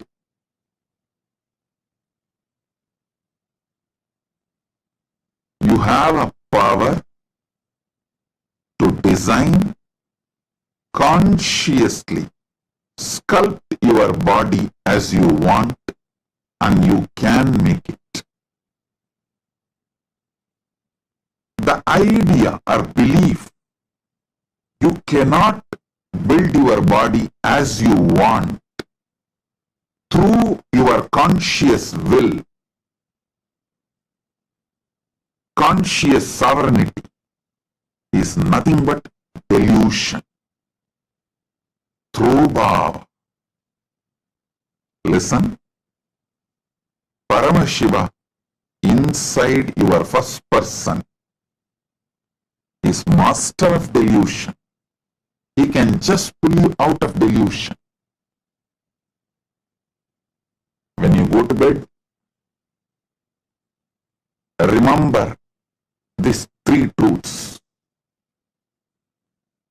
Paramashiva inside me, Paramashiva who resides inside my first person, is master of delusion. He can pull me out of delusion. And I want to design my body consciously the way I want. And anything I surrender, I offer it to Paramashiva. He makes it into reality. These three powerful cognitions, remember and offer the way you want your body to be to Paramashiva. You can offer it as a prayer by surrendering to him. You can offer it as conscious sovereignty with the ferocious declaration, with the super determinism, with conscious willpower. Atma Vichara or Atma Saranagati is one and the same. Atma Saranagati is prayer. Atma Vichara is a powerful conscious sovereignty declaration. Both are one and the same. One leads to the other. One leads to the other. Atma Vichara leads to Atma Saranagati. Atma Saranagati leads to Atma Vichara. Powerful conscious declaration leads to deep prayer and surrender. Deep prayer and surrender leads to powerful conscious sovereignty declaration and ferocious super determinism. Both feeds into each other and makes a virtuous cycle. You experience the Paramadvaita. So I'll repeat the essence. Consciously design, sculpt your body, how your internal organs should be, how your intra-organs should be, how your health should be, how the vitality, stamina, mental setup, how all of it should be, and externally, what size, beauty, flexibility, energy, in every level, consciously design, sculpt your body and surrender it to the source of your first person, Paramashiva. The source of your first person is Paramashiva. Even if you feel you can't do and you tried many times, you failed, all of that is delusion, and Paramashiva is master of delusion. He will just pull you out of delusion and grant powerful energy to manifest the body as you want. Stop hating your body. Stop destroying your body. Self-love is treating your body with the ultimate vision about yourself. Your body is not part of your this birth alone. Many components of your body, you brought it from your multiple past births. You evolved it, refined it. You brought all of that into the body given by your mother, and you manifested now what you are having. So, lot of effort has gone into making the body you are carrying as it is now.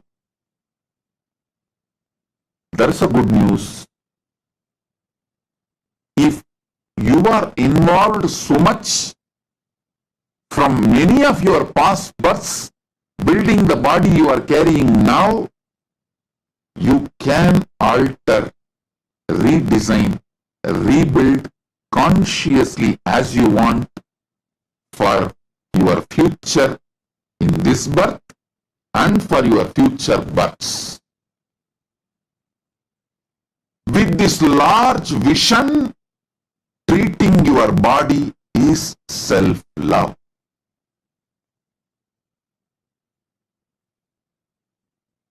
Focus on your first person. Consciously sculpt your body. Either you write or type, so you don't forget. You don't fall into delusion, get diverted. Either you type or take a paper and pen and write.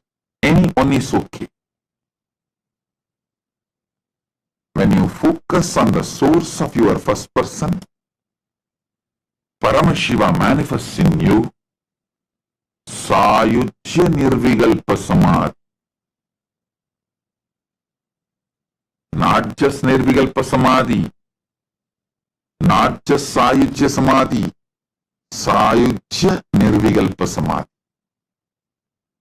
So focus on your first person, sit and write. I breathe Paramashiva in your core being. Om, Om, Om.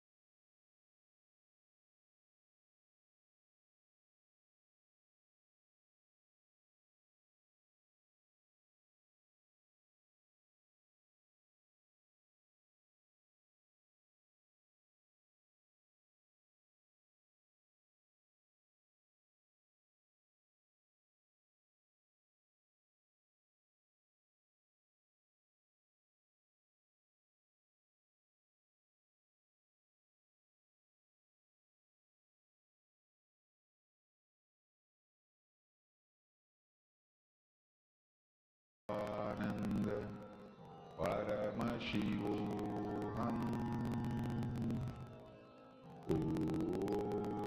Nityananda, to all participants.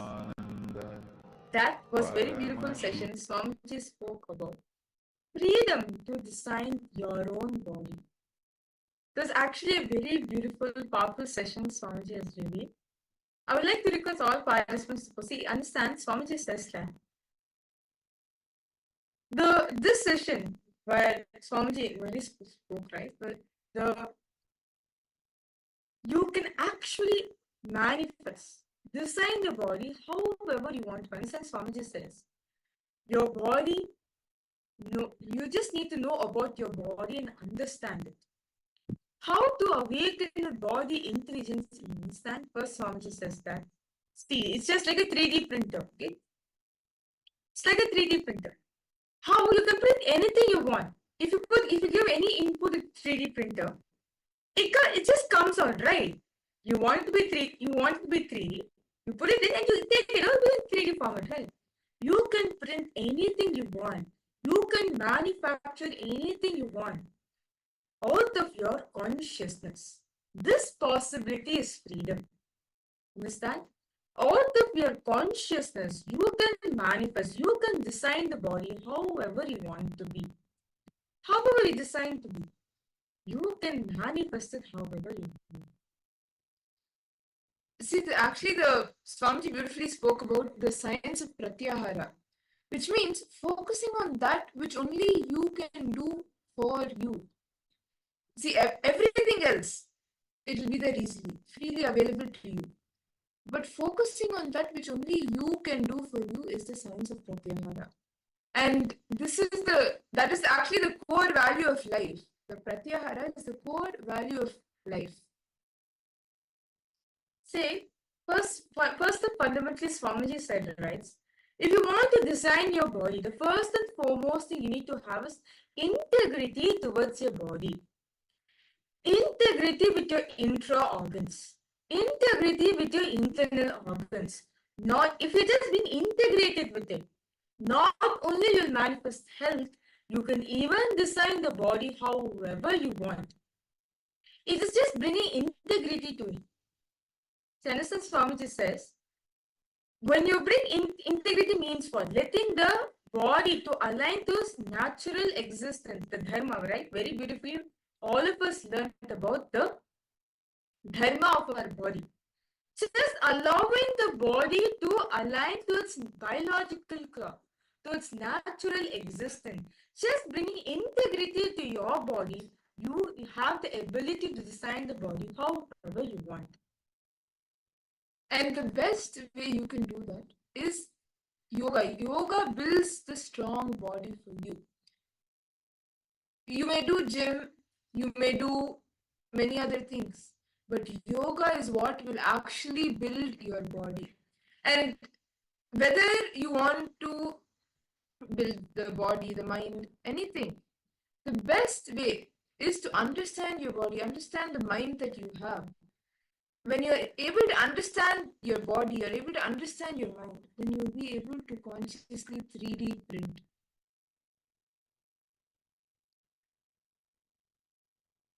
See, Swamiji says, anything you visualize, see, our body, our consciousness, right? Swamiji says, each and every one of us have the consciousness. That's very beautifully, we learned, right, the biology as per incarnation. Because Swamiji says, the biology, the resource in you which makes you, which does the happening, the consciousness which is there in you, right? That consciousness which is there in you has the ability to 3D print anything you want in your life. It is possible. This possibility is freedom, Swamiji is saying. See, out of your imagination, out of your visualization, you can actually 3D print it using your consciousness. This is the science of Swamiji called as manifestation, where using your consciousness as a printer, as a catalyst, you can manifest however you want.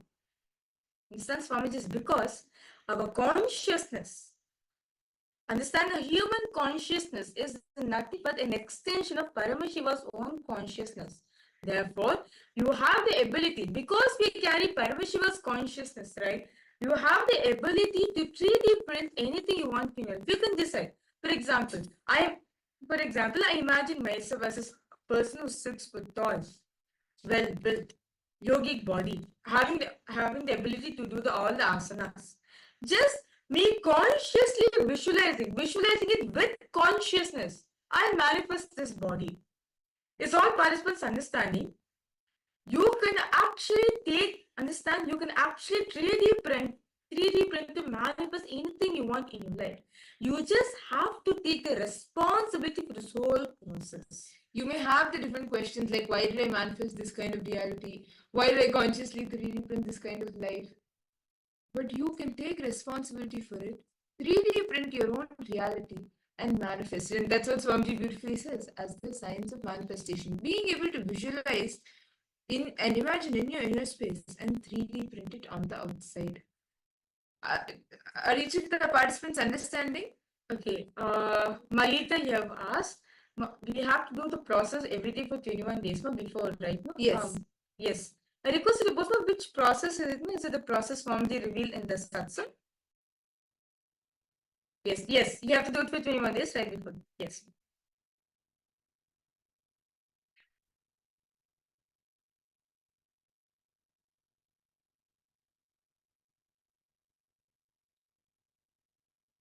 So is everyone understanding? Out of your consciousness, you can 3D print anything you want in your life. So, as today all of us learned all of us had the darshan of Bhagavan Swarabhagdamurti. Today, Swamiji, yes, the process of changing your body, yes, you can do it. Yes, every day before going to bed, for 21 minutes for 21 days, doing this, you'll manifest the body, Swamiji said. You can actually sit and visualize it happening in your inner space. Visualize it actually manifesting in your inner space, and you will see how you can consciously 3D print it. And see, actually, Swamiji beautifully is like Swamiji revealed how in the Mandukya Upanishad it says that whenever you face any doubt, whenever you feel stuck in the path of spirituality, get back to the source, the pranava sound, the Om. And in all the different scriptures, this is the one solution that is given. And through this, you can actually even 3D print. Just that Omkara Nada, that sound, through that also you can 3D print your reality. Saraswat Swamiji says, see, the way your eyes are, the way your head is, the way your face is, the way your shoulders are, the way your hands are, the way your body is actually right now is consciously 3D printed by you and you have manifested. Actually, Swamiji will say that right before going to bed, right before we take this birth, Swamiji said that we choose actually every single thing to the detail, like how we want to be in this body. Like when we are taking this new birth, to give an example, all of us are in this birth, right? So before we took this birth, we actually decide, we actually choose the kind of parents to be born with, the siblings, the environment, even including the body. We decide how we want it to be. Actually, we'll be even learning about this in the further days. How in just the 3 kshanas, how within the span of 3 kshanas, we actually consciously choose where we want to be born, what type of family you want to be born, how do you want to live, all of that you consciously choose. The way your body is, the way your mind is consciously 3D printed by you, and only then it has manifested. Any reality that you have manifested for yourself right now, it is consciously 3D printed by you. And you can just declare your consciousness just declare that my consciousness is the master of my body, and it has the capacity to build the body as I want. When you declare this, you can 3D print, you can manifest the body, whether it is the health of your body, how you want to be, or even like the entire figure, the structure of your body, everything, your body, your mind, you can 3D print. Okay, Geeta, you have posted. So those who are born in very poor, violent families, countries, they consciously choose, Ma. If so, why would they consciously choose to do so? See, Ma, Swamiji says, since we are the one who's choosing, right, for all the manifestation in our life, yes, including this also we choose. Maybe it can be due to reasons, like for example, because of past life, right, whatever pain they have gone through in their life. It can be out of revenge, it can be out of incompletion, it can be they want to fulfill. Actually, like I want to give one example for this. Like once one couple came to Swamiji for healing their child. Their child is a disabled kid. And Swamiji told, get the child to me, I will heal. This child, Nama, Swamiji was healing. This child, like the child's being saying, no, do not heal me, don't heal me, don't heal me, no, I don't want. Swamiji could hear it. Then Swamiji looked at the parents and said, I'm sorry, the being is not allowing my energy to enter, so I do not have the right to interfere. The parents like how come? Like you're an enlightened master, right? You have the ability to literally do change, manifest whatever you want. What's wrong with this? Swamiji very beautifully said, this being, like the sun, was resisting my energy because in his previous birth, no one cared for him. So that's why in this birth he decided, let me be like this, so that let me always be a burden on someone. Let someone always take care of me. Let me depend on someone else to live my life. Because he want to have the fulfillment, so the next birth he decided, I'm going to be born disabled. I'm going to be born disabled. That is why he chose the parents. He chose the parents such a way who will support him till the end of his life. Who will not give him up, who will not give up him till the end of his life, who will support him in spite of all the challenges he's going through in his life. So understand this, this is for all of us to understand. We consciously manifest the kind of life we want to be. Just like this child, right, who was disabled, he decided, I'm going to be disabled. So Malita, actually, yes, even if they're born in a poor family, rich family, any reality that you have manifested, you have consciously decided for it. Now, maybe if, like in the example, in the question you have asked about the poor family, right? Maybe it would have been, maybe in the previous life, they would have been part of a rich family where they didn't have time for themselves, or they wanted to experience this. So they consciously chose to be born in a poor family, be born in the family that they are in now. So yes, it is a conscious decision that they have made. Yes. So fundamentally, Swamiji said, right, out of your consciousness, you can really bring anything you want in your life. As very beautifully Swamiji revealed the process, right? Right before going to bed, just sit, consciously visualize this and how your body is going to be. For 21 minutes, for 21 days, sit and consciously design, visualize it, each and every single part in you, how you want it to be. You will see, you will manifest that out of you because you're having Paramashiva's consciousness. Understand? Human consciousness is Paramashiva's consciousness. You do have the ability to manifest anything you want out of your consciousness. So, with this, we would like to thank each and every single participant who joined us for today's Paramashivam program. And we would like to invite you once again for tomorrow's Paramashivam program, starting with the Nityananda Yoga live at 7 in Eastern Standard Time. We actually invite all of you to join us for the live yoga to actually prepare our body to receive the energy which Swamiji is going to be giving to us. And as we all saw today, yoga is the best way, one of the best ways that you can build your health, the best health that you want to manifest for yourself.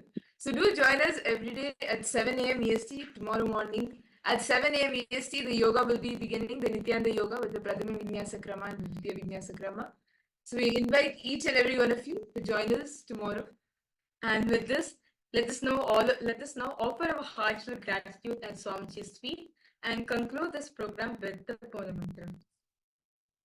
Om Purnamada Purnamidam Purnat Purnamudachyate Purnasya Purnamadaya Purnameva Vashishyate Om Shanti Shanti Shanti Hari Om Tat Sat Sarvam Bhagavad Shri Nityananda Paramashiva Paduka Arpanamastu Om Nityanandam Nityanandam. Thank you, everyone. Nityanandam.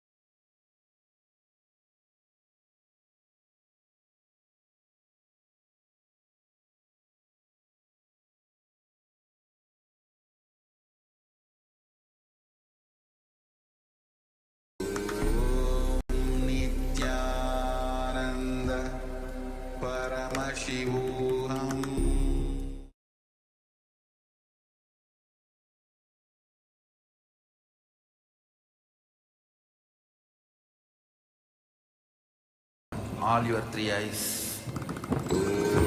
Nityananda Paramashivoham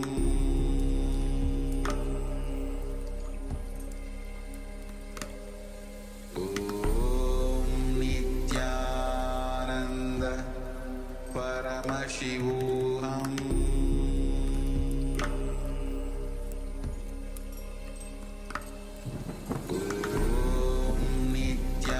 Nityananda Paramashivoham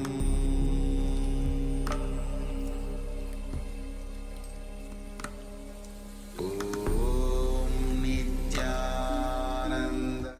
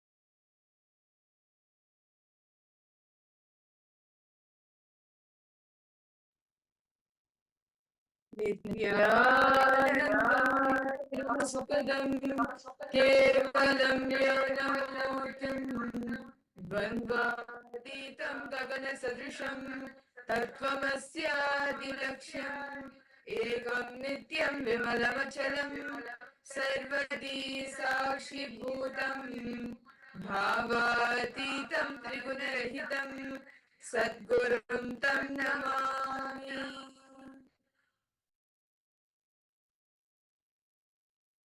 Nityananda to all the participants. Today, we welcome each and every one of you for today's Paramashivoham program.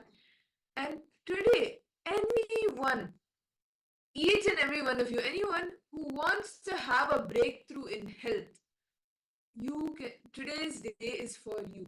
You want to manifest the best health, whether it's physically, mentally, emotionally, any health you want to manifest, you can manifest it today, as all of us will be learning the secrets to unlock the best health in you, how you can manifest the best health for yourself. And all of us will be blessed with the darshan of Bhagavan Jwarabhagnamurti today. And we all just finished the Nityananda Yoga, the Prathama Vinyasa Krama and the Dvitiya Vinyasa Krama. And yoga, as all of us may be aware, is one of the best ways you can manifest the best health. And today we all began our day with the Nityananda Yoga, and we will now be entering into the power manifestation, because right after the yoga, doing the power manifestation is one of the best practices you can have, because right after yoga, your being, your body, your being, inner space is ready to literally take in that energy that Swamiji is blessing us with, the truths that Swamiji is blessing us with. Today, all the participants, all of us are going to be entering into a very special session where Swamiji is going to be expanding each and every one of us on how to manifest the best health in our life. What is it that is stopping us for manifest best health in our life? And today, all the participants, all of you are going to be receiving the darshan of Bhagavan Jwarabhagnamurti.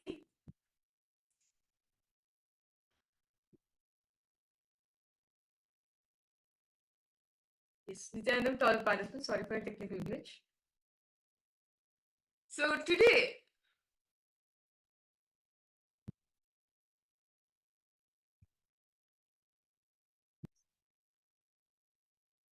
all of us will be learning how we can manifest the best health. What is stopping us from having the best health? What are the cognitions, thought currents, or what are the different types of areas that we need to look into for manifesting the best health? So let us all start our day with the power manifestation. Can I request all the participants to bring your eye band or a cloth to tie your eyes? We will be beginning with the power of third eye reading. Nityanandam, Masyabu, Ma Shuli Durga, Ma Gori Rupini, Ma Ashini. Yes, Ma Ashini, I see you've already tied your eyes. Yes, Ma Aguru Rupini, Nityanandam, Ma.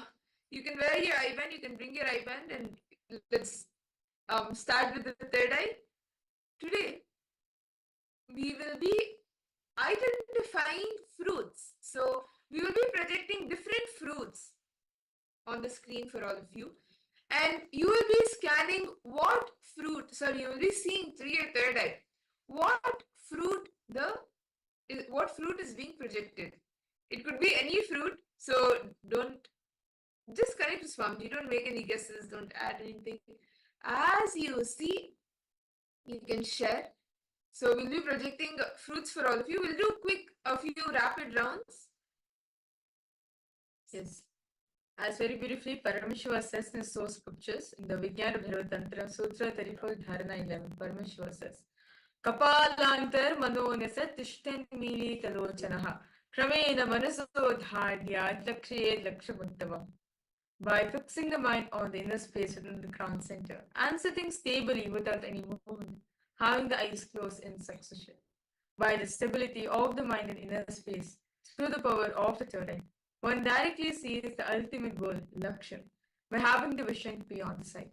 That reveals any object or place, attaining the space of oneness with the source, Paramashiva.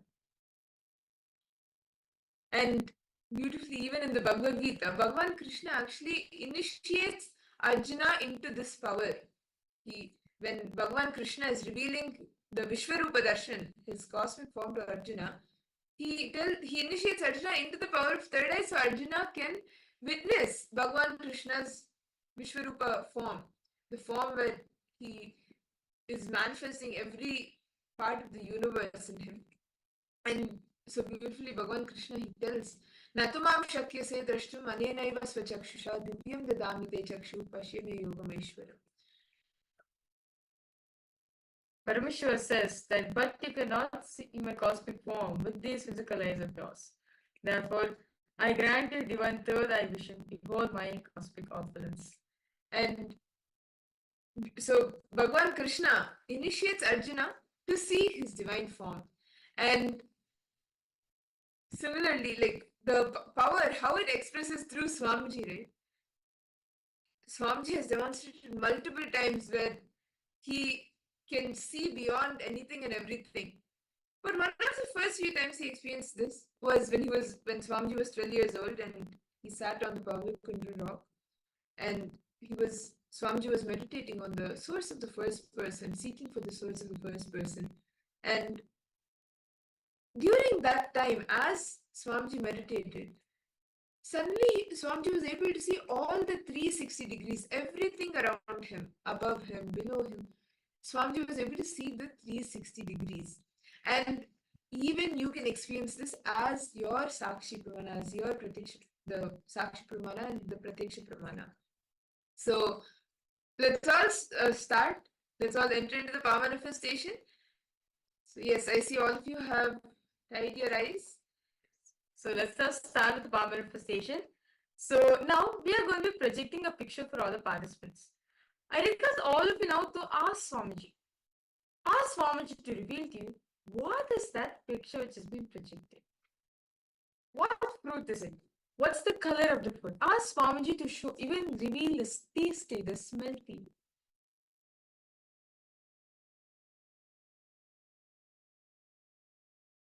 Then see Chanta Mahavakya. Om Nityananda Paramashivoham. Om Nityananda Paramashivoham.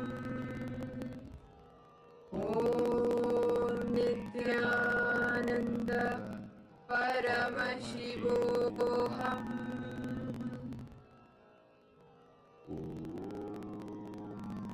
Nityananda Paramashivoham.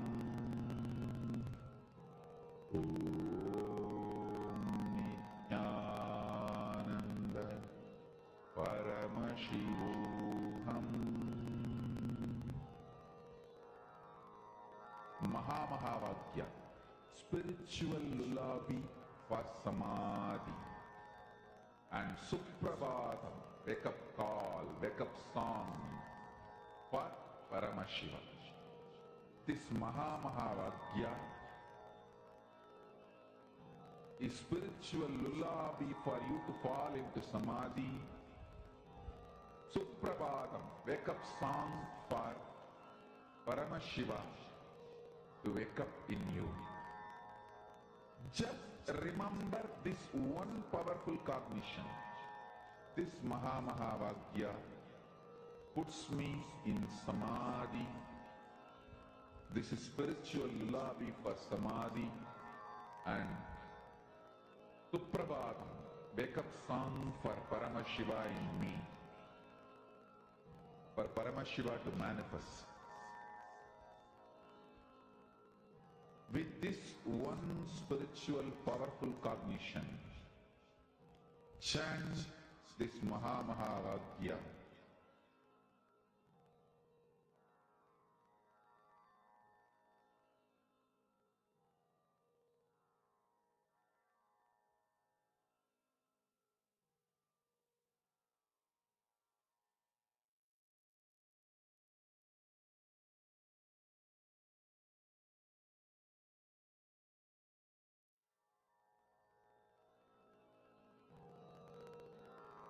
Mahavakya, spiritual lullaby for samadhi.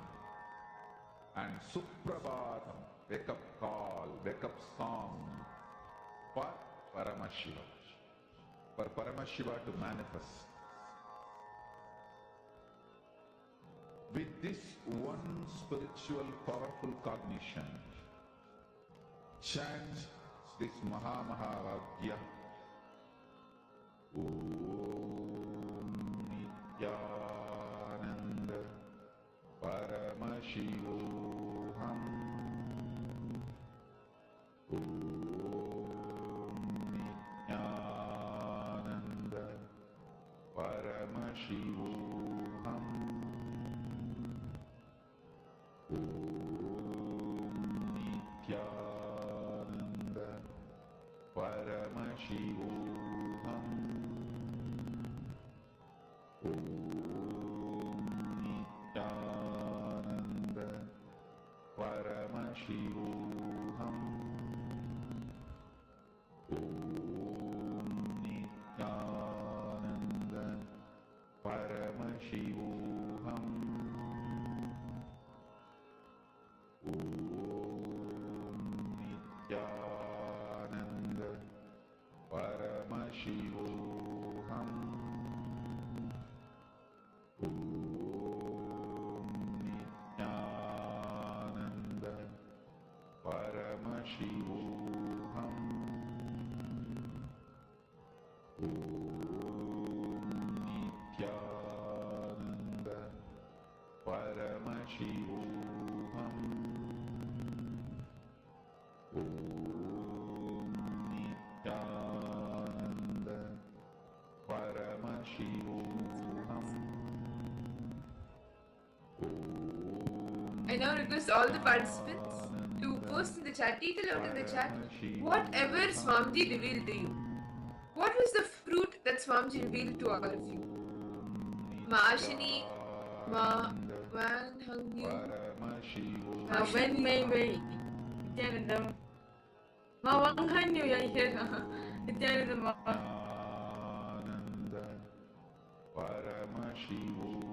Guru Rupini. What did each of you see?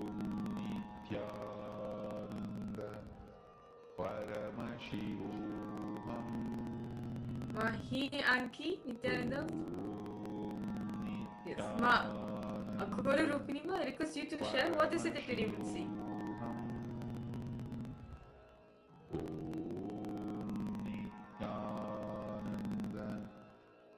Because all participants to post whatever Swamiji has shown you. I saw purple grapes, pineapple, red, green, yellow and mango. Okay. Black and purple. Okay. Nityanandam Chandrasekharaya, we just started the power manifestation. You can also come and join us here.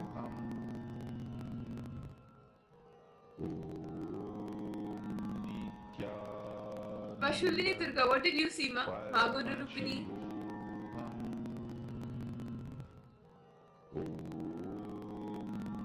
Whatever Swamiji revealed to you, you can share that.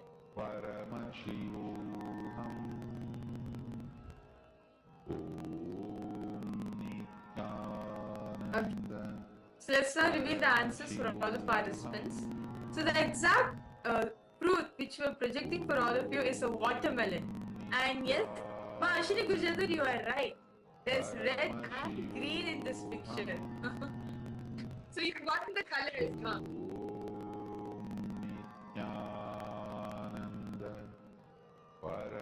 So shall we all do another round? Ma Ashini, why don't you go a little more deeper? Once you see the colors, Swamiji reveal the exact fruit also. Try seeing a little more deeper. So now we request all participants now please close your eyes once again. Let's swallow for some more time. Only then we'll just enjoy this power. I see Ma Ashini Gujar is so excited almost every single day getting it. Ma, you'll see Ma, just practicing this power 21 times consistently, you'll see we become an adept in this power. Swamiji will flow through when you manifesting this power. Okay. We request all participants now to please close your eyes. Let's now start the next round.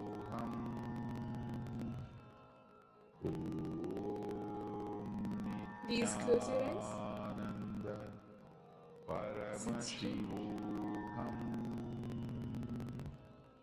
Intensely chant the Mahavakya.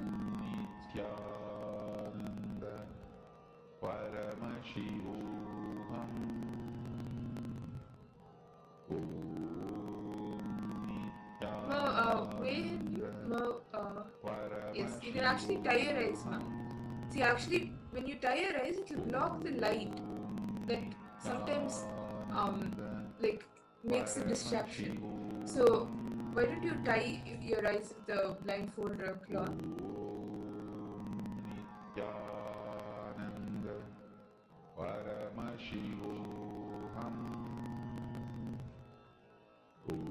Now intensely chant the Mahamantra. Om Nityananda Paramashivoham. Om Nityananda Paramashivoham. Om Nityananda Paramashivoham.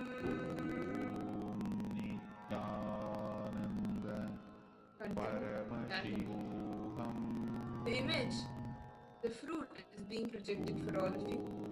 Third, seeing, sense, seeing through your third eye, whatever is for me.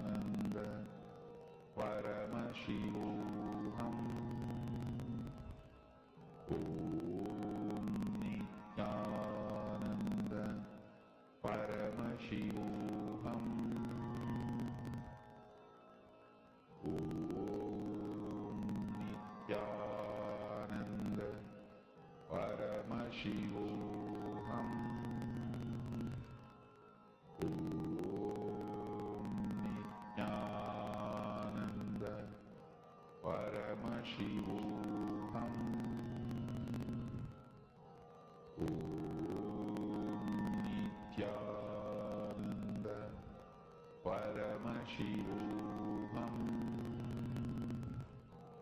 Om Nityananda Paramashivoham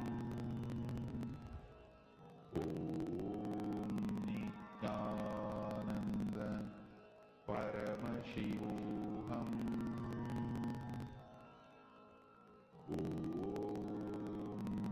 Nityananda Paramashivoham Om Nityananda Paramashivoham Om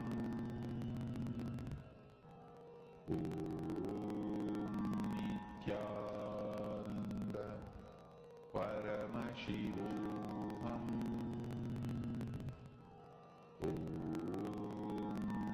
Nityananda Paramashivoham Om Nityananda Paramashivoham Om Nityananda Paramashivoham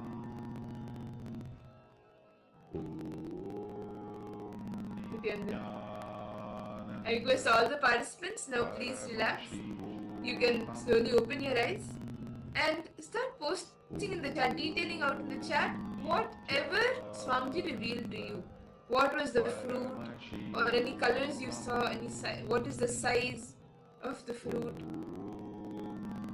All the details, whatever Swamiji showed you, I request each of the participants, please post.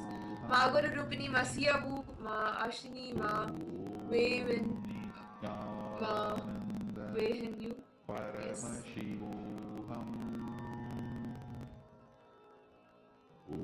Ashurani Durga, Nityananda. You can also post, Ma, what were you able to see?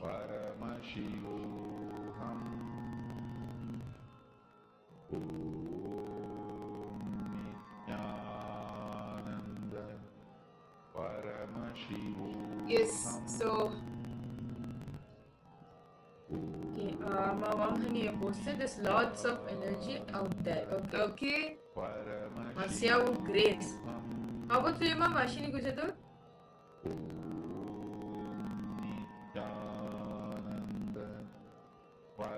Okay.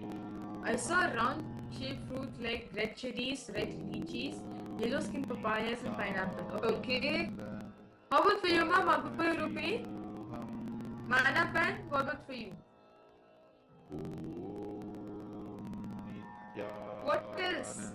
Any other participants you want to share? Whatever Swamiji revealed to you?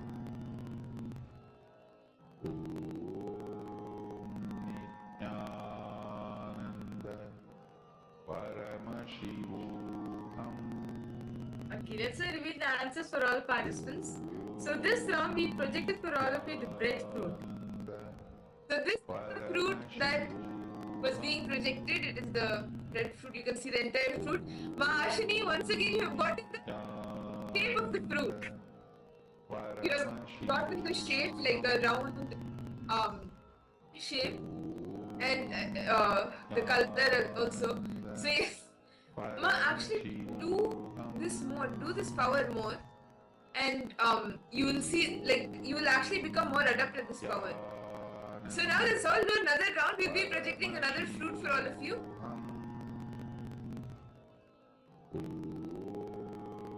Okay, and can I request all the participants to please close your eyes? You can tie your eye band.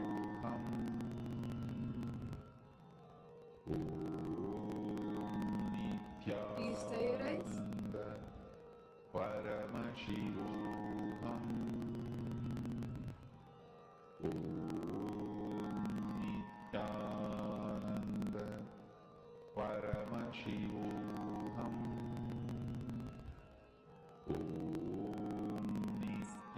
Okay. So now we will be projecting a fruit for all of you. Whatever Swamiji reveals to you, intensely chant Swamiji.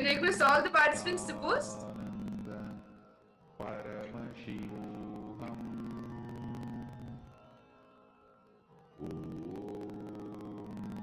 Nityananda. Paramashivoham. I request all the participants to post whatever you were able to see. Ma Siyavu, Ma Ashini, Ma Vanghanyu, Ma Shulini Durga, Ma Agora Rupini.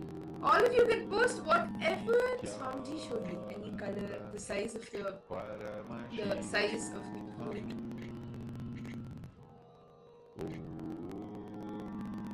Nityananda.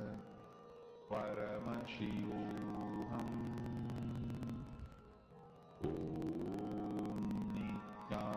Yes. So let's now verify all participants' answer. Yellow peach. Ma wagon news versus still there is energy moving. Okay. I saw coconut, apple, jackfruit. Okay. How about Fema Magori Rupini? Did you see anything?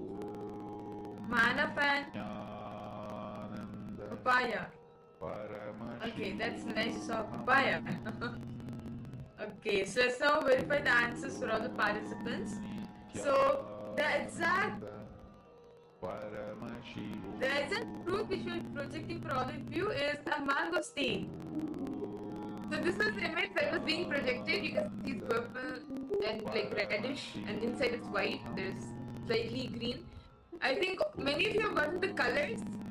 So let's start going more deeper into the manifestation. Whenever Swamiji shows you something, go a little more deeper. Ask Swamiji, okay, now Swamiji, you have shown me this color. What is the exact thing? What is after this? Continue to look in more deeper. So this is the fruit that was being projected.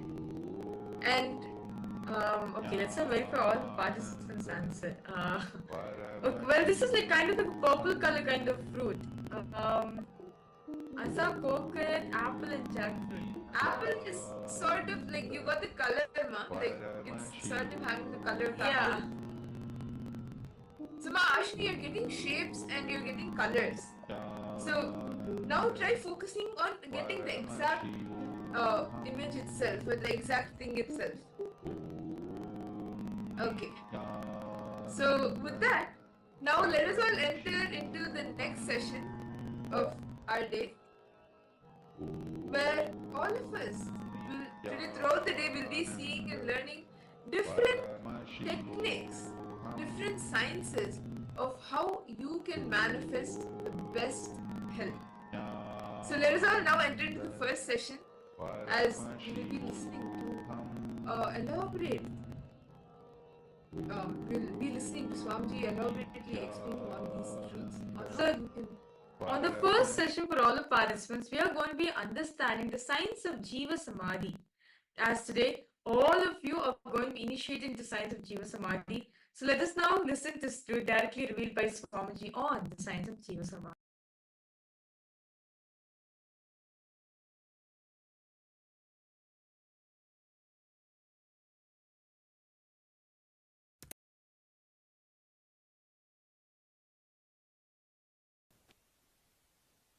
See, fundamentally, you all have happened on this planet Earth not to pay bills or to die with a bunch of documents of ownership. And the amazing conclusions with which you operate and continue to operate is the benefit. See, the conclusions with which you operate, if it exceeds the boundaries of body, you will continue to operate. Listen, this is what is amaratva, aksharatva. The conclusions with which you operate, if it is not limited by your body, you will continue to operate even after the body stops operating. That's what is Jiva Samadhi. So the conclusions with which you operate is all matters in the life.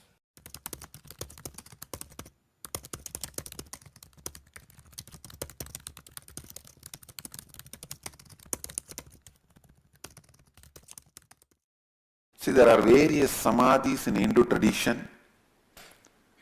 Jiva Samadhi is a place where the enlightened master enters into samadhi while he was breathing. Nobody took his body and put it in that. He himself went and sat. That is called Jiva Samadhi, like Raghavendra Swami. Palaya Swamigal of Tanjavur, Dakshinamurti Swamigal of Tiruvarur, Paramahamsa Yogananda, all of them are Jiva Samadhis. Then there is another type, Videha Samadhi. A Jivan Mukta, enlightened being, he left the body, then disciples put the whole body and built Samadhi. Like Ramana Maharshi's Samadhi, Shirdi Sai Baba's. These all will be Videha Samadhi. They are all called Videha Samadhis. All problems, all your emotional sufferings and emotional clots are nothing but little bit of liquid in your body. So many things you do and repent later on just because of the little bit of male hormone in the body. So many decisions you make when that hormones are high in your body, just that little bit of liquid, when it is removed from your body, your whole strategy is different now. Your whole concept of life is different now. Your whole ideas and decisions are different now. I tell you, liberate yourself from this liquid mentality. The liquid based mentality. This is what is pratyahara.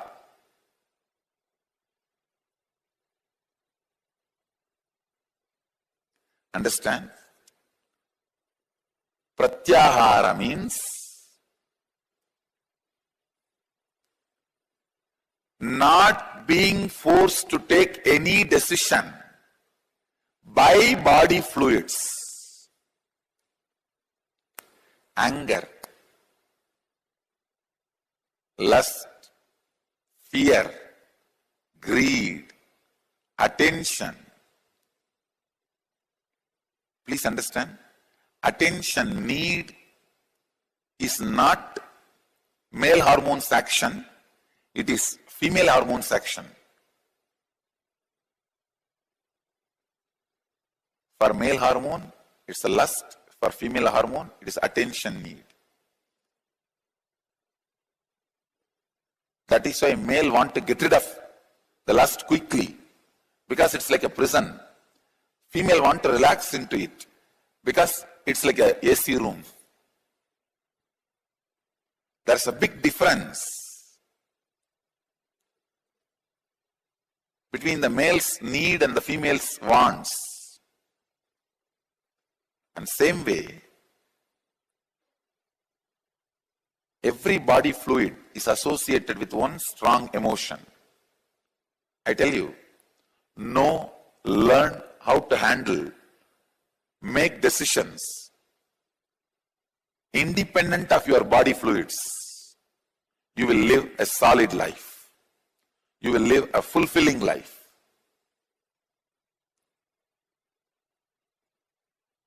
You will live a powerful, fulfilling life. I know with just simple anger, frustration, people make big decisions.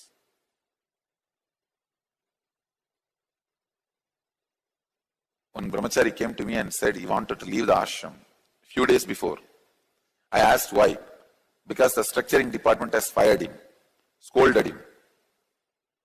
I told, nothing, don't bother, go and sit and do Manipura Kriya. Shout, scream at them. Scream to the level from mouth that water will come. Usually, when you are sleeping sometime, if you are tired, if you have screamed too much, from mouth, kind of saliva will pour. That's also called Rhyam only. R-H-E-U-M. I told him, till that Rhyam comes, shout. screen and relax. After 2 days he came back and said, "Oh God, Swamiji, now I'm able to see everything with clear eyes."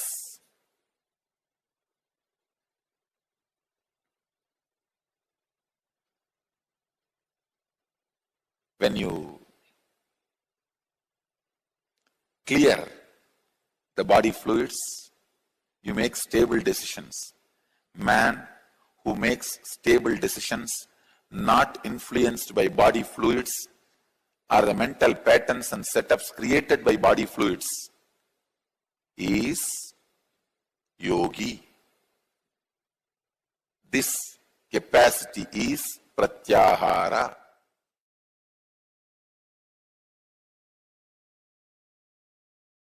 Let me give you the process for Jiva Samadhi. Jiva Samadhi means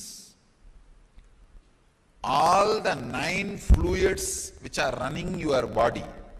So there are 9 fluids as per the Siddha tradition, yogic tradition.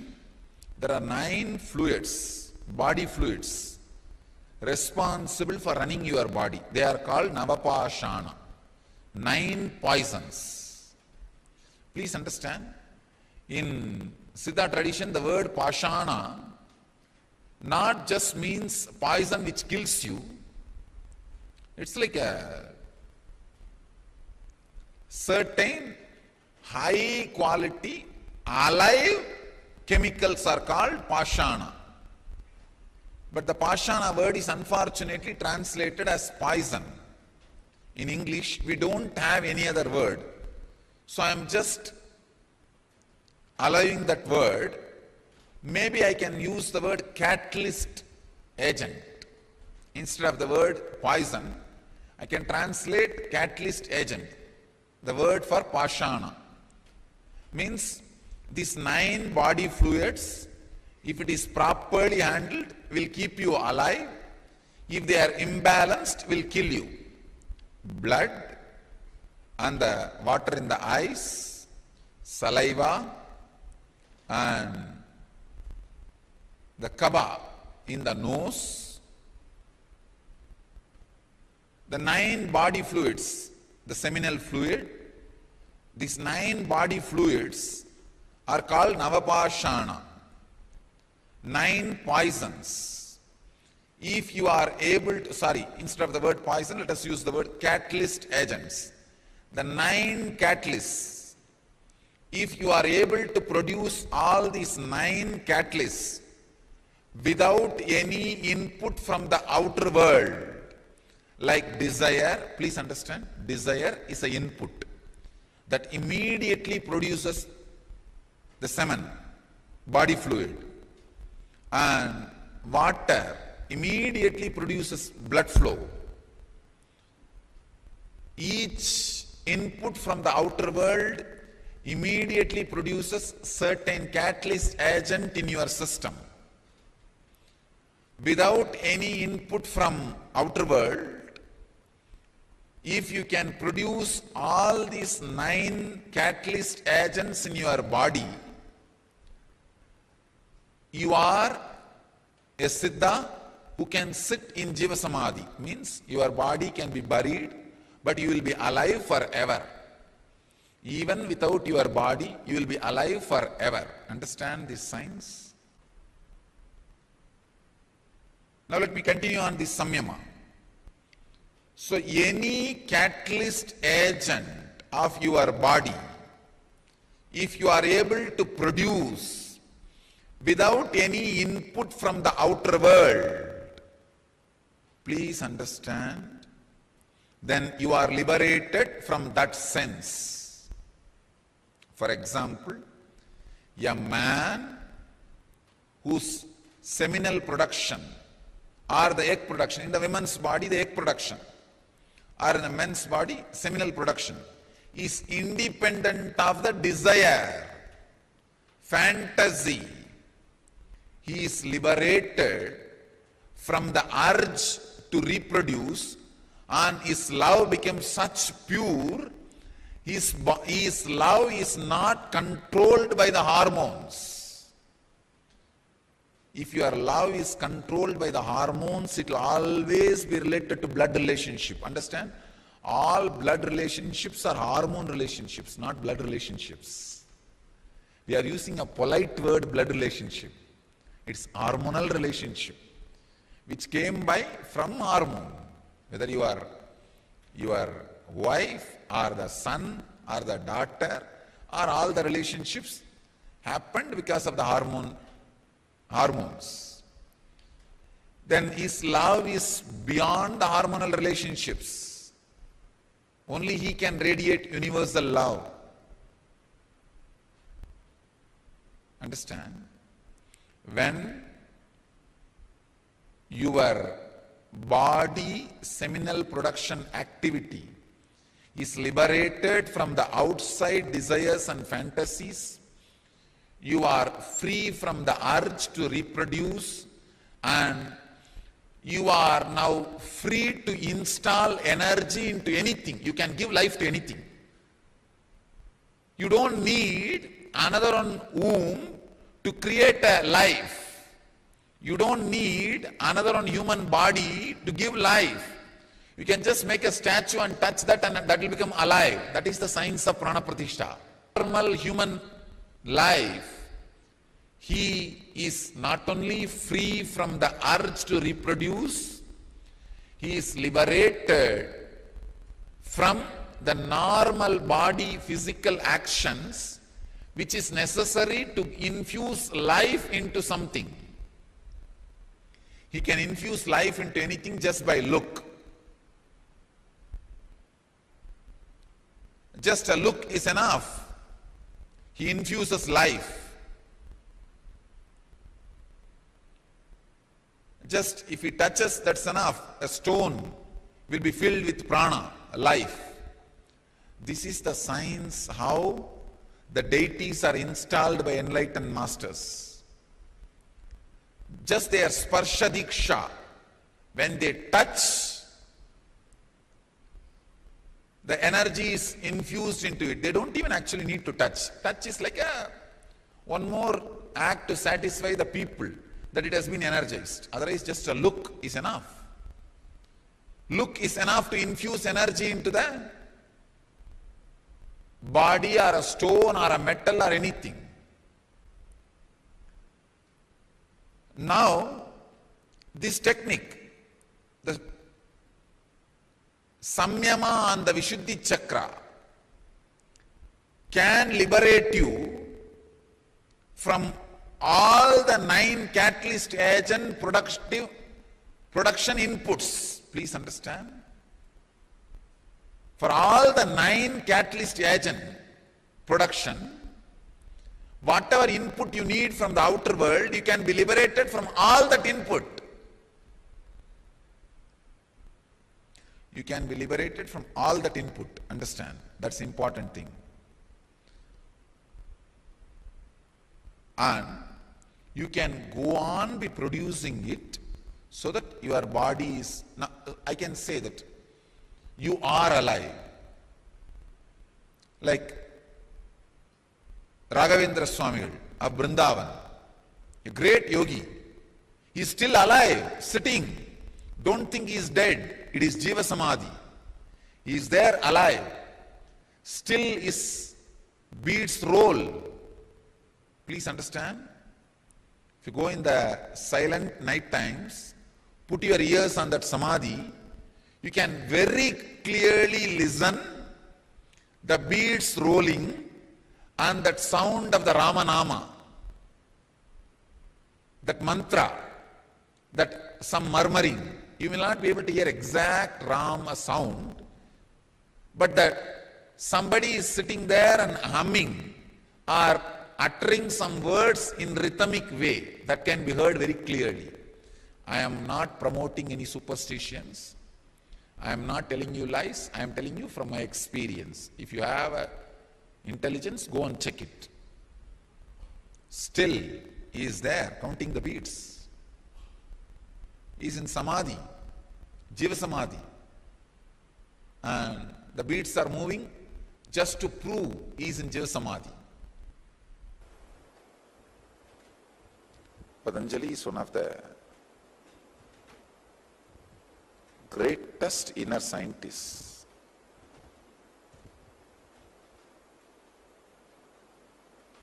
Man who demonstrated the science of enlightenment. Even after he left the body, he did not deteriorate or die or show any symbols of death. He was just living, alive, radiating the presence. The disciples don't know what to do. So they just kept his body and built a room around him. He is the only master whose body is not buried with sand or salt or bay leaf. Usually masters' bodies are buried, filling the ash, bay leaves, salt. His body is not buried at all. His body is just kept, and a big stone room is built.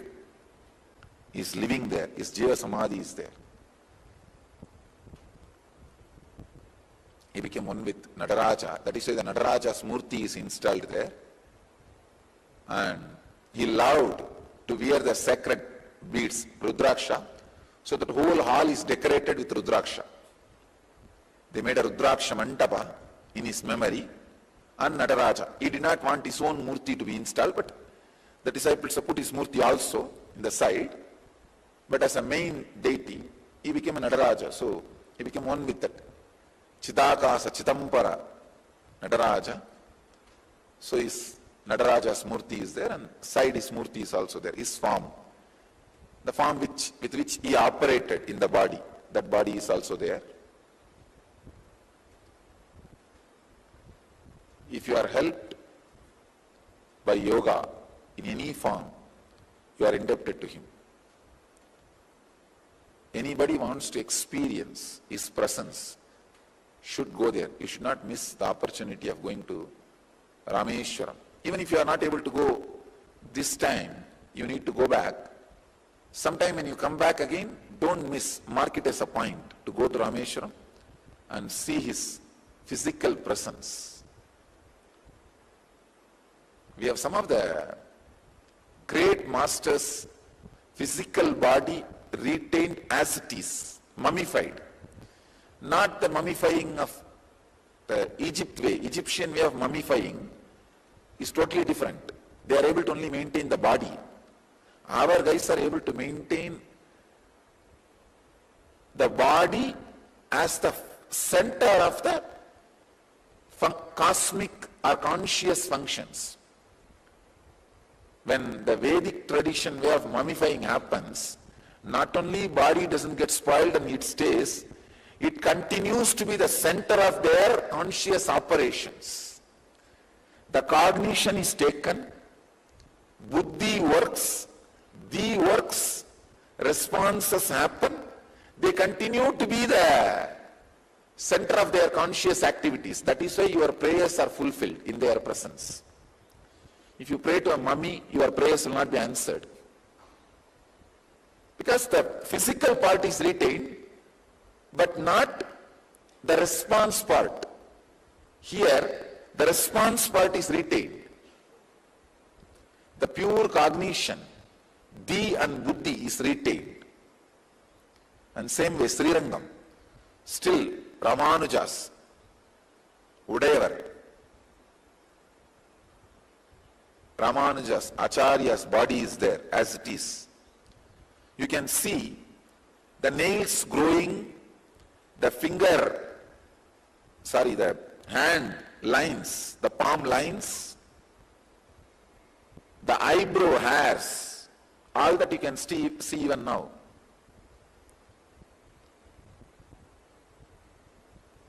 And not only that, you can feel his presence. You can offer any prayers, you will see the response. You can talk to him.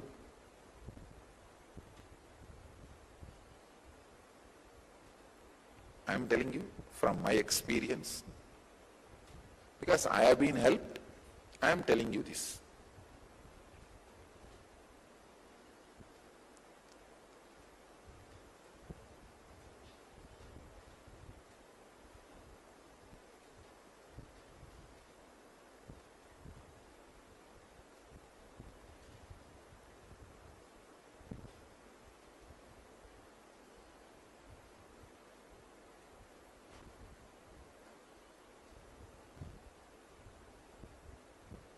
Many times I told, the Arunachaleshwara temple, the Arunagiri Yogeshwara Samadhi is there. He is in Jiva Samadhi. Jiva Samadhi means he is residing there. Shiva himself came down as Arunagiri Yogeshwara. He is residing there. Anyhow, when you live in the body, if you arrive to the sensitivity where the buddhi and the functions in awareness and sensitivity, even after you leave the body, that will continue to be there with you, radiate through your body and through you. That is why when you go to the great masters' samadhis, jiva samadhis, whatever prayers you offer, it directly helps you. Immediately they respond to it. Some of these masters' presence, all seekers should experience. The great Jiva Samadhi of Ellam Valla Sittar in Madurai, and Meenakshi's presence in Madurai, and Patanjali's presence in Rameshwaram, Ramanujar's presence in Srirangam, Kamakshi is Devi herself came and did tapas towards Shiva and became enlightened. Kamakshi's presence in Kanchipuram, all these major masters, energy fields,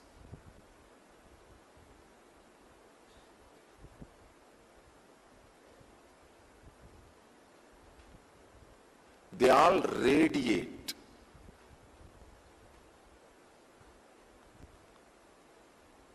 the highest sensitivity. Understand?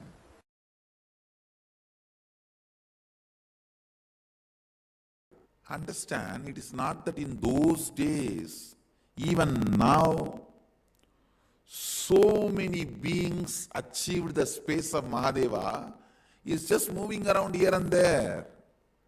They are all available. Kinaram Baba is one of the great Aghori, lived in Varanasi. His recorded biography goes to 440 years. Please understand. And another one, Trailinga Swami. His recorded biography goes to 370 years. Kinaram Baba and Trailinga Swami, both of them are seen even by recent day people. Ramakrishna has seen Trailinga Swami, and even Rajendra Prasad, he has seen the Trailinga Swami. They were all just in last 100 years names. Maybe Kinaram Baba may be a little older, but historical figures, not legendary figures or mythical figures who lived here now. In reality, Kinaram Baba used to have a cart. Whenever he wants to go and give darshan to some devotees, wants to see somebody, will just tap the cart and it will fly. It will fly wherever he wants to go. He will go and bless people, then he will come back. Using the physical body. Using the physical body, he will go. And Trailinga Swami beyond. He will not even move. He will be sitting here and appearing in 10 places. Trailinga Swami is the second being who had directly the mother's milk from Parvati, Meenakshi. First being is Jnana Sambandar. The second being who received the Meenakshi's prasada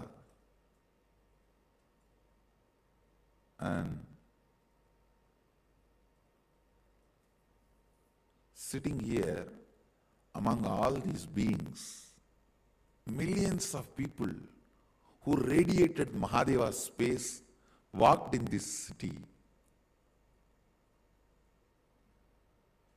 So every inch, every corner, every dust is sacred by them putting the feet in this place. The very air which they all breathed. This Trilinga Swami will sit in samadhi. Ganga will overflow for 6 months. When the water recedes, he will be sitting in the same place, that's all. In samadhi. There is no physical, physiological, psychological rules for them. Just breaking everything.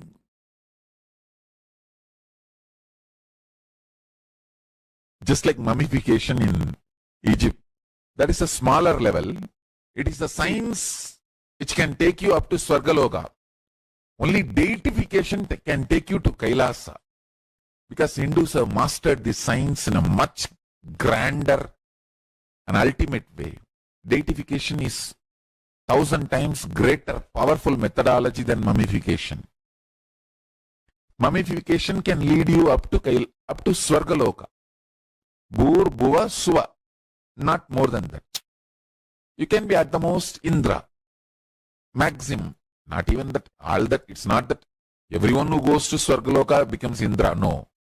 Even among that, there is a lot of competition, politicking, and then fight. That's why Indra Padavi is not permanent. Every yuga, Indra changes and all that. Now, I'm not saying Indra is less powerful. No, surely is much beyond anything you can imagine. And he is worthy of worship and our reverence and everything. But deification takes you directly to Kailasa. It can take you up to Kailasa. These sciences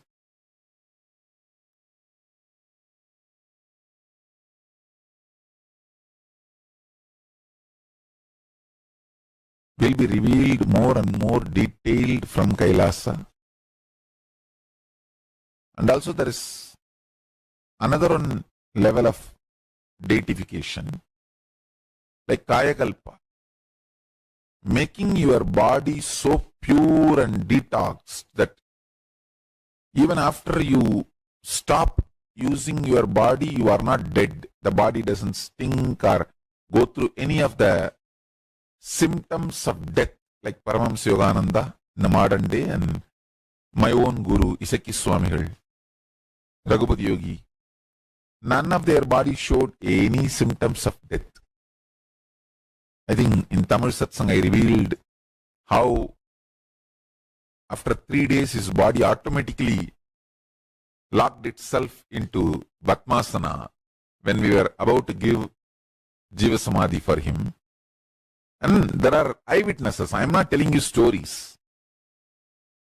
Many elders of Tiruvannamalai are eyewitnesses because he passed away very recently, just maybe 25-30 years before.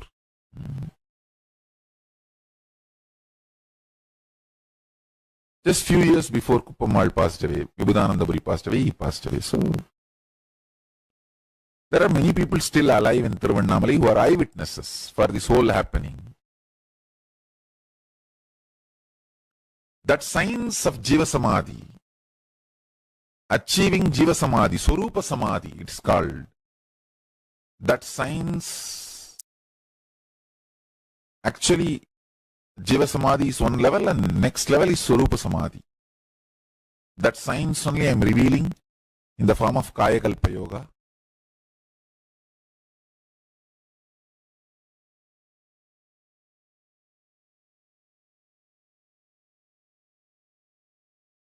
the Kailasa where this body is going to be in Jiva Samadhi, Swarupa Samadhi, I'm going to have 10,000 Samadhis built all around. Any of my sannyasi, once he leaves the body and if the body does not show any symptom of death, means it proves itself that it has achieved Jiva Samadhi. He will have Samadhi next to me, along with me. If the body shows any regular decay, okay, take it to cremation ground and burn it as early as possible. Get rid of it. But if your body shows no decay after death, like Paramahamsa body, you will be given Jiva Samadhi. All these 11 orders, Rudra, Rudraganya, all these 11 orders will have Jiva Samadhi if you achieve the space of Jiva Samadhi and Swarupa Samadhi.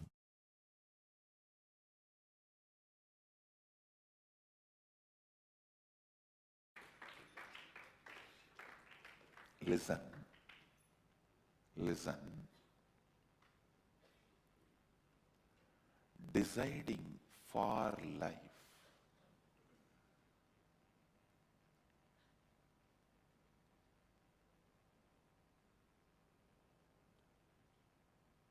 This truth, deciding for life,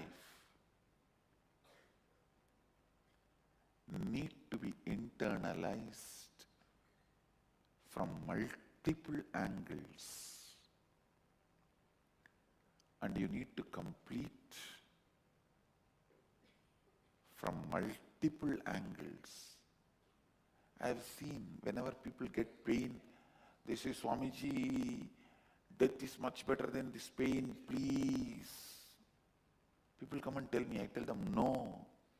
This pain itself is because you decided many times earlier to die. Now stop.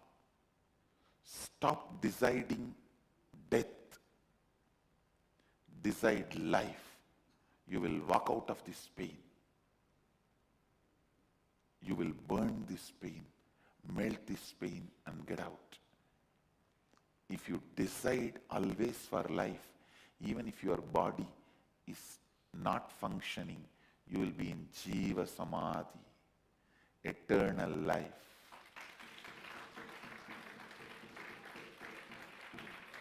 One of the greatest gifts I am giving to my kids is learning to decide for life.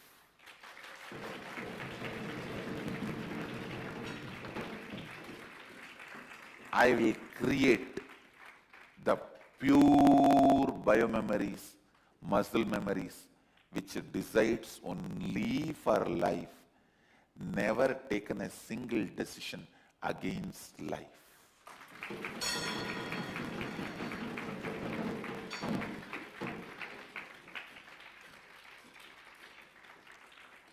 Whenever a person whose biomemory and muscle memory always decides for life, if he sits, anybody walks into his breathing space, automatically get healed because their muscle memory, biomemory also starts deciding for life.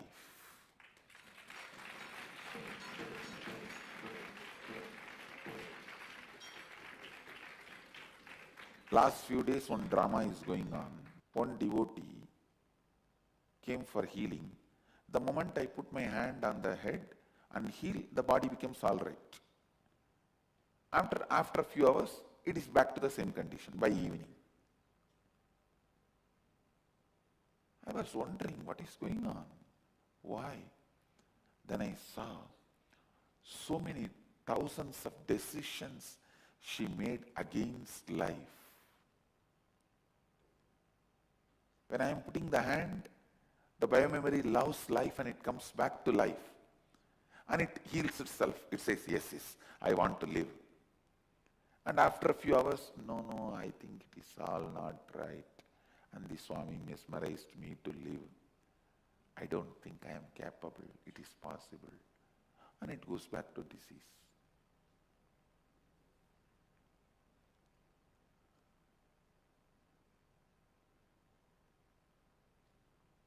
I am neither mesmerizing nor hypnotizing. I am just reminding you to live. Ishavashyamidagum sarvam yatkincha jagatyan jagat tena tyaktena bunjitamakrudakasya sviddanam. From that context, one should decide to live forever. I tell you, the moment you decide to live, complete with all your decisions not to live and drop, your very DNA changes. Just few days before, I read an article in the internet. One monk's mummified body was found, which is something like 200 years old, and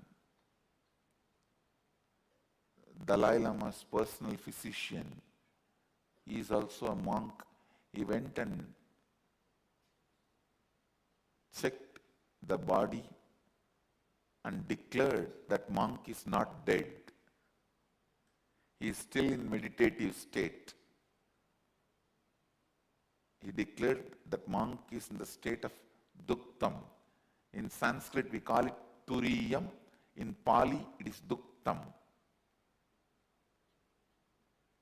So he declared that monk is in the state of turiyam. And please understand,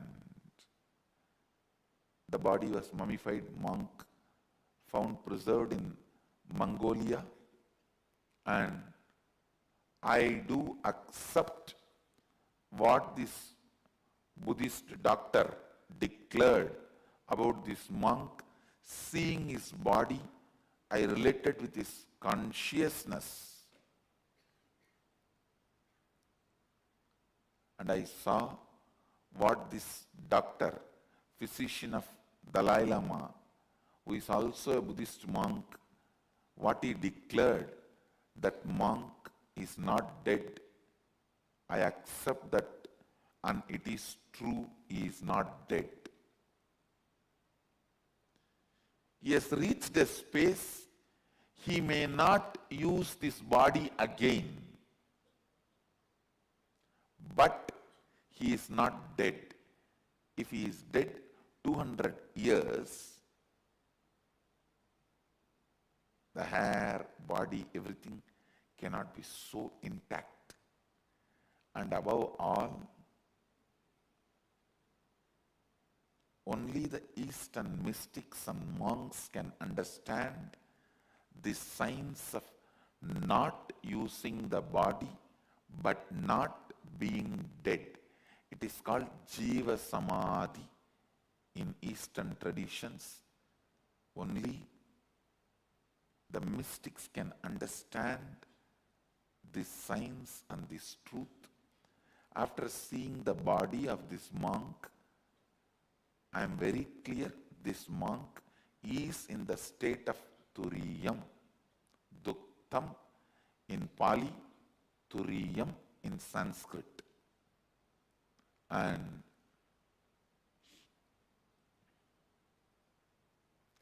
I am so happy that Buddhists have decided to preserve his body and keep his body intact and worship. Keep him as the symbol of the Jiva Samadhi, the state of Turiya. And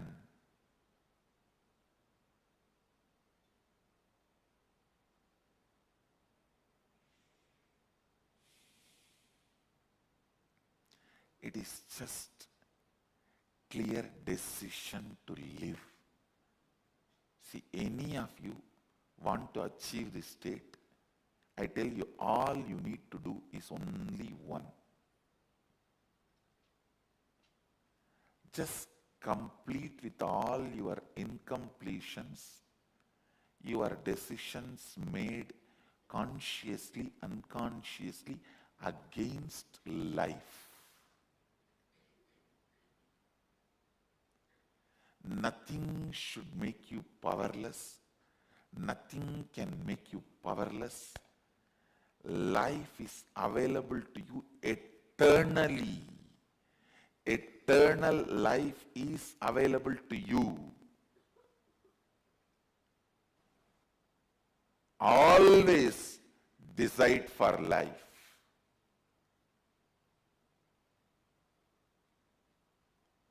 You have a right to live. With this context of Ishavasyam idagum sarvam yatkincha jagatyam jagat. Even if you have not achieved that context, decide to live and align that context to you more and more. Because you have not yet achieved that context, don't decide not to live or against the life. No. Decide to live. Declare. Decide. My DNA, I have the authority to reprogram, deprogram, program as I want. Decide to live. And even if one corner of you has self-doubt, I have decided many times not to live, what to do?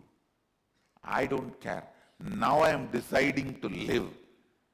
And whenever those decisions against life comes up, I'll complete, clean it up, but I am declaring and deciding to live. You need to know an important fact. Even after your so-called death, for 3 months your hair and nail continues to grow. Your hair and nail continues to grow even after your so-called death. That is why whenever the Jiva samadhis are created, they have the habit for till 3 months they will open again and shave it and cut the nail. When the masters leave the body in Jiva samadhi, means they just keep the body and the samadhi is built all around. They don't fill the samadhi with any other material. Just body is kept. So the samadhi is opened and cleaning the hair and cutting the nail is done for next 3 months.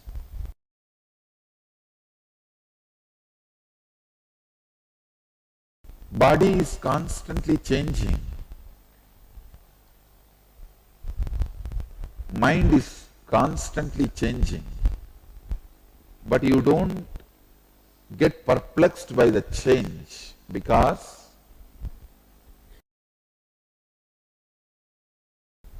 what you feel as you, in that only 0.0027% change is happening. If you feel one hand is broken or one leg is broken, you get perplexed because the change is too much now. It can be even 3% to 4%. See, when you are having bigger changes, you do get perplexed. So now the formula, the sutra, the truth, sacred secret, you need to understand from these verses. If you awaken your inner self, means if you understand with a simple understanding, you are not just body, mind, you are body, mind and spirit also. Your body is just a sheath, kosha, covering of your consciousness. Your body is just a sheath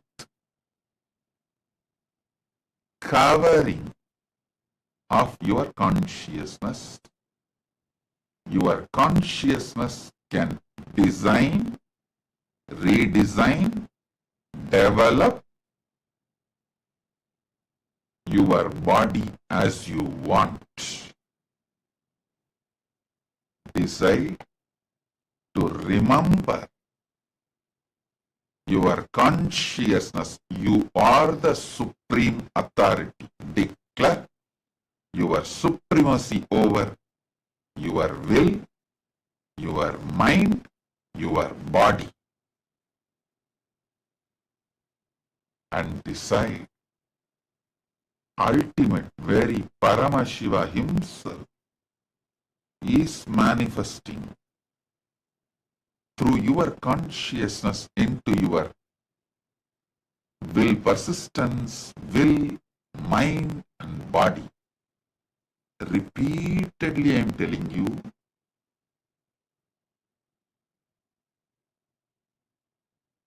decision is enough. Decision is enough. Decision to cognize. Paramashiva is manifesting as you, through you, in you, your very body. This simple decision, will, persistence, repeatedly standing up. I tell you, time as a 3-dimension, length, breadth, depth. If you are thinking how many times you try, you are going to fail, you are moving in the length dimension of life. If you are thinking how many times you fail, you are going to stand up, you are moving with the length and breadth dimension of time. If you decide, whether I win or fail, this is my life, you will move with the length, breadth, depth dimension of life. Many times people come and ask me, Swamiji, I try to enrich, results are not happening. I said, you are moving the length dimension of life. You are always looking for finishing the work and going for vacation. You just want to get rid of that enriching work. So already there is a boredom, tiredness, even while you are enriching. How will you be successful in enriching? You decide whether I succeed or fail. This is my lifestyle. You will simply be successful.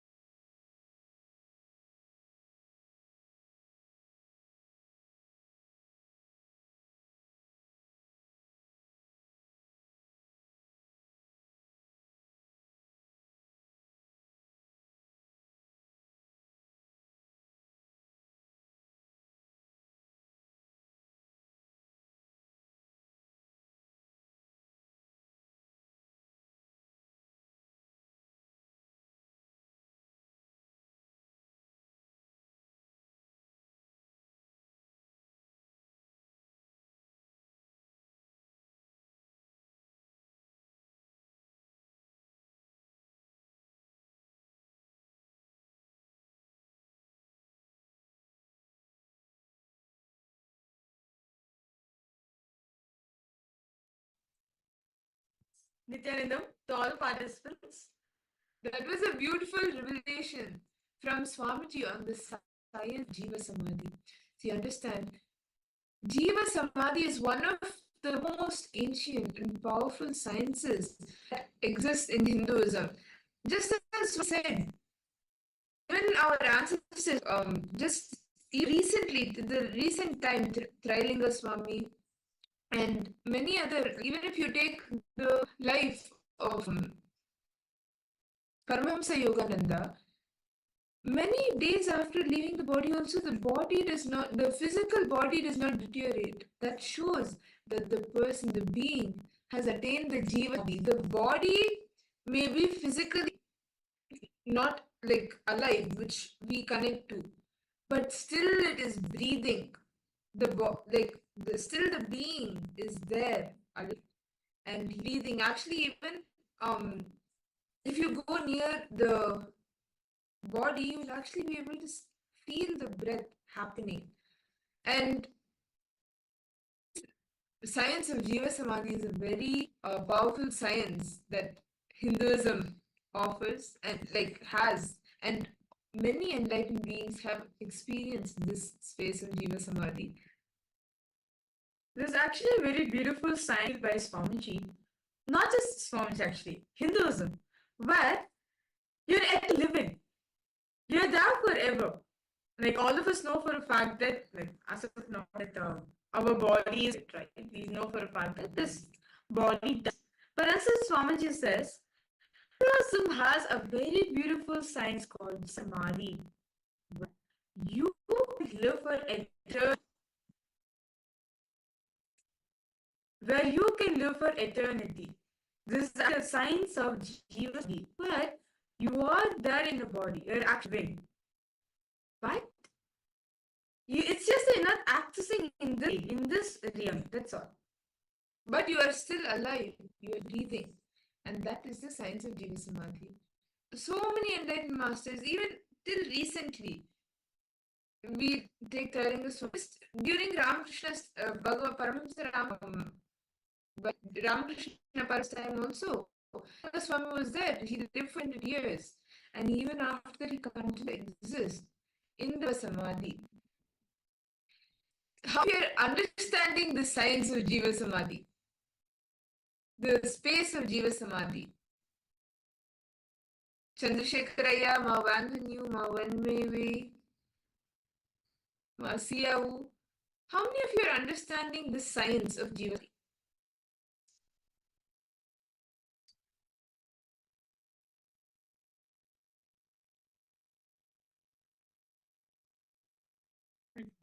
Let us understand deeply about the science of Jiva Samadhi.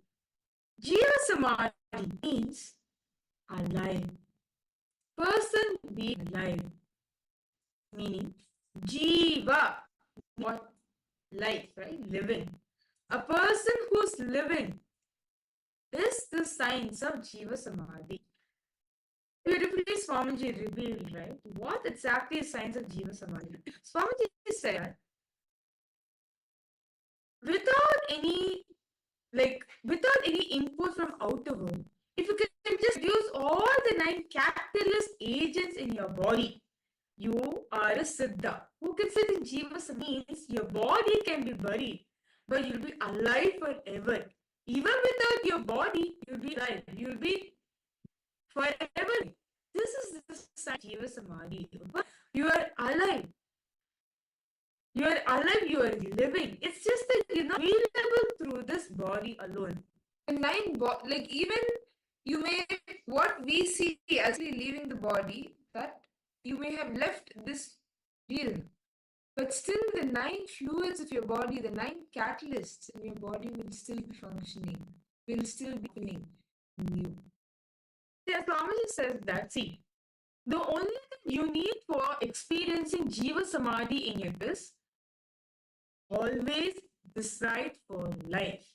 You have the right to live. Understand? He says you have the right to live. Decide to live. Declare and decide. My DNA. I have the authority to reprogram, and program as I want. Understand, Swamiji says, the thoughts, the attitude to ourselves matters a lot, as our body listens to all these things.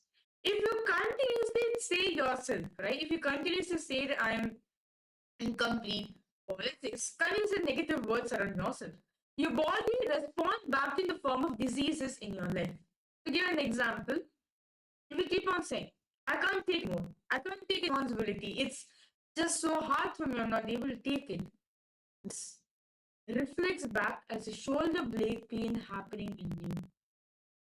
Let's say you're not able to handle, can't take it anymore, it's just too much for me. This reflects as knees, getting up on your knees, experiencing a knee pain. Every life negative decision that you take directly affects your physical health, your mental health. That is why the first step that you can take towards experiencing the best health, experiencing the samadhi, is always deciding for life. Because you have the right to decide your life. You have the ability to deprogram, and program your being, your inner space. Signs of Jiva Samadhi. You may be thinking it sounds a little similar to mummification, but it's actually not. It's not that Swamiji said.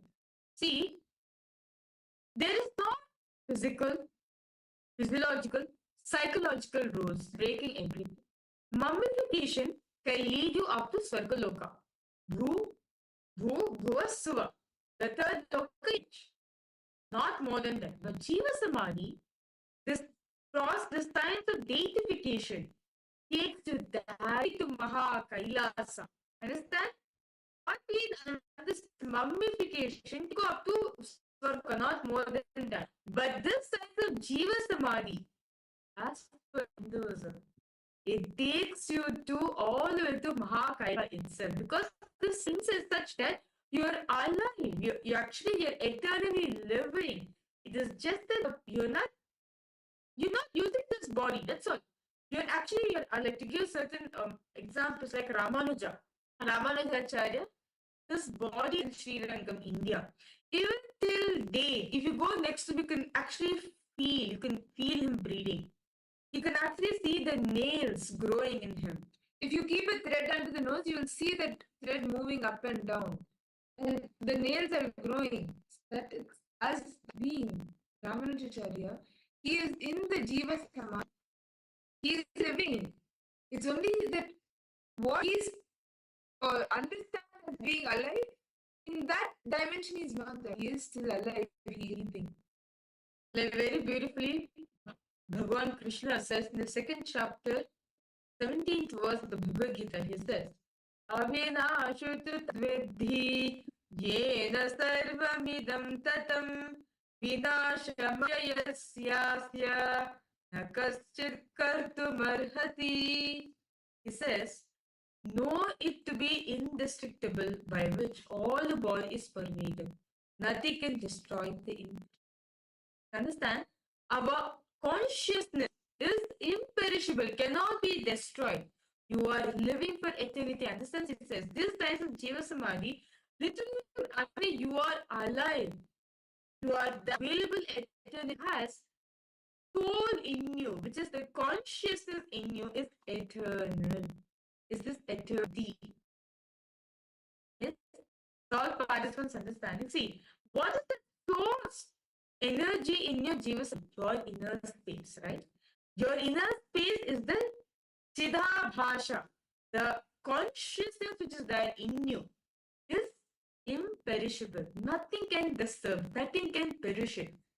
Nothing can destroy. Very beautifully, Krishna says in the Bhagavad Gita. Nenam chindandi shastrani, nenam dahiti pavakaha, nachelam kirayantyapo, nashoshayati martaha. Meaning, you cannot get cut by weapons, you cannot by air, it can't be wet water, and it can't be nothing and also nothing can burn it. So Atma cannot be touched. Swamiji says that our Atma, the consciousness, not actually, the consciousness which is there in you is imperishable. nothing can perish it, nothing can destroy it, as it's eternal. Since are you able to catch how the science of Jiva Samadhi work? See, the samyama on the Vishwachakra, this samyama can liberate you from the 9 catalyst agents that are productive, or like the production inputs in the early.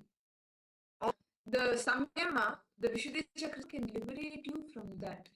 And actually, when that happens, you start enjoying through your 2 eyes what is enjoyed by your 3rd eye. And yes, and the technique for experiencing this is to start enjoying what, by your 2 eyes, start enjoying what is known to your 3rd eye. Are each of the participants catching? Samadhi. Very beautifully, Chandrasekhar was that Samadhi is equal to Sama plus Adi. Correct, yes. You are experiencing oneness with the Adi. Is Samadhi. Okay. Yes, so actually now for all the participants, for us to experience this, we will are entering into a very beautiful process and technique. So can I request all of you, please close your eyes.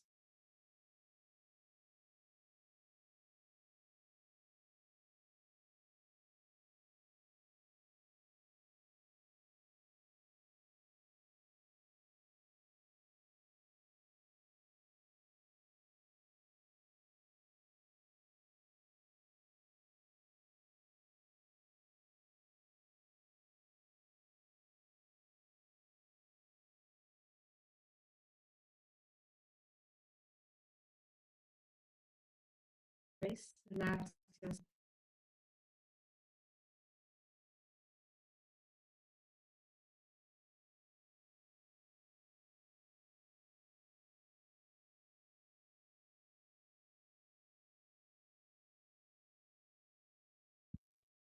Now,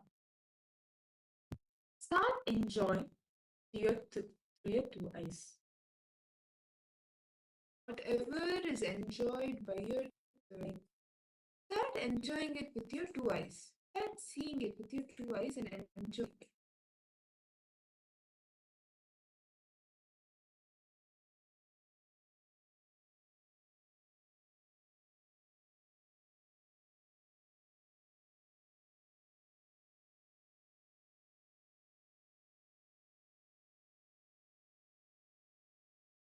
Just start enjoying through your 2 eyes what is being shown to them.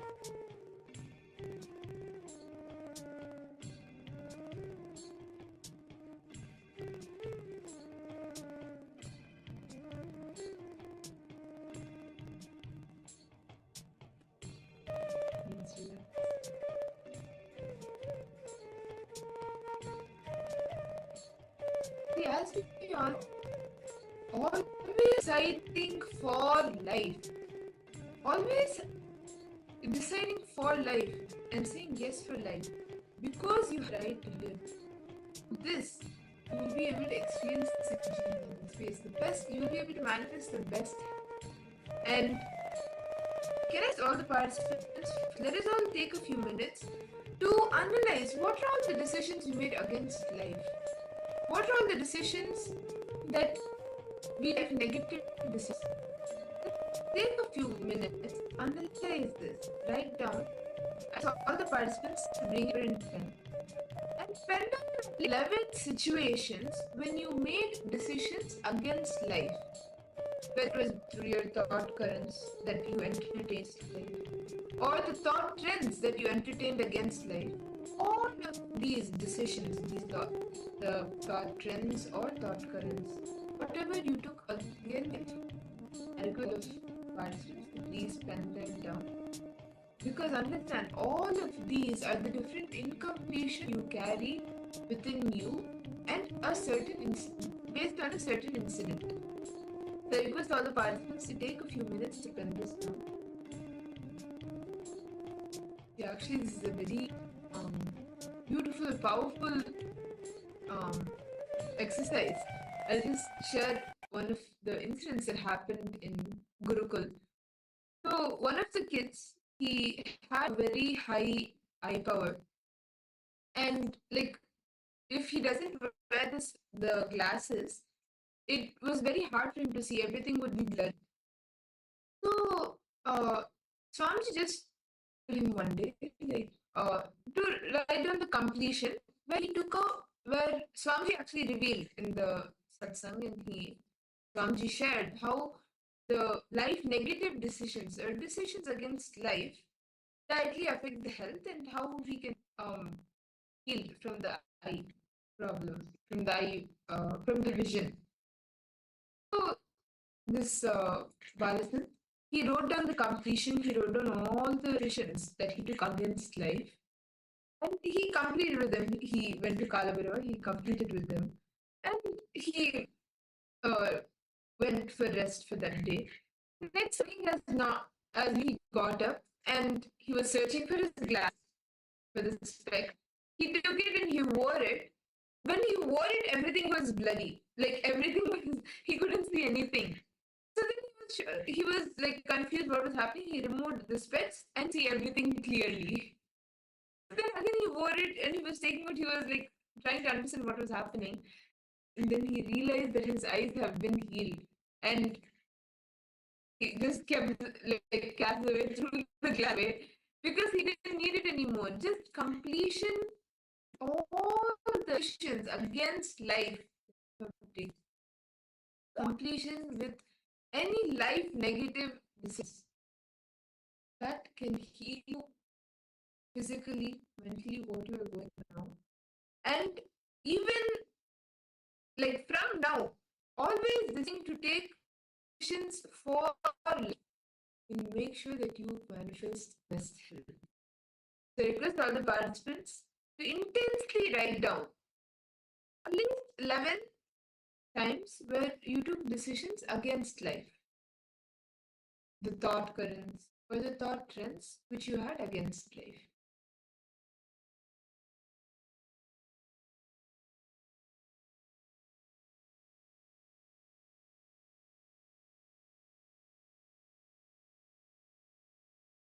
Nityananda, Ram Kanaya, welcome for the program.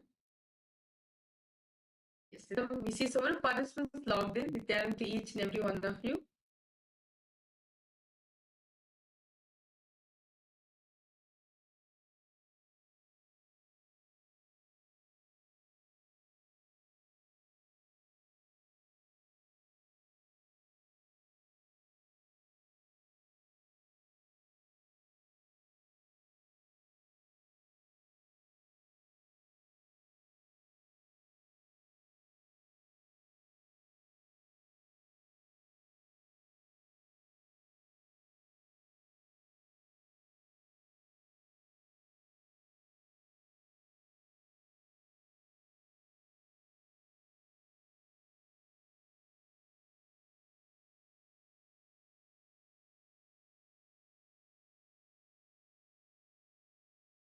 Write down where your decisions is life. As the first most thing for you to experience this is being life positive. Only if you complete with all life negative decisions we have taken in our life, you can experience this.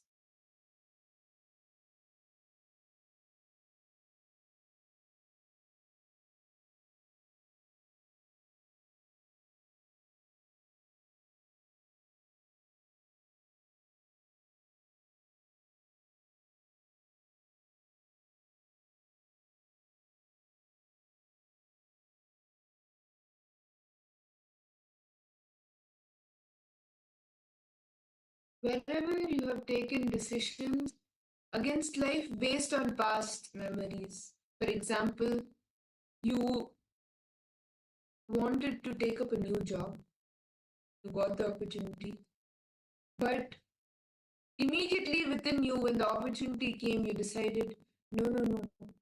The last time I took up the same department in the job was a complete failure. I ended up losing the job. So let me not even take this job, find some other job. What is that thought current? The thought trend happening in when you take decisions against you. You decided to give up on that job, decided to give up on yourself,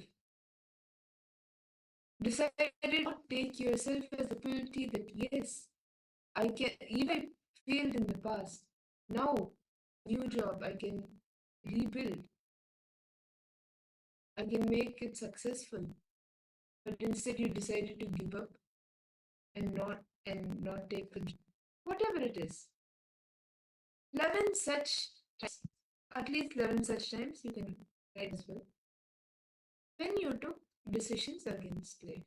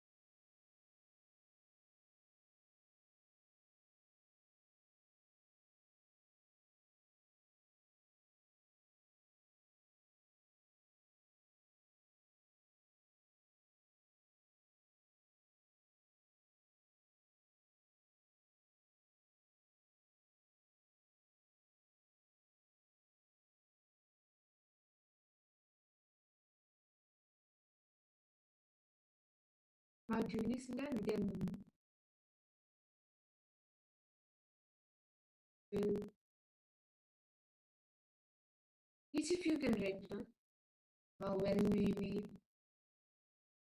look by your life, where you took decisions against life.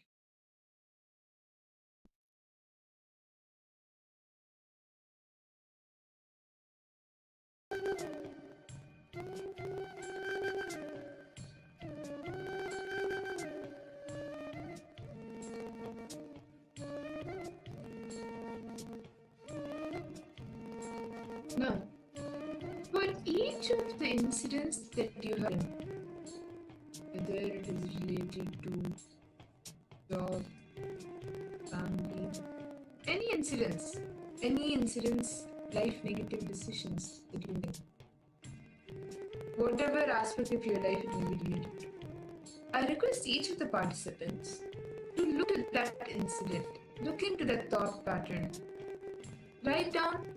Look, which is the first incident when you started having that thought current? And make completion for each of the incidents. Relive the incident. And just complete. Just say complete. I request all the participants straight.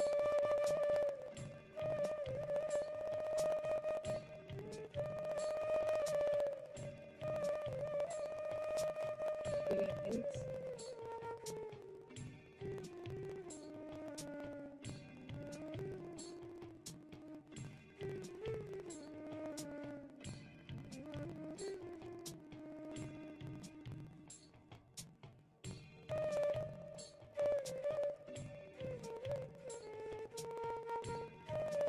Please sit straight. Close your eyes and take a minute.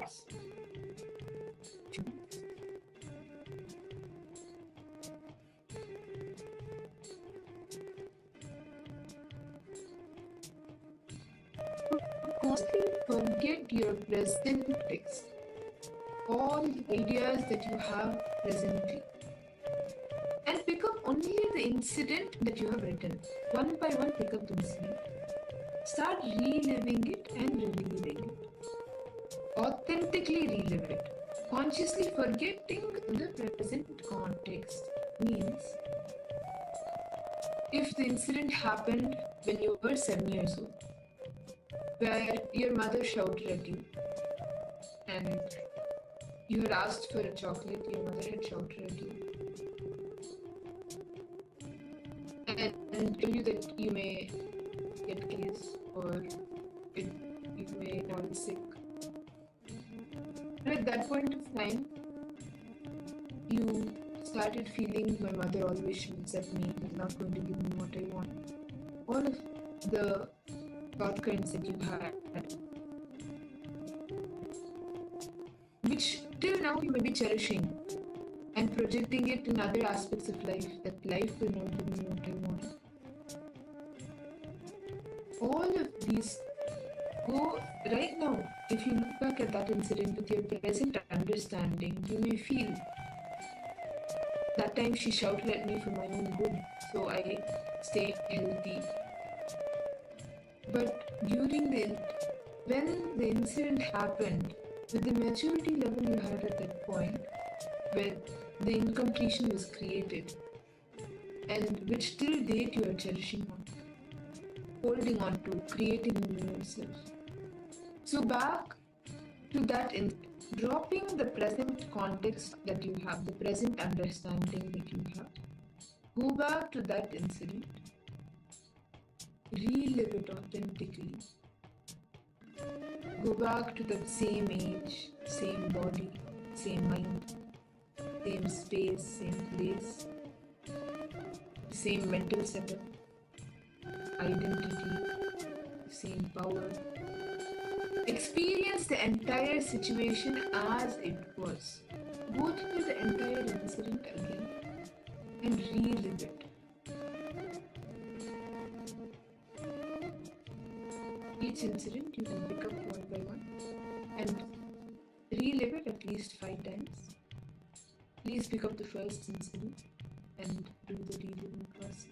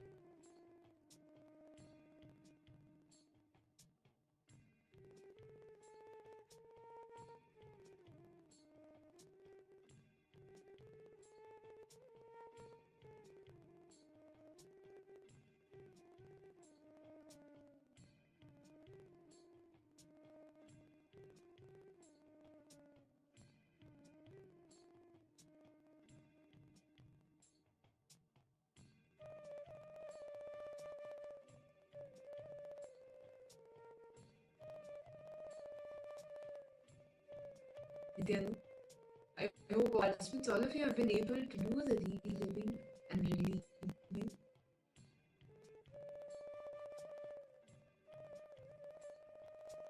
It's a very powerful process because all the pain that you have been cherishing over years gets settled into the layers of your body. And when you do this reliving and relieving, it gets released from your body. Let emotions come out, any emotions that you will be experiencing when you are reliving. Let it come out.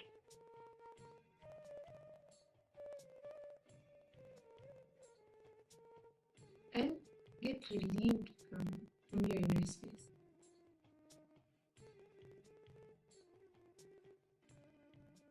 Very beautifully. Because all participants, please read each of the incidents in your life. Each and every single incident, really.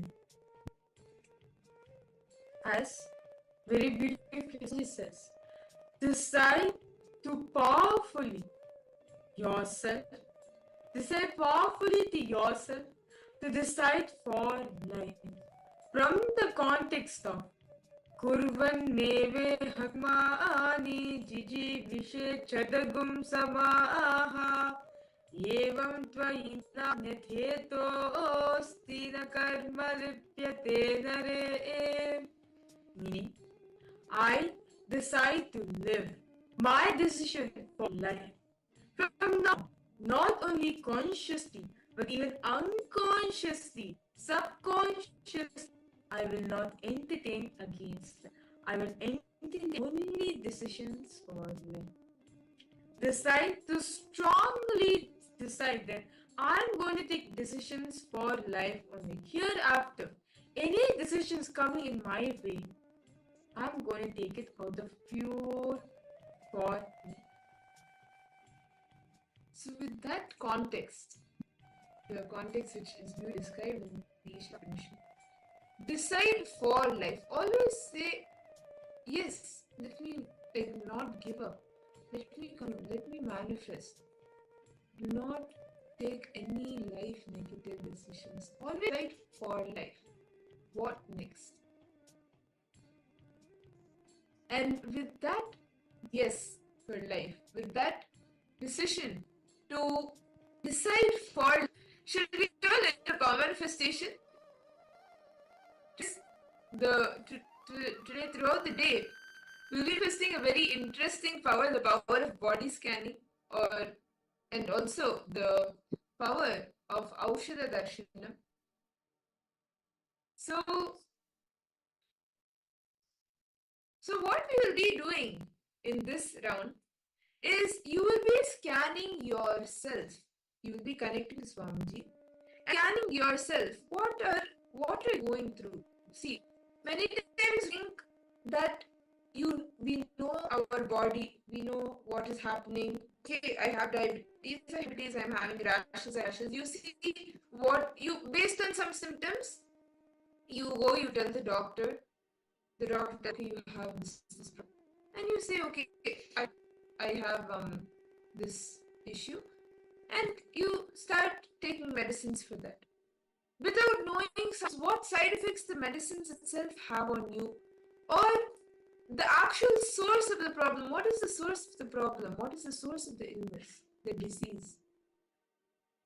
But with this power of body scanning, you will be able to see not only the illness or the problem that you are facing, but also the source of it. So you will be able to focus on it. And many times we think we know ourselves completely, but unfortunately, we don't realize how insensitive we tend to become to our body over the years, over time. Do many different things. Sometimes there are aspects of our body that remain unattended, which we are not aware of, or we become insensitive to.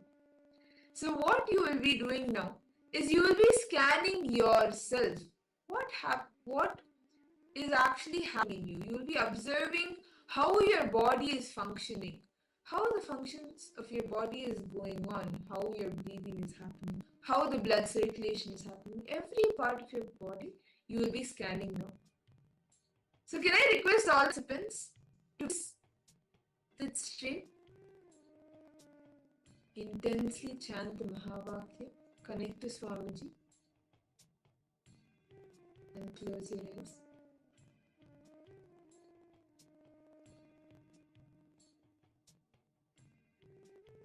So start scanning and seeing your brain, how neurons are connected to them. What is happening when you see something falls into your vision, or when you hear something, when you taste something, when you smell something, or when you feel something. How are the signals reaching the brain? How is the brain processing it? In detail, what is the brain function like? How is it happening in your system?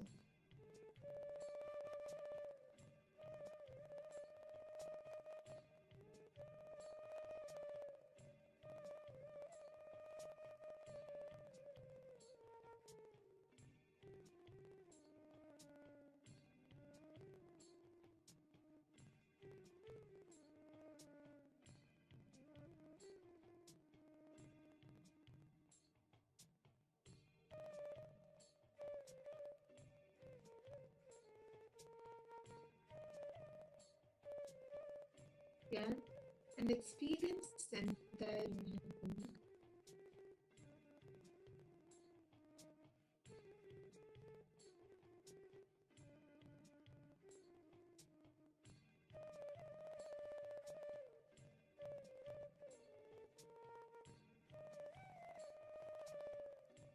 Now, slowly move your eyes. Scan and see how your eyes function.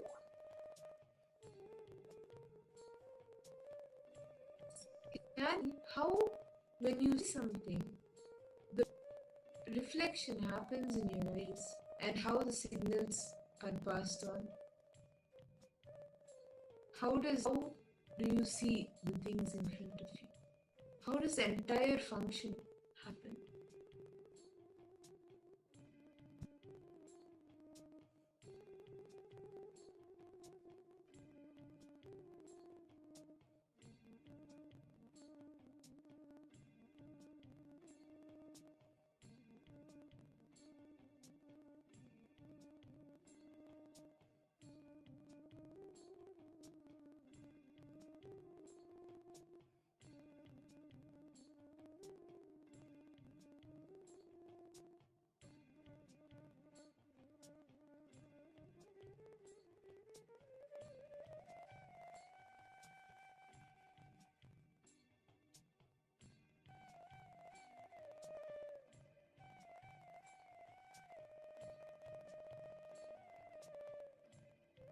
Now, slowly head to this. See how the sound enters into your ears. It goes to how are the eardrums and all the parts in the ear vibrating? How is the sound going through and reaching your being?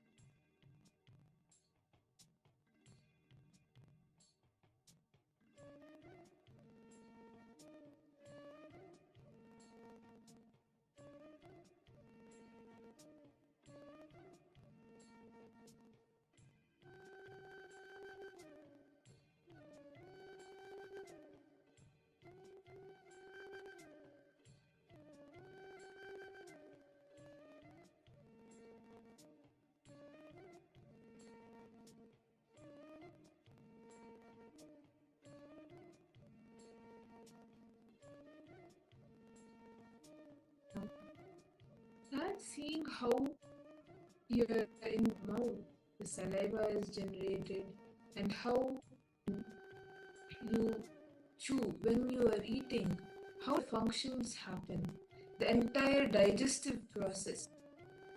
How does it happen and how does taste, the signals of the taste reach the brain? See every function of the digestive system, how the food goes down and how digestion happens.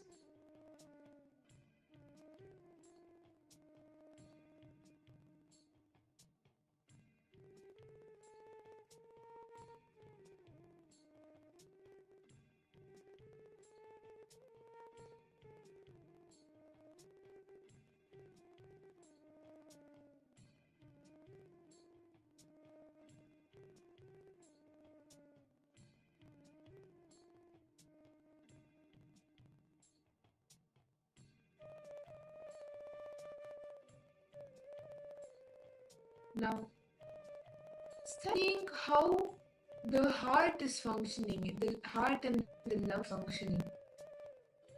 How is when you breathe, how is the respiratory system functioning? When you breathe, how is the oxygen going in, the air going in, getting filtered? Then how is the oxygen entering into the blood cells and getting circled around your body? How is the blood being pumped? Every detail starts scanning and seeing.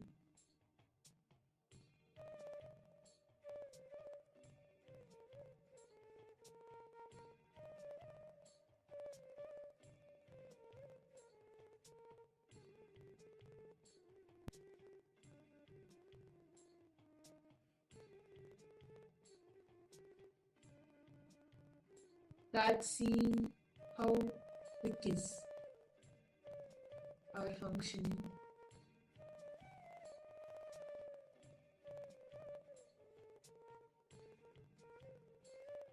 Every detail, how the muscle contractions are happening.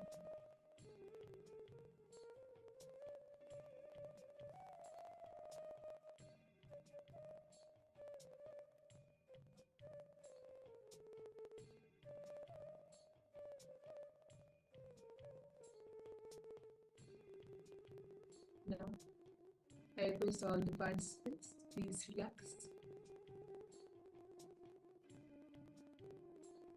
I request all the participants to post in the chat, what did you see, what did you experience? What did you see as you scanned your own body?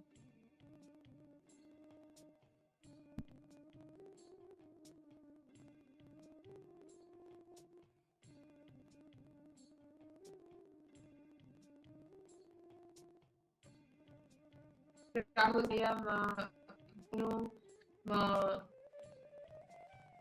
Huang, Gabriel, Harry, and them. Chandrasekhar, all participants supported each and everyone saw.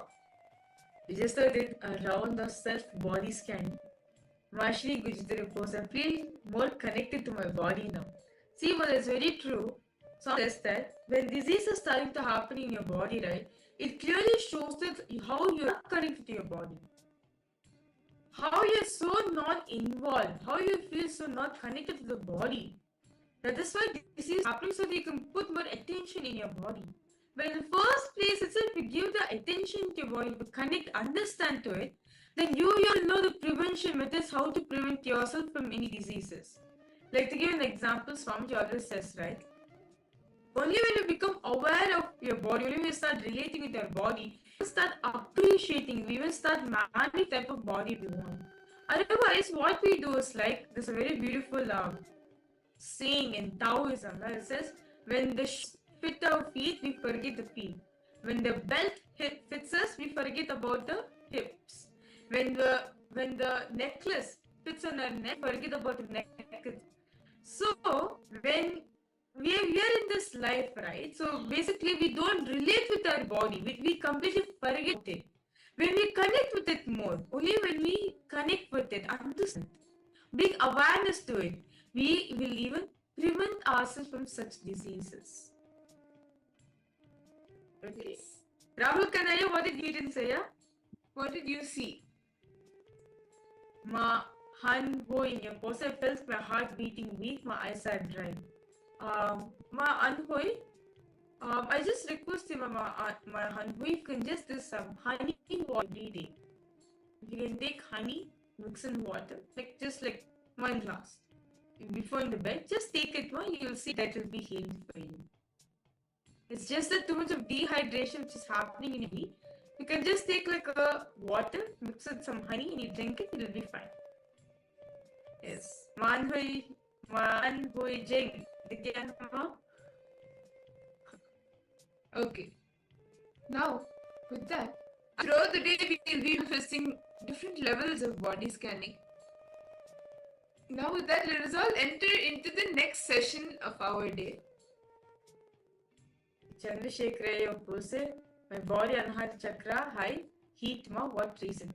See, Aya, the reason why we have so much of heat in our body, especially like Swamiji said, whenever, especially when you are manifesting the powers and all these situations, our body has a natural tendency to increase more heat within ourselves. Tendency to release more heat in you. So that's why it is always mentioned to keep the water bottle next to you so that you can keep yourself hydrated. As when you are manifesting these Shaktis and doing this internalizing all these awful cognitions, right? Our body tend to release lots of heat. So you should prevent it by drinking lots. It will actually settle you down. Okay, no problem, Rahul Kanaya, no problem. But you felt positive. Okay, that's nice. Okay. So with this, let's now move ahead to the next one, where we are going to be understand deeper secrets. As today, all the participants, you're going to be manifesting the best health in your life. You're going to manifest health.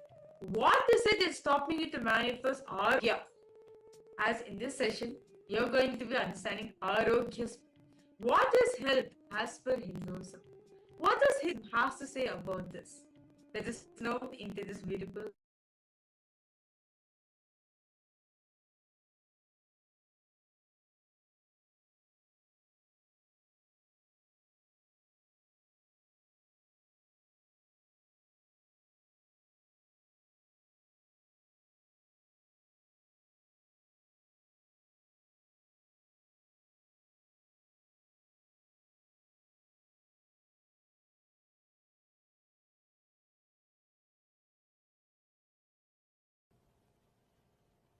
So rishis say, declare,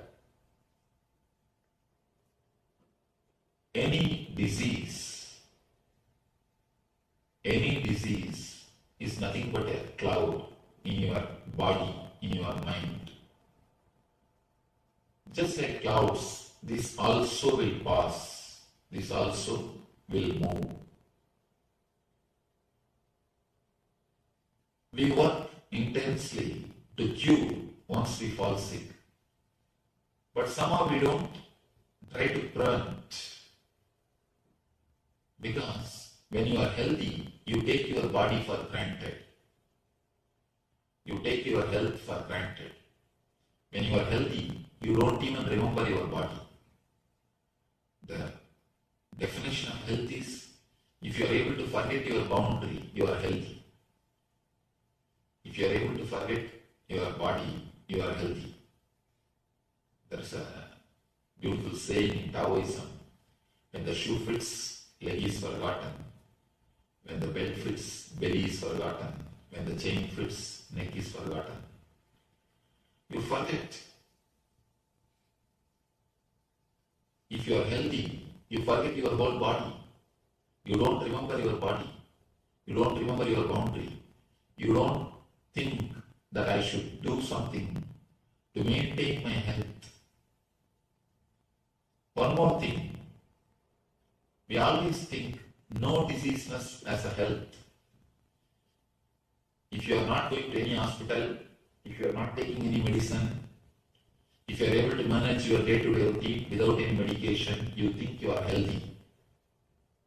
But according to me, the definition for health is a positive well-beingness. It is not only no diseaseness. No diseaseness is only one part of health.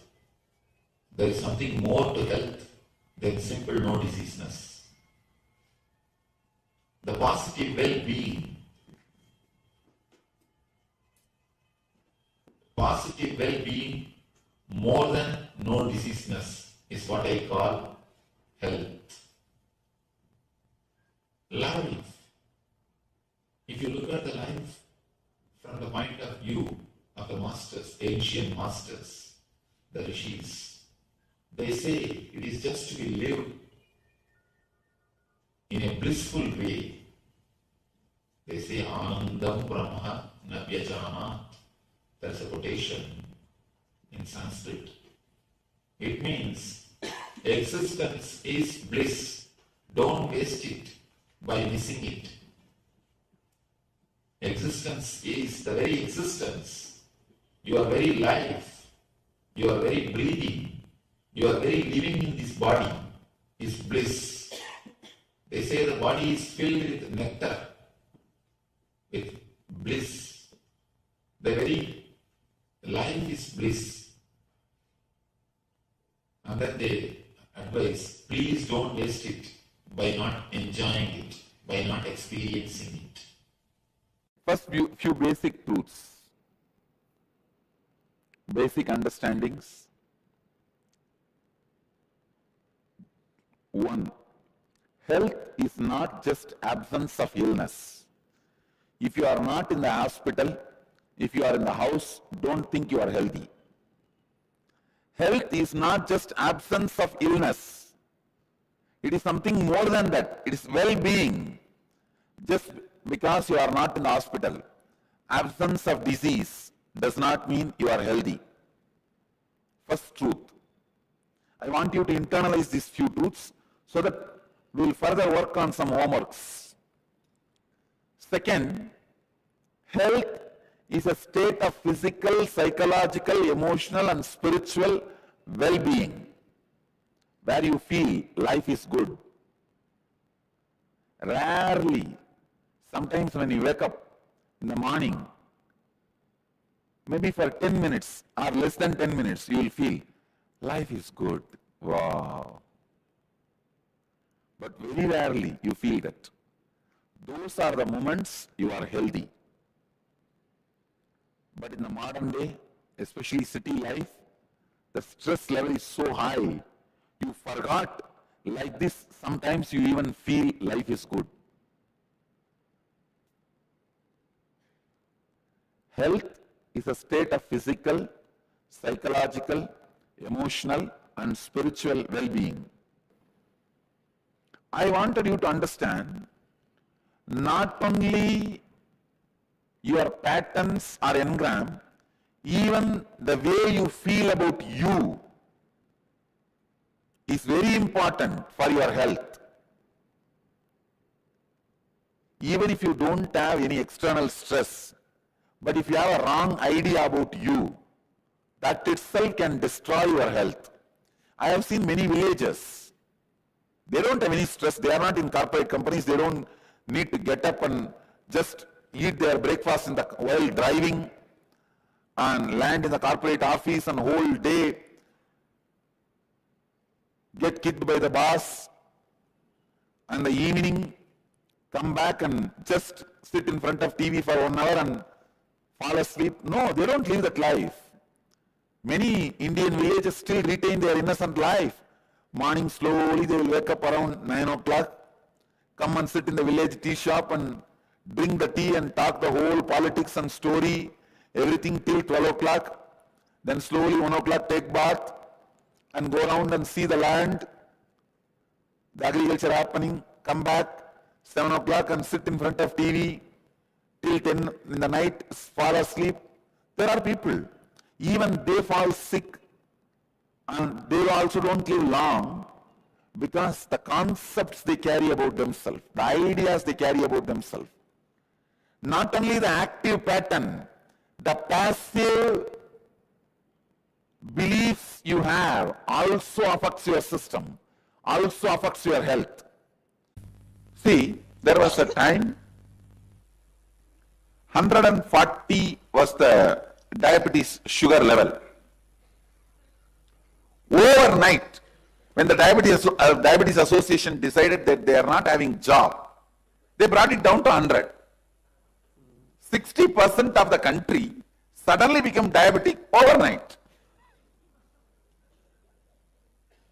Understand? Yeah. So there's so much of hope, the whole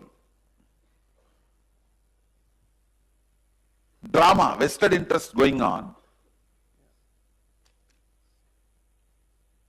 This belief, all diseases, whether mental or physical or hoax, is the best belief I can give you.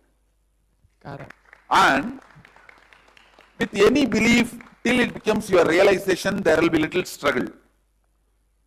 With this belief, yeah, okay. even the struggle will be a great practice. Okay.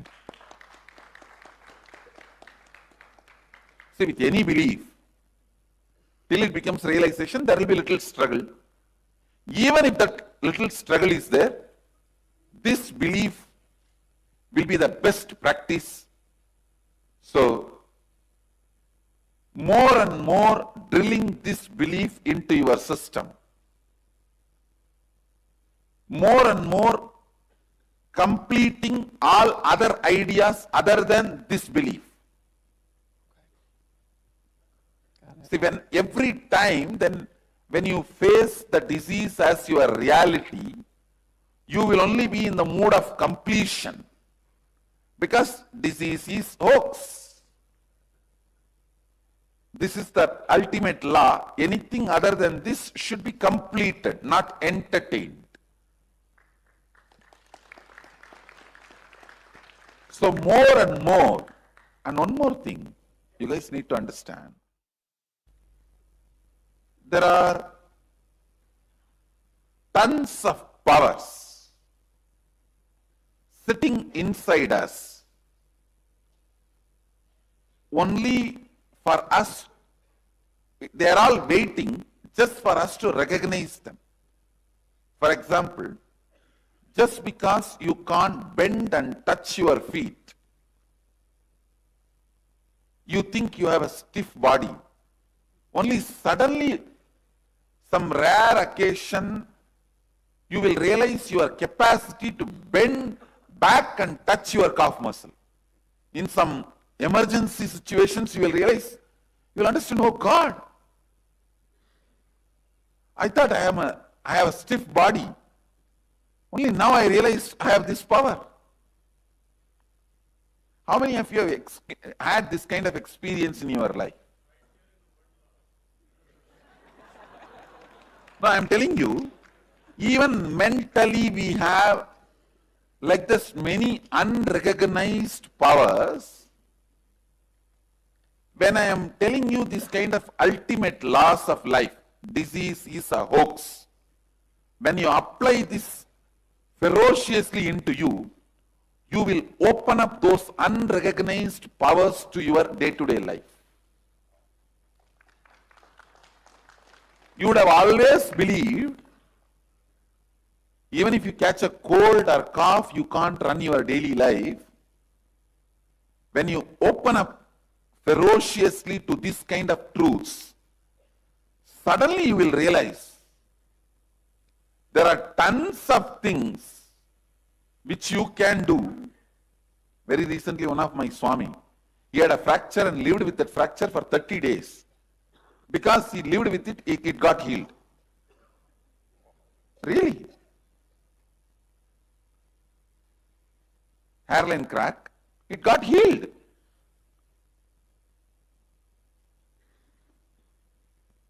When it settled, almost, only the remaining little bit was there left.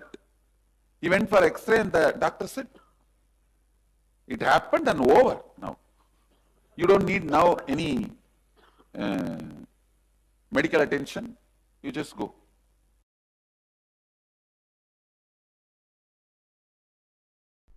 Definition of mental health is stability.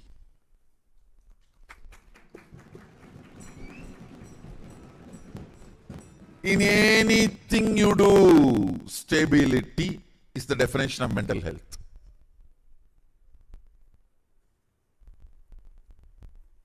That's the definition of mental health. Whatever you may be doing,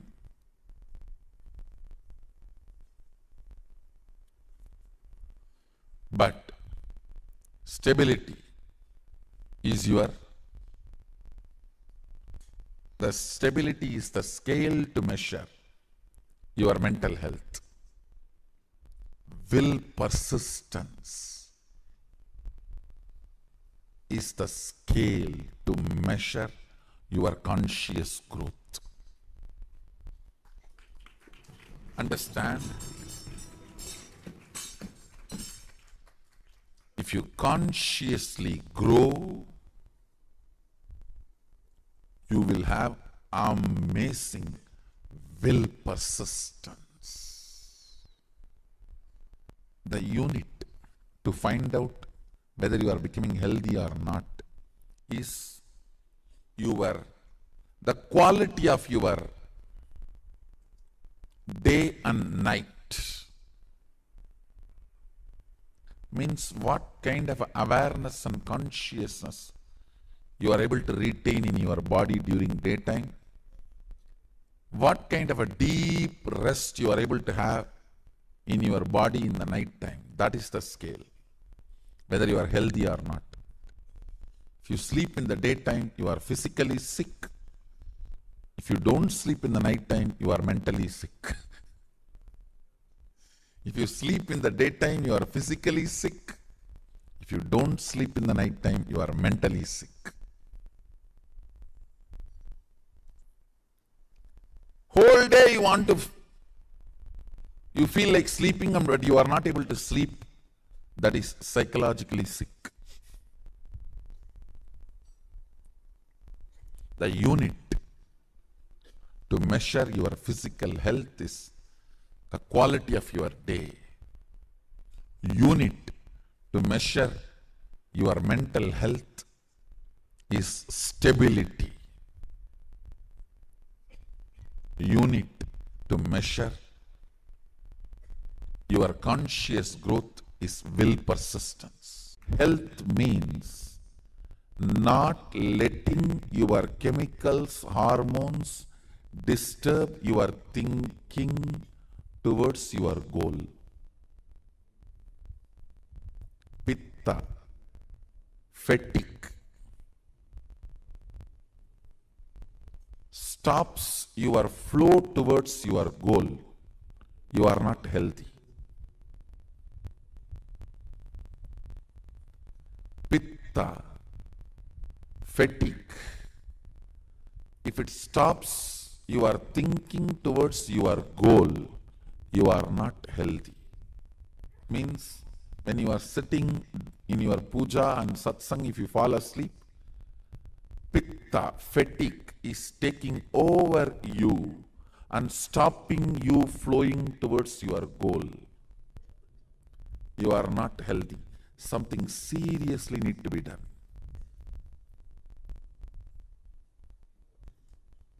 Health means your hormones and chemicals not interfering in your speed of flowing towards your goal. Understand? Health is nothing but ability, Shakti,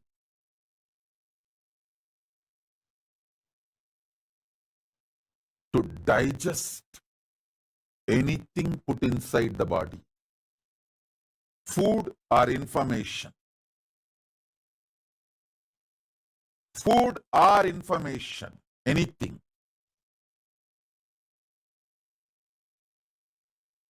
Life functions centered on Shakti.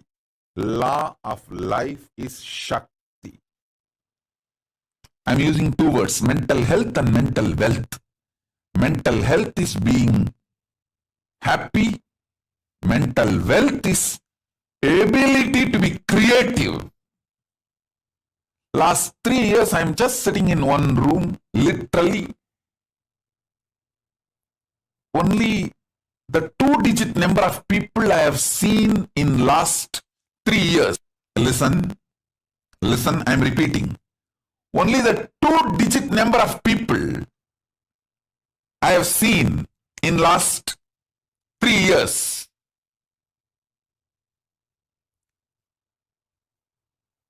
Per day, I see only 1-digit number of people who give me little juice which I am drinking, like a neem juice or some herbs. I dropped this habit of regular eating or regular sleeping. Both doesn't exist for me.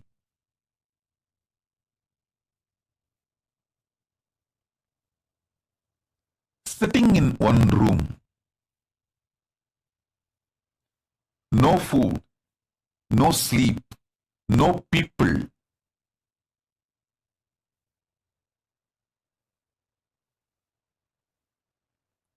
My body is not melted down, means collapsed. My body has not collapsed. It has only become healthy. ஊனினை உருக்கி உள்ளொளி பெருக்கி. My whole system has become so healthy, alive. 100 times healthier than earlier it was.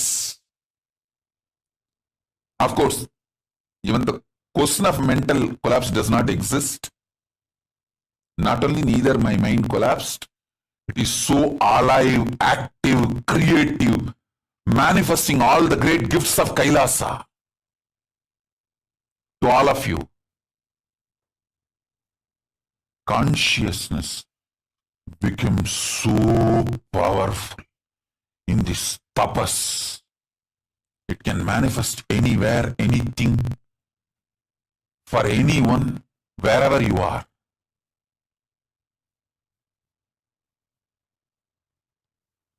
All the best things have happened just because I know the science of how to rejuvenate myself without getting destroyed in this pralaya.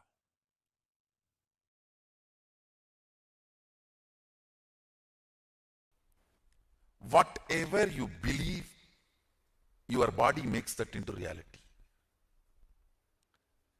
I can see from this space, if somebody believes sannyas is too easy, just body builds its structure, its DNA, to make sannyas simple and easy. If somebody believes it is very difficult, complicated, structure starts making that same thing, and you have a fear, it is very difficult, but you want to believe willfully it is easy, then that will persistence just swallowing that fear, like a saraba swallowing the simha, like a dinosaur swallowing sharks. I can see the will persistence swallowing the fear.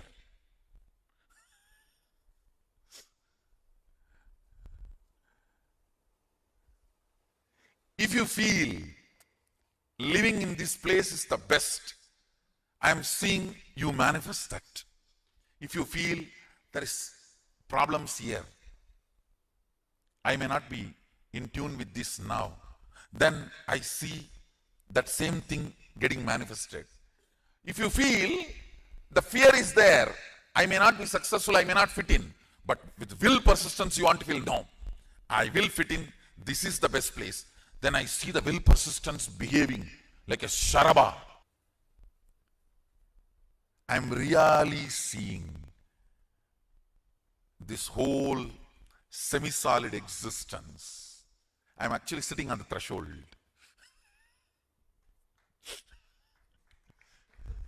Because I have to be with the reality and I have to relate with your reality. I have to be with my reality and relate to your reality. Powers are nothing but your brain deciding to believe the magical existence of you against the logical existence of you, which is taught to you by your society. See, your society taught to you only the logical existence. Your brain deciding to come to the conclusion, cognition of magical existence, magical way of existing is what is power manifestation. That's all. I tell you, you are not the body, you are not the mind, you are consciousness. Sit with this one truth. Trusting just because I said, you will not perish. Name bhakta pranashyati. My devotees do not perish.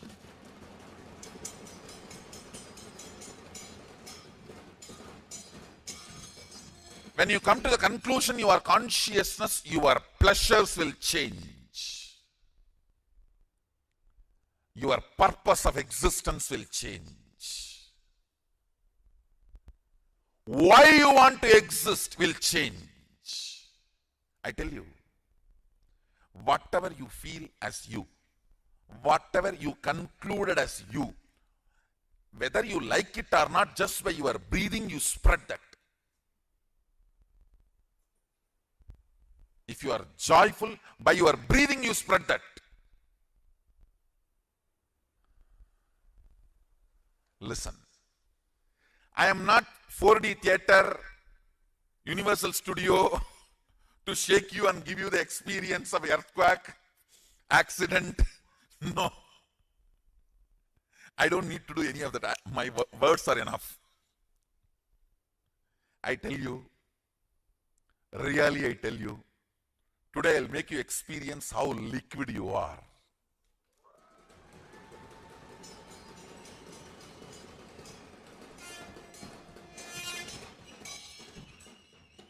You can touch and feel everything is in a mercury state. The way you want it to become solid, it becomes solid.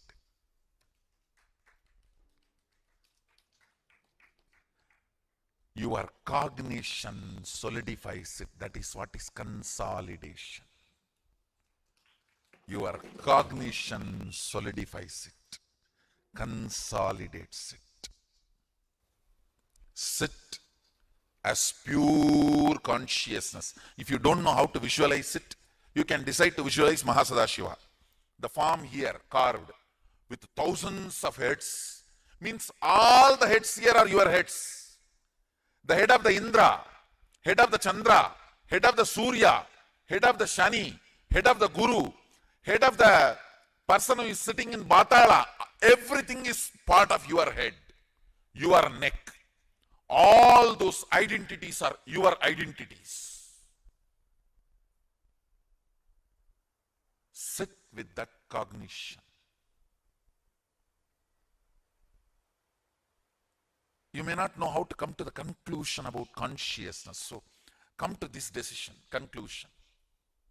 Everyone here, everyone everywhere, every animal, everything exists. Big sharks inside the ocean. Huge living and non-living entities. No, I should not use the word non-living, sorry. Animate and inanimate. They may be inanimate, but they have life. They are alive. Stavaram jangamam vyaptam. Whether it is stavara or jangama, you penetrate everything. You pervade everything. Sit with that decision. Sit with that conclusion. I'll show you how liquid this whole universe is. It is your bhava does the spanda. It's your bhava does the spurana. Cherishing the style of thinking which empowers you, strengthens you day by day, more and more, is liberated thinking. Day by day, if your health is getting better, you are growing younger, you are going to live longer.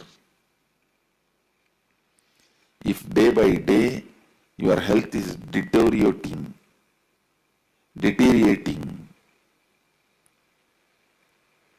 going back to worse, you are not going to live longer. So please understand, day by day, if your thinking is becoming more and more clear, powerful, intelligent, you are going to live longer. If your thinking is going from bad to worse, suffocating you, you are going to suffer worse thing. You will be ideologically imprisoned. The worst suffering which can happen to a human being is ideologically imprisoned. Instead of liberated thinking, you will be carrying suffocated thinking. Suffocated thinking destroys you. You may have any amount of money, you may have any amount of power, you may have anything, but as long as you have suffocated thinking, you will be destroyed. You will be suffering.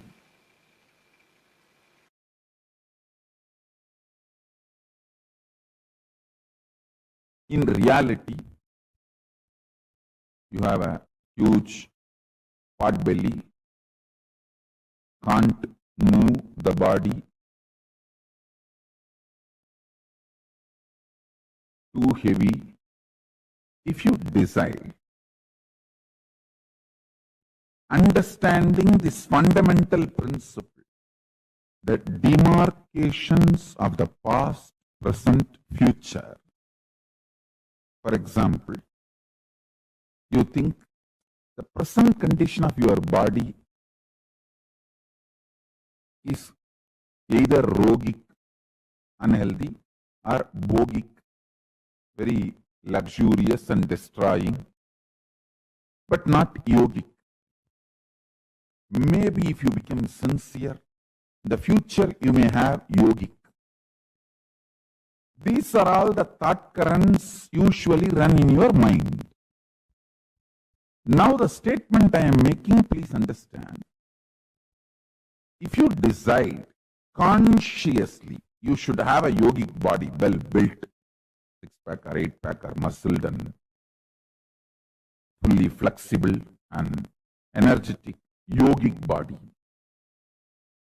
If you create that Satya Sankalpa, intention, that becomes your existence in Turiyatita, and the influence of Turiyatita, that highest state, Paramashiva state, in your present condition, when that starts influencing your present conditions,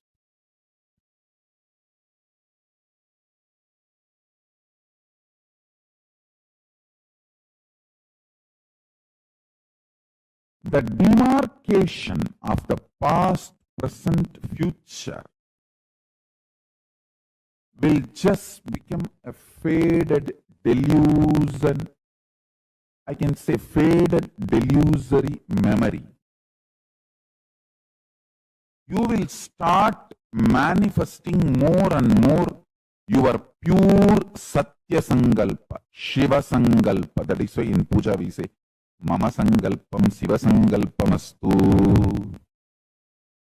My Sankalpa, let it become Shiva Sankalpa. You want to become very healthy. It means you have to attract the kind of people who are inspiring you every morning to get up and do yoga and do panchakriya and eat healthy. So if you want to be healthy, you need to attract the kind of people, set up system, place where people are all happy and wake up early morning and breathe that fresh ozone and bend the body, do the yoga and eat healthy, live happily, don't accumulate toxins. You need to attract that kind of a Jagat, world around you. So for everything you want to manifest, you need to attract that kind of a world around you.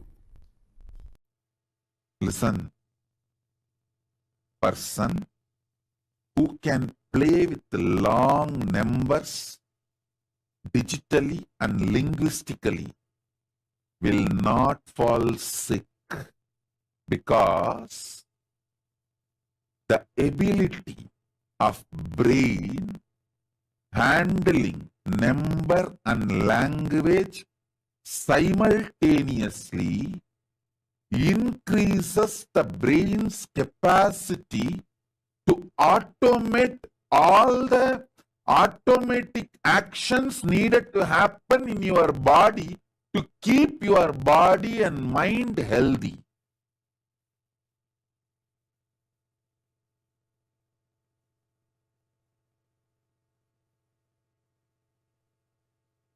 One of the conclusions I am giving you is,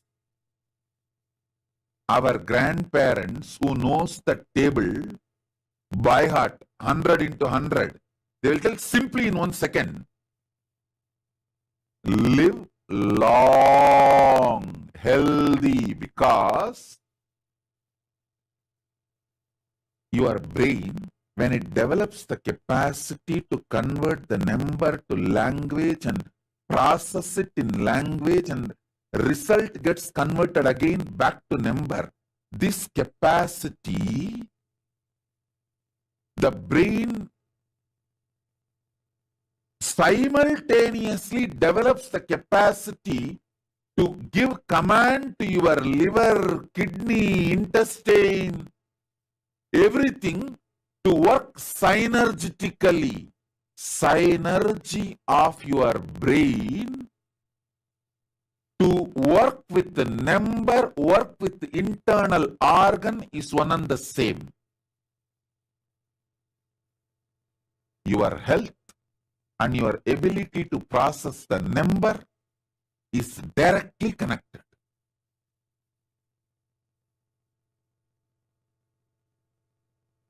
The Iyengars, Ayers, who eat so much ghee, curd, they will have huge stomach. You will never hear them having heart attack and dying young.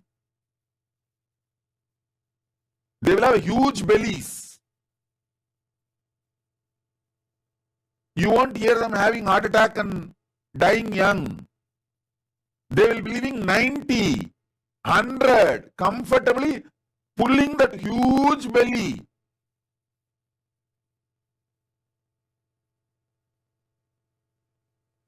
They will defy all your medical science because their brain knows how to synergetically command all organs. Hey, listen. Matripuresha, sit straight. Saumya Solai, sit straight.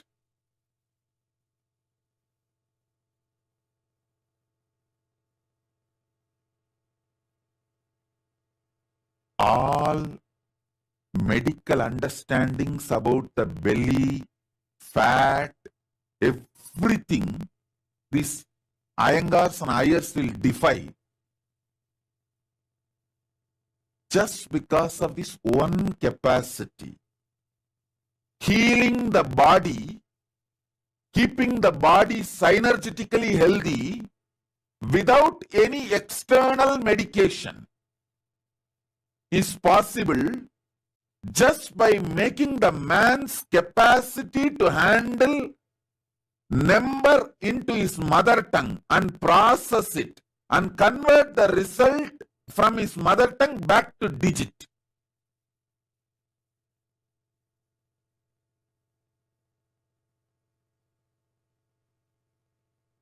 Understand? Your brain's capacity to convert the digit into mother tongue, process the digit in mother tongue, and the result of that process, converting that result again back to digit.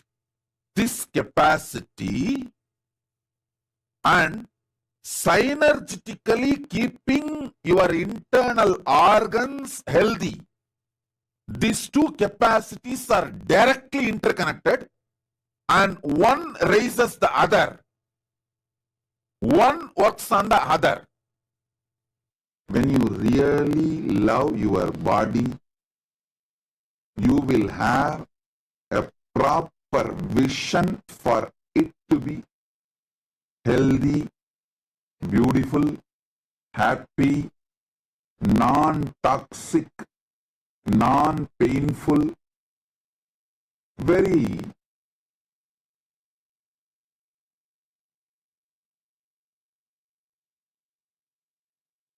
naturally flowing with the cosmos.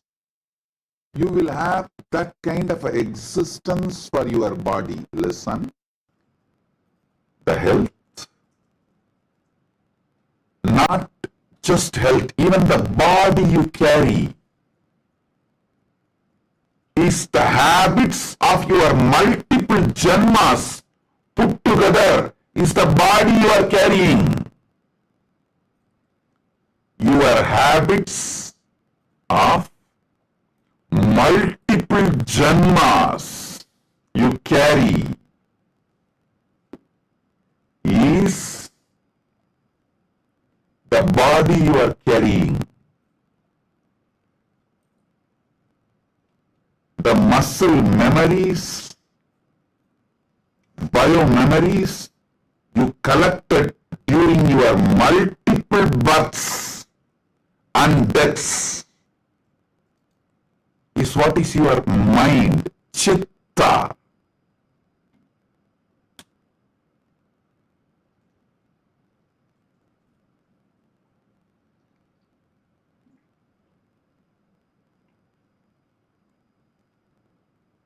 The problem as simple as your headache and as complicated as your head weight.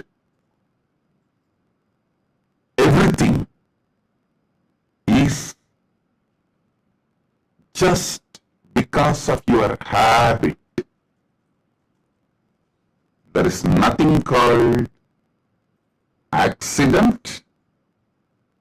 There is nothing called luck.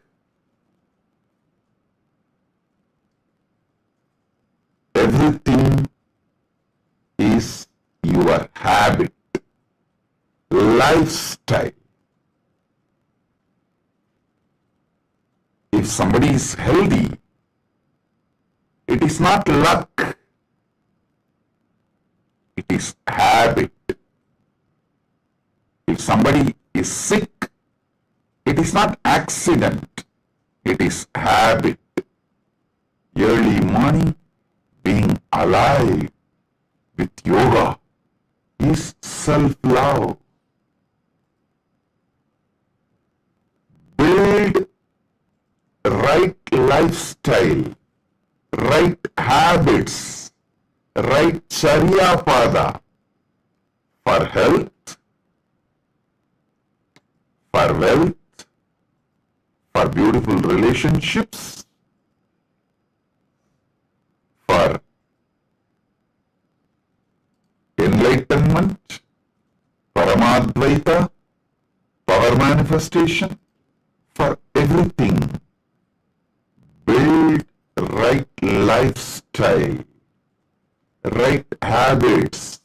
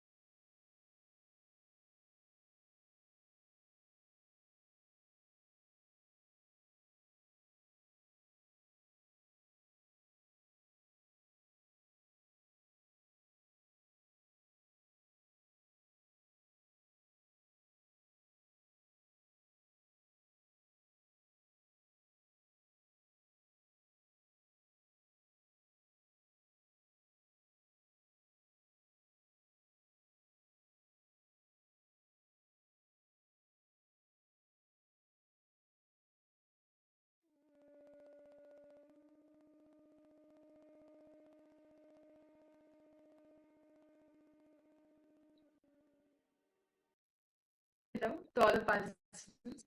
That was a very beautiful session Swamiji spoke on health as per Ayurveda. Can I request each of the participants to post what did you understand? See, all of us have our own definitions of health. Till now, we all have our own understandings and our perceptions about what health is, right? For some of us, maybe how healthy the body is functioning, how healthy it is. For some of us, it may be the external fitness, how fit we are. For some people, it may be how externally the skin is, like how everything, the entire body structure, how healthy you are, how healthy you look. Can I repeat to the participants what your understanding about health is? Health for you. Shobana Saxena, Chandrasekharaya, Rahul Kanaya, all the participants settling from Kailasa, Toronto. Can I request you to please post your names on the chat? This powerful session she spoke on how to manifest health. What exactly is health as per Ayurveda? Ma Mahakala Kala Yogityanandam, Ma Alagammai Kasi Nityanandam. It was a very beautiful session. Swamiji spoke health as per Hindu. The foremost thing, all of us need to understand the definition of health we're carrying in our life. All of us think, right? Health is like, as long as I don't experience diseases, but I have that kind of well-being, I'm healthy, right? Yes. How many of you are like agreed? As long as I'm not getting any diseases, any physical problem, I'm healthy. But understand, there's much more to this. Health is not just limited to the diseases alone. No. Health is experiencing well-being physically, mentally, physiologically, and emotionally. Having well-being is health. Arogya. Rahul Kanaya, you also posted health. I used to think is without any disease. If you are not taking medicine, then you are healthy. But now Swamiji has said it's not just this. Yes. See, disease is only dis-ease. It is not, and health is multiple ways. Health, you can have health in multiple different ways. And actually in Hinduism, beautifully Swamiji in how health is wellness. It is not mere non-diseaseness. It is well-beingness. How the Hindu rishis, all our ancestors, they say, Anandam param nabhyajana, which means in Sanskrit, existence is bliss. Do not waste time by missing it. Very beautifully in the Ashtadhyayam in Art 1, in the Vedas, it says, Kaya Grahod Kaya Bala Grahod Vang Shadam Jara Vishan Ashtavanga Tasya Hus Chikitsa Sansrita Vayupittan Kapasiti Trayodosha Samashataha Vikrita Deham Gnadite Vartayanticha. Very beautifully in the Rita refers to cosmology known as Sam, which lies at the both base of Ayurveda Yoga. Kant's verses on the nature of health and diseases, pathogens, and principles of treatment. All of us know the Ayurveda is a book for health. In that, elaborately Paramashiva reveals what is Arogya. What is Arogya? Arogya is not just experiencing disease-free alone. Physically, physiologically, psychologically and emotionally feeling well is arogya. How many of you are catching this point? This is actually a very beautiful revelation, because most of the time in our life, we actually don't agree to, most of the time in life, we actually don't relate to the point that how it is argued just because I'm physically healthy, but that's not really healthy too. That's why he clearly defines the definition of health, arogya, which has 4 components in it, not one component alone. And all of us, we carry different, how one of yours is that health is based on whether we're taking medicine or not taking medicine. That's how we define health, a healthy body. But well-beingness, experience well-beingness in the physical, psychical, physiological body, in every aspect, that is health.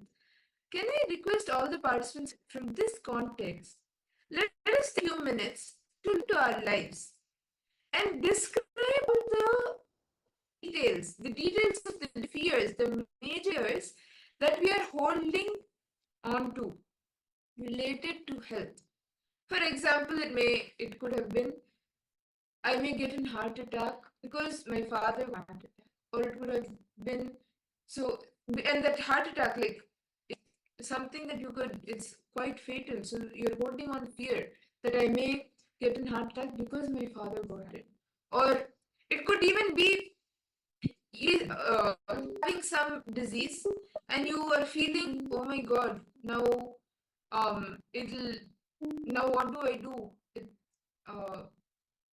If something happens, what is going to happen to everything? What is going to happen to me?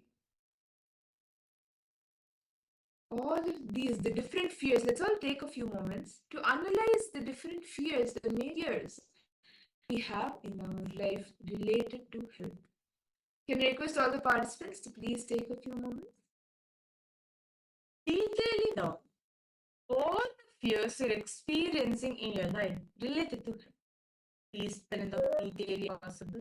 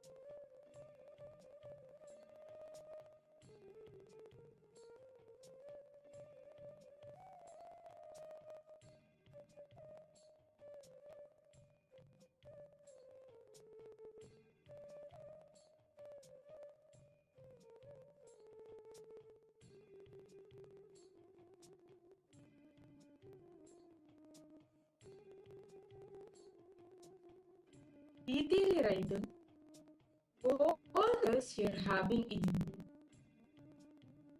Like, many times we feel, right, like ancestors such as like parents or your grandparents have heart attack, or they have high blood pressure, or they have these, right, diabetes.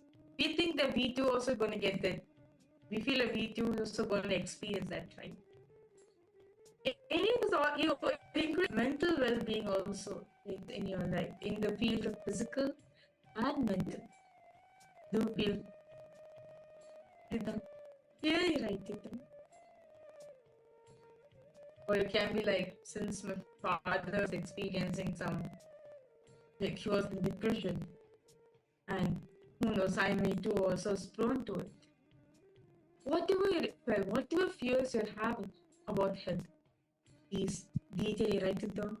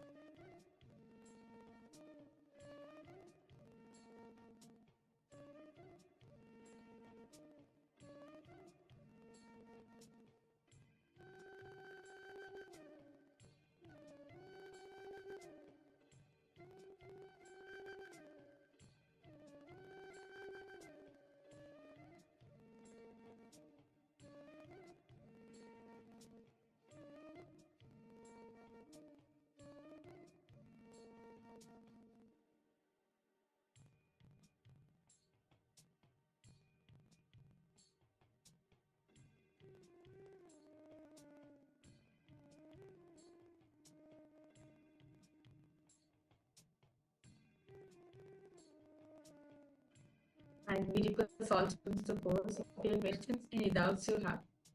Do feel free to post in the chat section.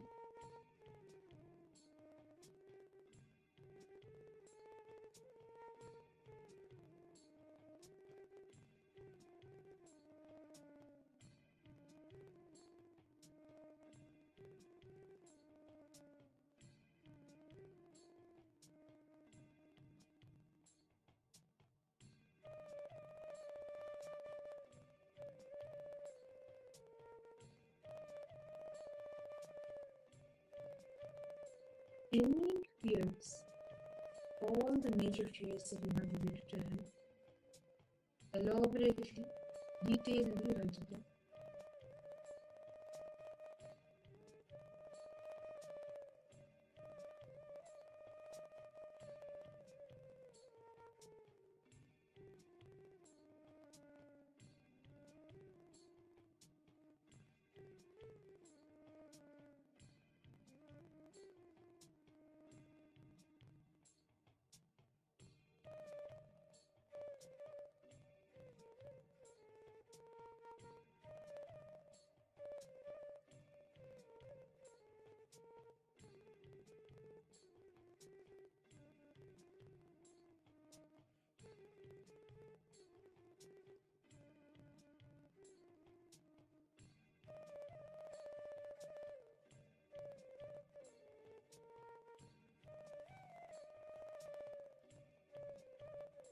Elaborately write down.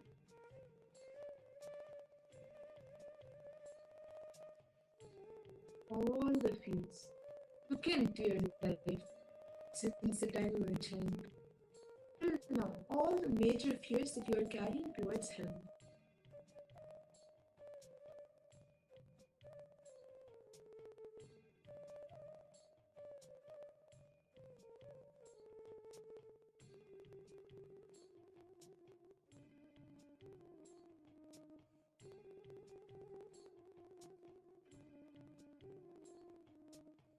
Now,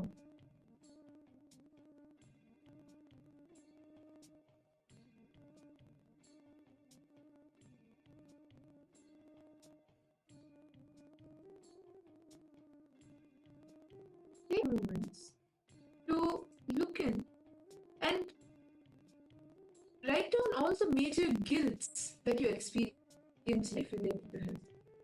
For example, it could be the guilt of having a smoking habit. The major guilt you are facing related to health. Are you feeling guilty about overeating, or are you feeling guilty about, like, maybe after Swamiji has said not to have the food after sunset, you are having that urge to have food after sunset and you are having the food? Or it could even be like you are feeling guilty about doing too much of the stress eat. Whatever it is.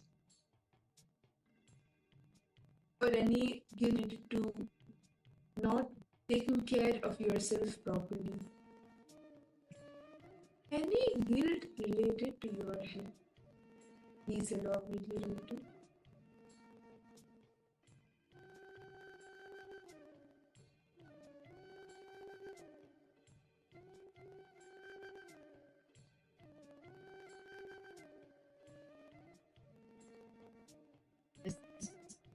because all participants suppose you can also post it in that section.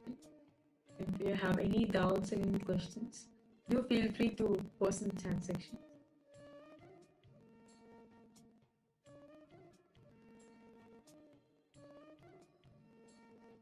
Write down clearly all the guilt you're experiencing in your life. Like now, like you were addicted to drinking alcohol, but now you went for it. Even though you tried to break the addiction, you're not able to do it. List down. Detail write down all the guilt you're experiencing, both physical and mental.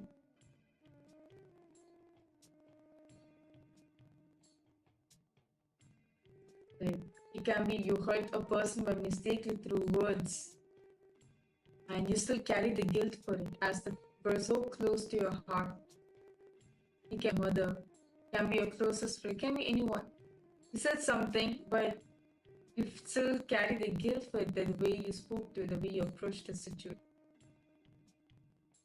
Write down all the major incidents in your life where you were guilty for. And if you feel guilty in your life, will help.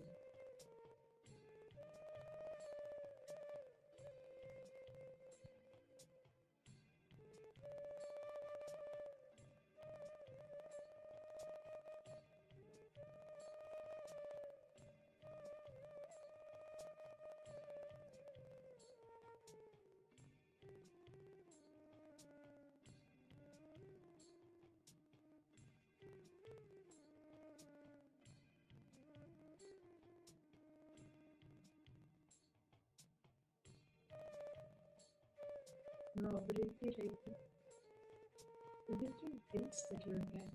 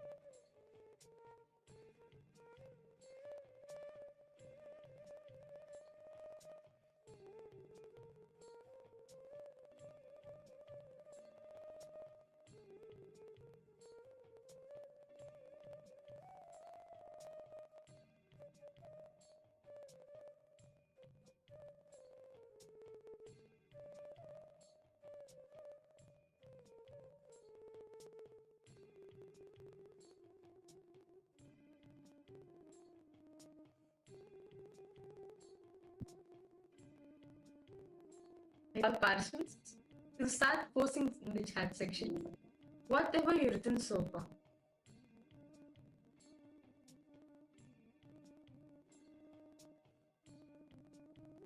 All the guilt, whether related to your physical health, mental health,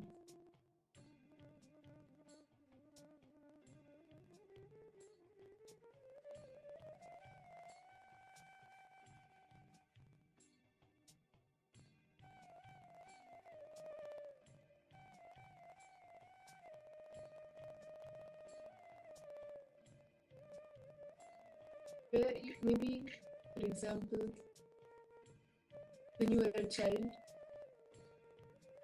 your parents have told you not to eat too much ice cream when you catch a cold. But because you wanted to have the ice cream, and with that, you may not have caught a cold, you may or may not have caught a cold, but the guilt for eating the ice cream against your parents caused guilt in you. Whatever guilt is there, write that down.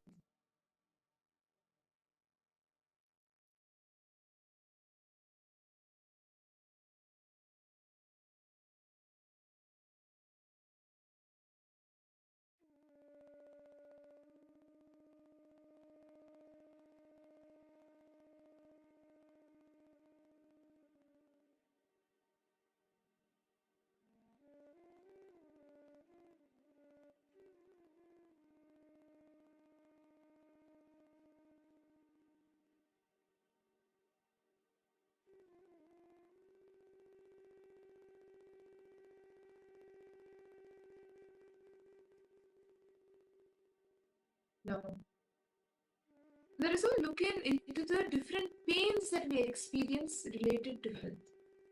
Look in and describe in detail the main pains that you experience in your life related to physical health, psychological, physiological health. All your physical and mental health, what are the different pains that you experience?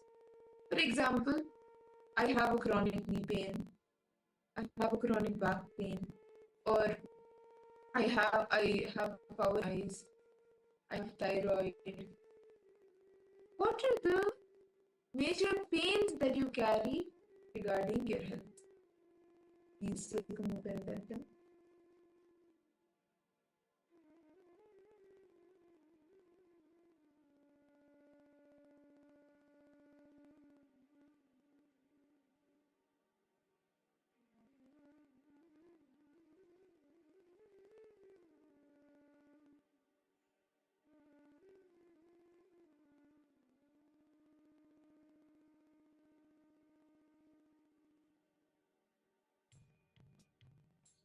Okay.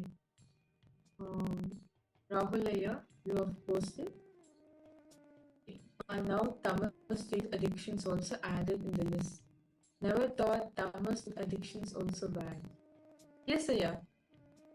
Request you, can you give a bit more details on this? What exactly tamas in the food? Tamas in the food shows very clearly how tamasic nature. We may be ready, but inside ourselves we are carrying the tamasic layer, which is a thick layer tamas is there in us. Oh, okay, yes. Okay. Tamas and wood. Okay, you're saying that it's read Swamiji Satsang periods back. Yes, it's very true. It's good that you are able to live in your life and see how it is, how you're actually seeing that, yes, this is where you're stuck. Actually, just awareness of it itself will help you to come out of it. Yes. That's very true, Ramlaya. See, tamas, if you want to break tamas on food, right? Eat healthy food. Swamiji very beautifully said, right? Like, since we create the tamasic layer within ourselves, right? We have to break it. Tamas is not going to lead you anywhere. It's just going to lead you to more and more tamas.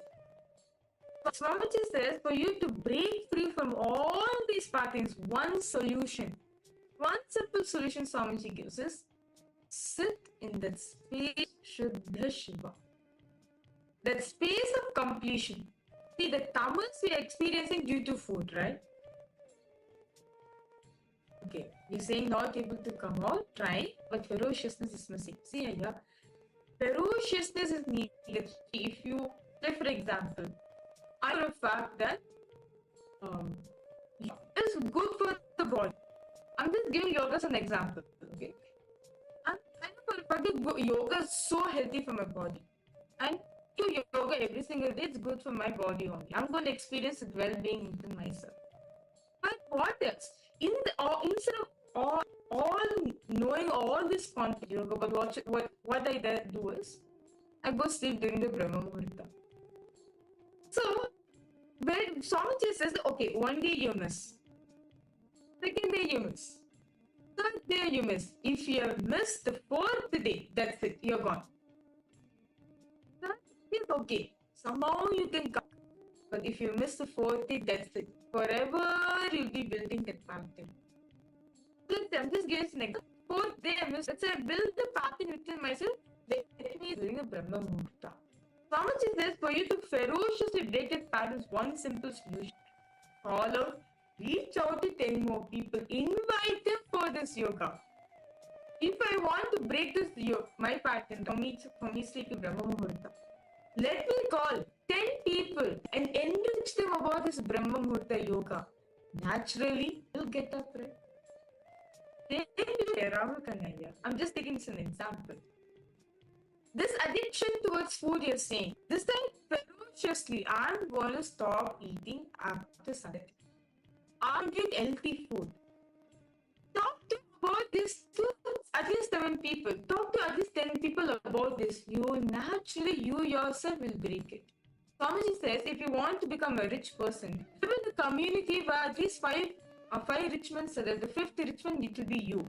Same way, break free from the pattern, right? You want to come out from this pattern. Talk and enrich the people about this, about what the exact problem which you're experiencing. Talk to them.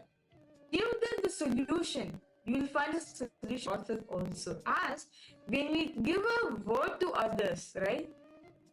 We have a natural intelligence to fulfill it. But whereas when we take responsibility on ourselves, we have a tendency, let me brush it. Let me brush it on the carpet. Let me take some time. Now only I'm relaxing. No.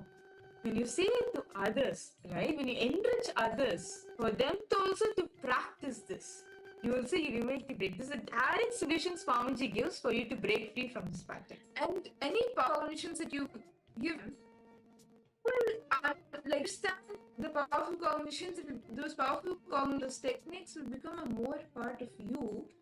So by the time you are able to help them break free from the pattern, you will be free from the pattern.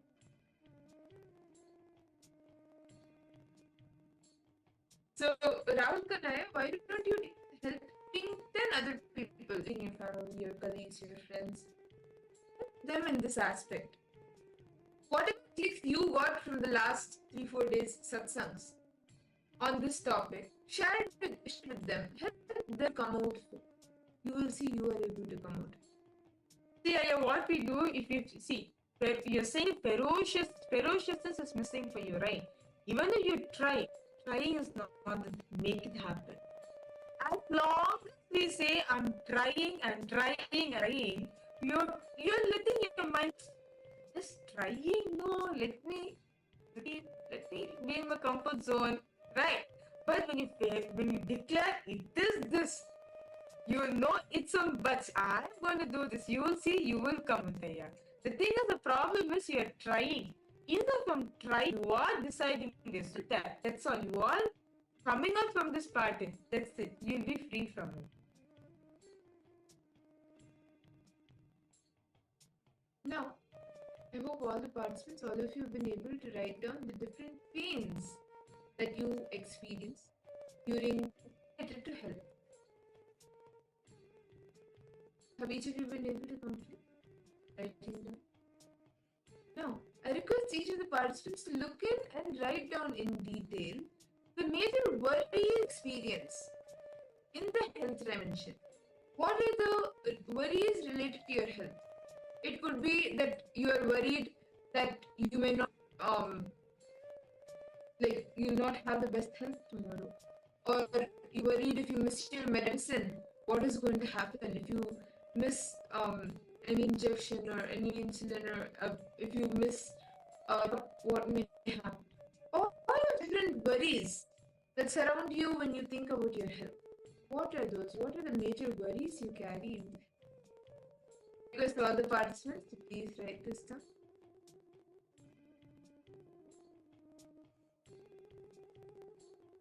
Take a few moments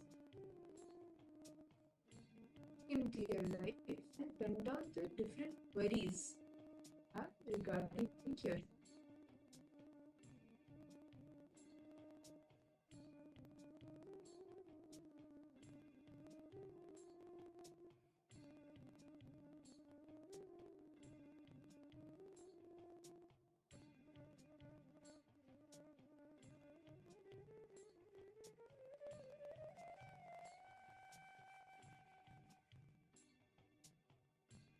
Usually the human mind, we always have something or the other which we keep worrying about. We don't have a worry also, we create a worry that why we don't have a worry.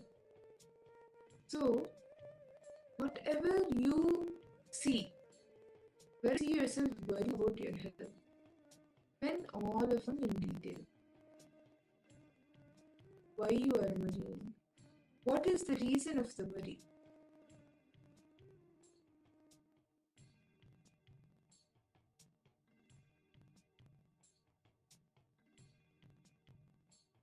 In all this, physical health and mental health.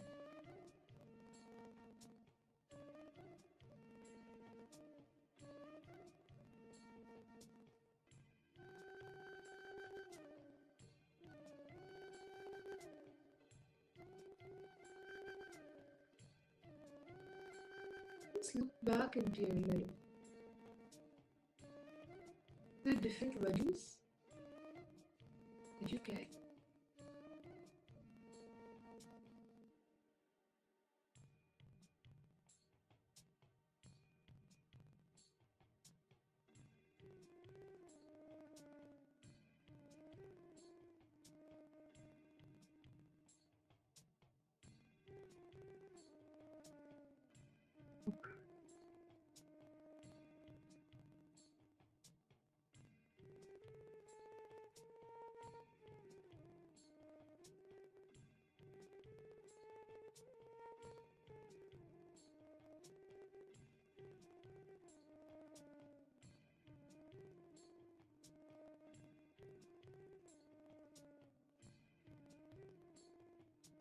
And now apparently right. Reason, the cause of the worry.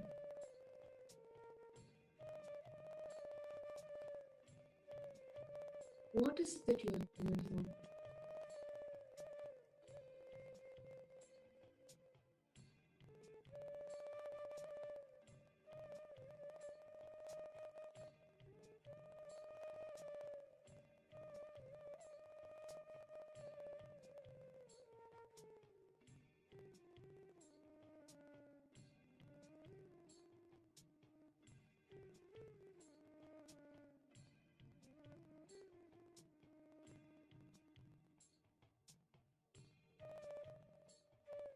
Kailasa turned to him to all the participants.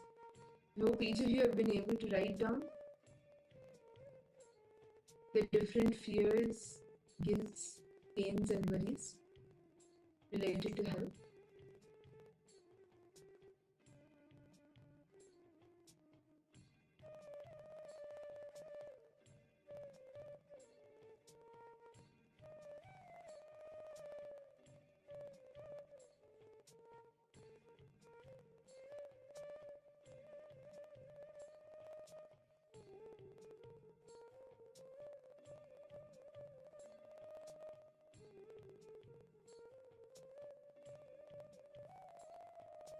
Now, as all of us have interests, analyzed, looked in, what are the different fears, greeds, pains, and worries carry out our health, regarding our health, whether it is physical, mental, physiological, psychological, all of this, now that we have been able to look in, analyze, and write down, let us enter into a Kriya guided by Swamiji, where we can experience that arogya, the well-beingness, to balance. It's a very beautiful meditation technique that Swamiji takes us through to balance the Vata, Pitta and Kapha. So let us all enter into this Kriya now.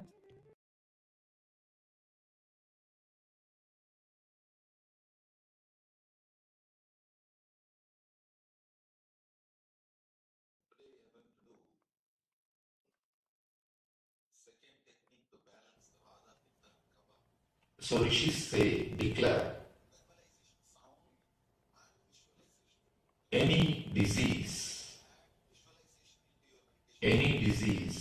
is nothing but a cloud in your body, in your mind. Just like clouds, this also will pass, this also will move. We work intensely to cure once we fall sick. But somehow we don't try to prevent. Because when you are healthy, you take your body for granted. You take your health for granted. When you are healthy, you don't even remember your body. The definition of health is, if you are able to forget your boundary, you are healthy. If you are able to forget your body, you are healthy. There's a beautiful saying in Taoism, When the shoe fits, leg is forgotten. When the belt fits, belly is forgotten. When the chain fits, neck is forgotten. You forget. If you are healthy, you forget your whole body. You don't remember your body. You don't remember your boundary. You don't think that I should do something to maintain my health. One more thing. We always think no diseaseness as a health. If you are not going to any hospital, if you are not taking any medicine, if you are able to manage your day-to-day routine without any medication, you think you are healthy. But according to me, the definition for health is a positive well-beingness. It is not only no diseaseness. No diseaseness is only one part of health. There is something more to health than simple no diseaseness. The positive well-being,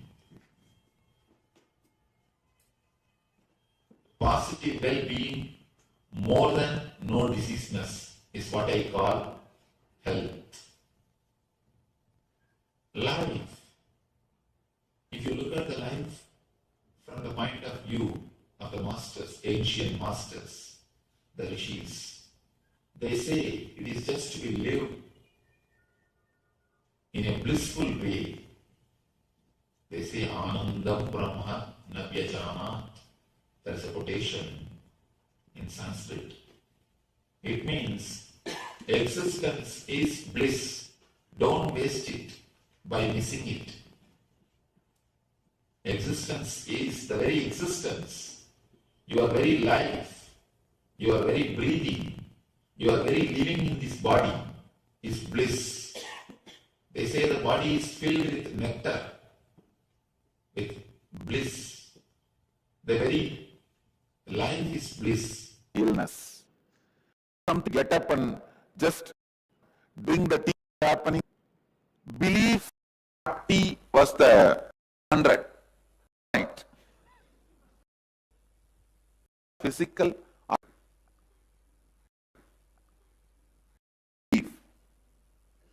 struggle is there. Emergencies. I thought I am a mentally we have this is a hoax. We have this is a hoax. Which you can do. Health.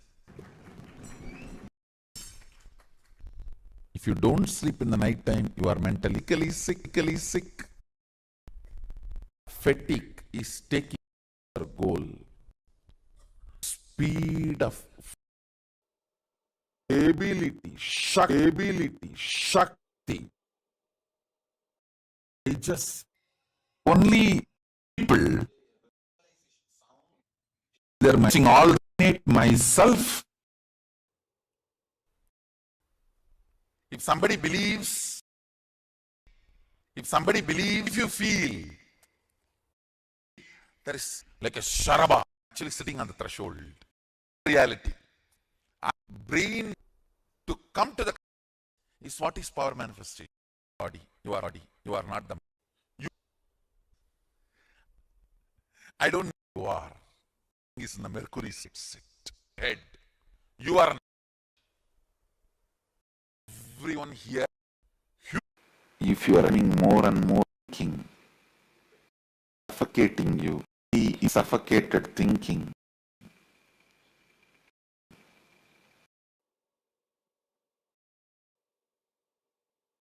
Mental principle. All the thought sankalpam siva sankalpam who are in system will attract that of brain capacity healthy. Who knows that because language will be living night all healthy is possible and one raises the other beauty cosmos the body to collect and energy of a lifestyle.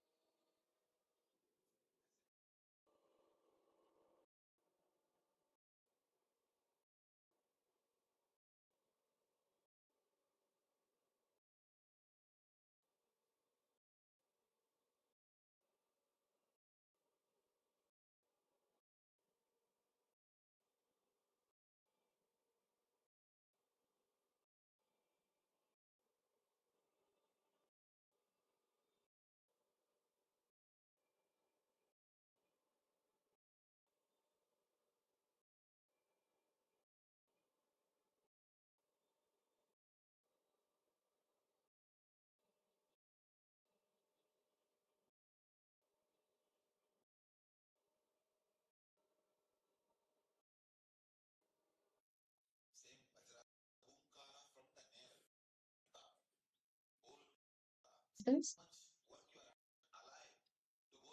Pay a reward, more than gave white sugar. Some some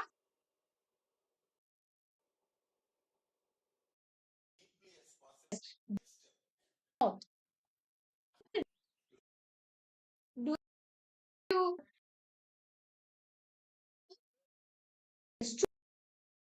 actually in your life, knowing from Nityananda was doing the palm. How, Smart like, where exactly? experience So that is we doing in this round for unconditioned. participants in the Zoom. And opener, Please listen. each one, Do not Manyada, will be used. Ma, Will start as partner in nature okay, Ma, love.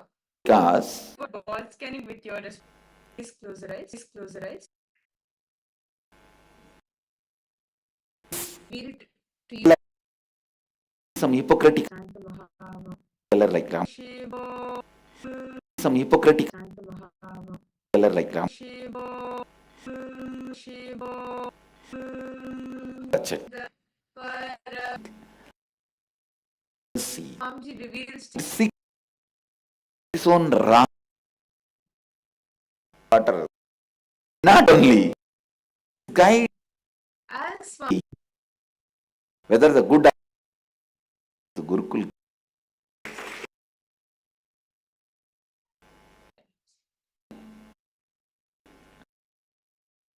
Two words. baseline because both. Can you just Joke. I'm married love? So like Swamiji showed that Which I was telling. body weight to me. Like it's a lot of us in Yes. experiencing Shan.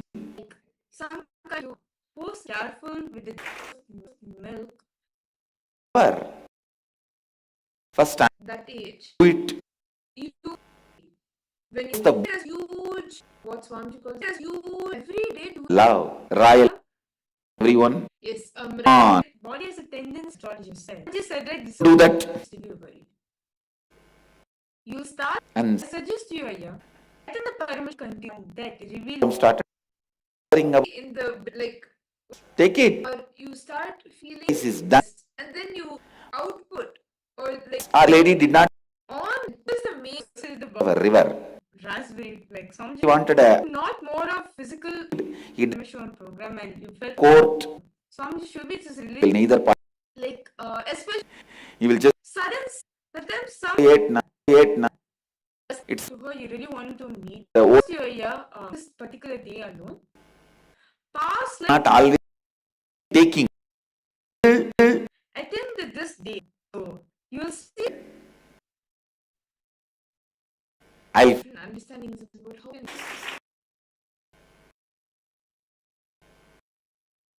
In this stress, body is affecting Swamiji. And stones was where it was are we had to age Kailash. So that fruit doctor said he'll take care. Completely active and alive.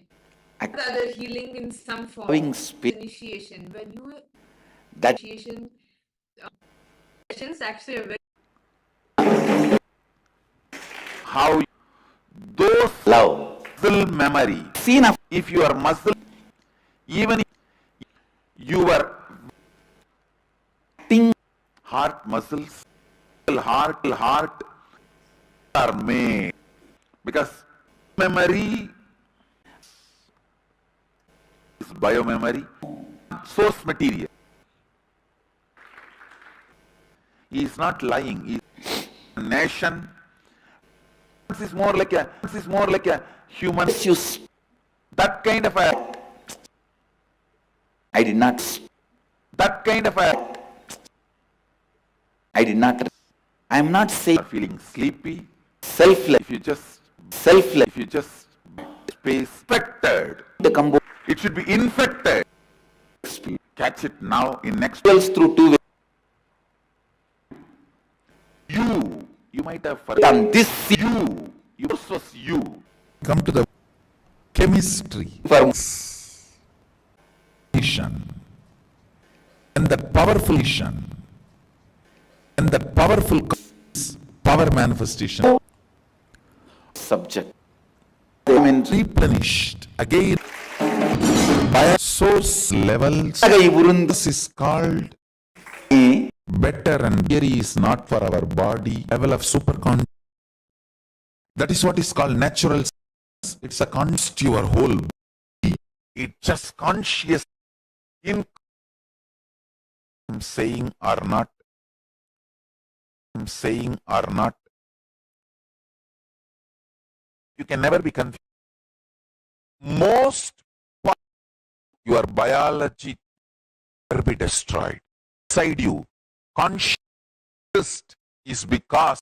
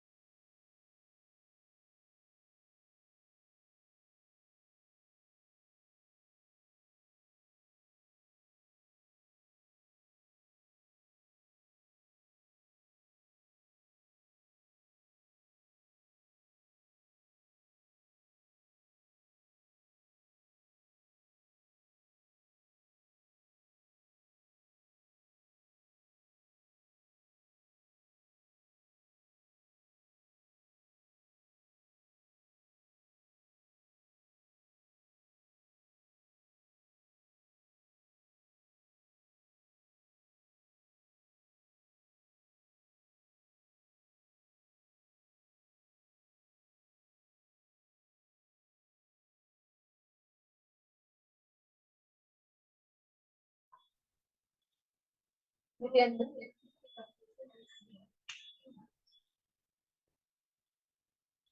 As we all get ready to prepare ourselves to experience the love current of heaven that Swamiji was speaking about, let us all take a few minutes and immerse ourselves in bhakti, in the deep devotion to Swamiji by singing his name, his glory. So with us today we have Nityananda Swami, and we will be singing the Sankirtana, doing the Sankirtana, singing the name of Swamiji. And all of you can sing along as we do the Sankirtana and immerse yourself in the bhakti, in the devotion of Swamiji's name, Swamiji's form, and Swamiji. So let us all now start. Please sit straight. Please sit straight. Let's begin the Nitya Kirtan with the Satguru Vandanam. Nityanandam Paramasukadam Kevalam Jnanamurtim Dvandvatitam Gaganashadrisham Tattvamasyadilaksham Ekam Nityam Vimalachalam Sarvadi Sakshibhutam Bhavatitam Trigunarahitam Sadgurum Tam Namami.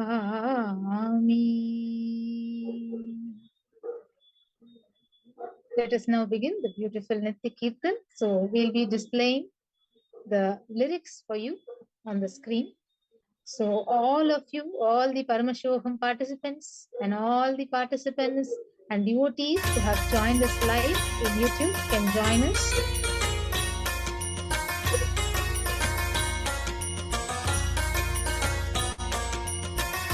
Nitya Purishwara Anandeshwara He Parameshwara Palayamam.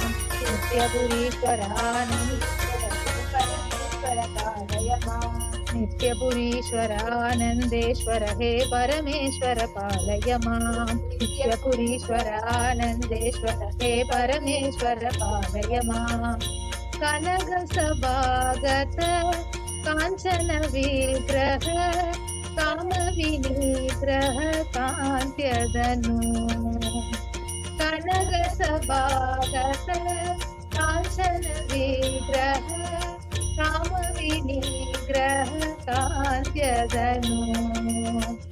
Kali Kalita Kila Papa Malabhaga Kriti Samavrita Deha Vibho. Kali Kalita Kila Papa Malabhaga Kriti Samavrita Deha Vibho. Uvalaya Sanniva Ratna Vinivrita Tvaya Krida Subhashatano. Uvalaya Sanniva Ratna Vinivrita Tvaya Krida Subhashatano. Jaya Jaya He Nityananda Pate Nitya. Jaya Jaya He Nityananda Pate Nitya. Bhagya Samruddhi Mubhajaya Me.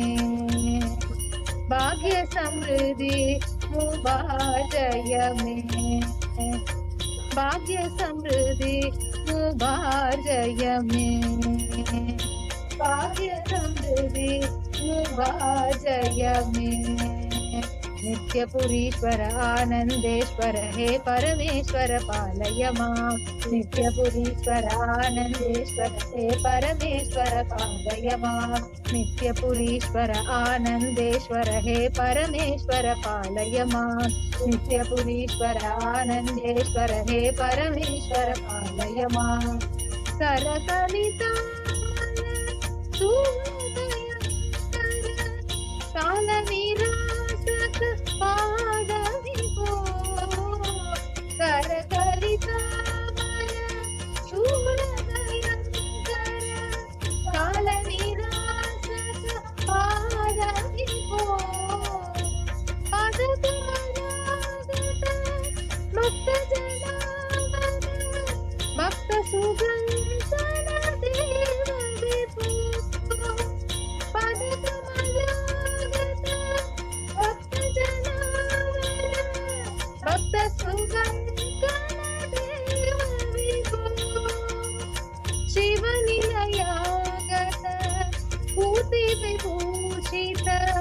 Dixit पूजित पूजदनो शिवनिलयागत पूति विभूषित दीक्षित पूजित पूजदनो जय जय हे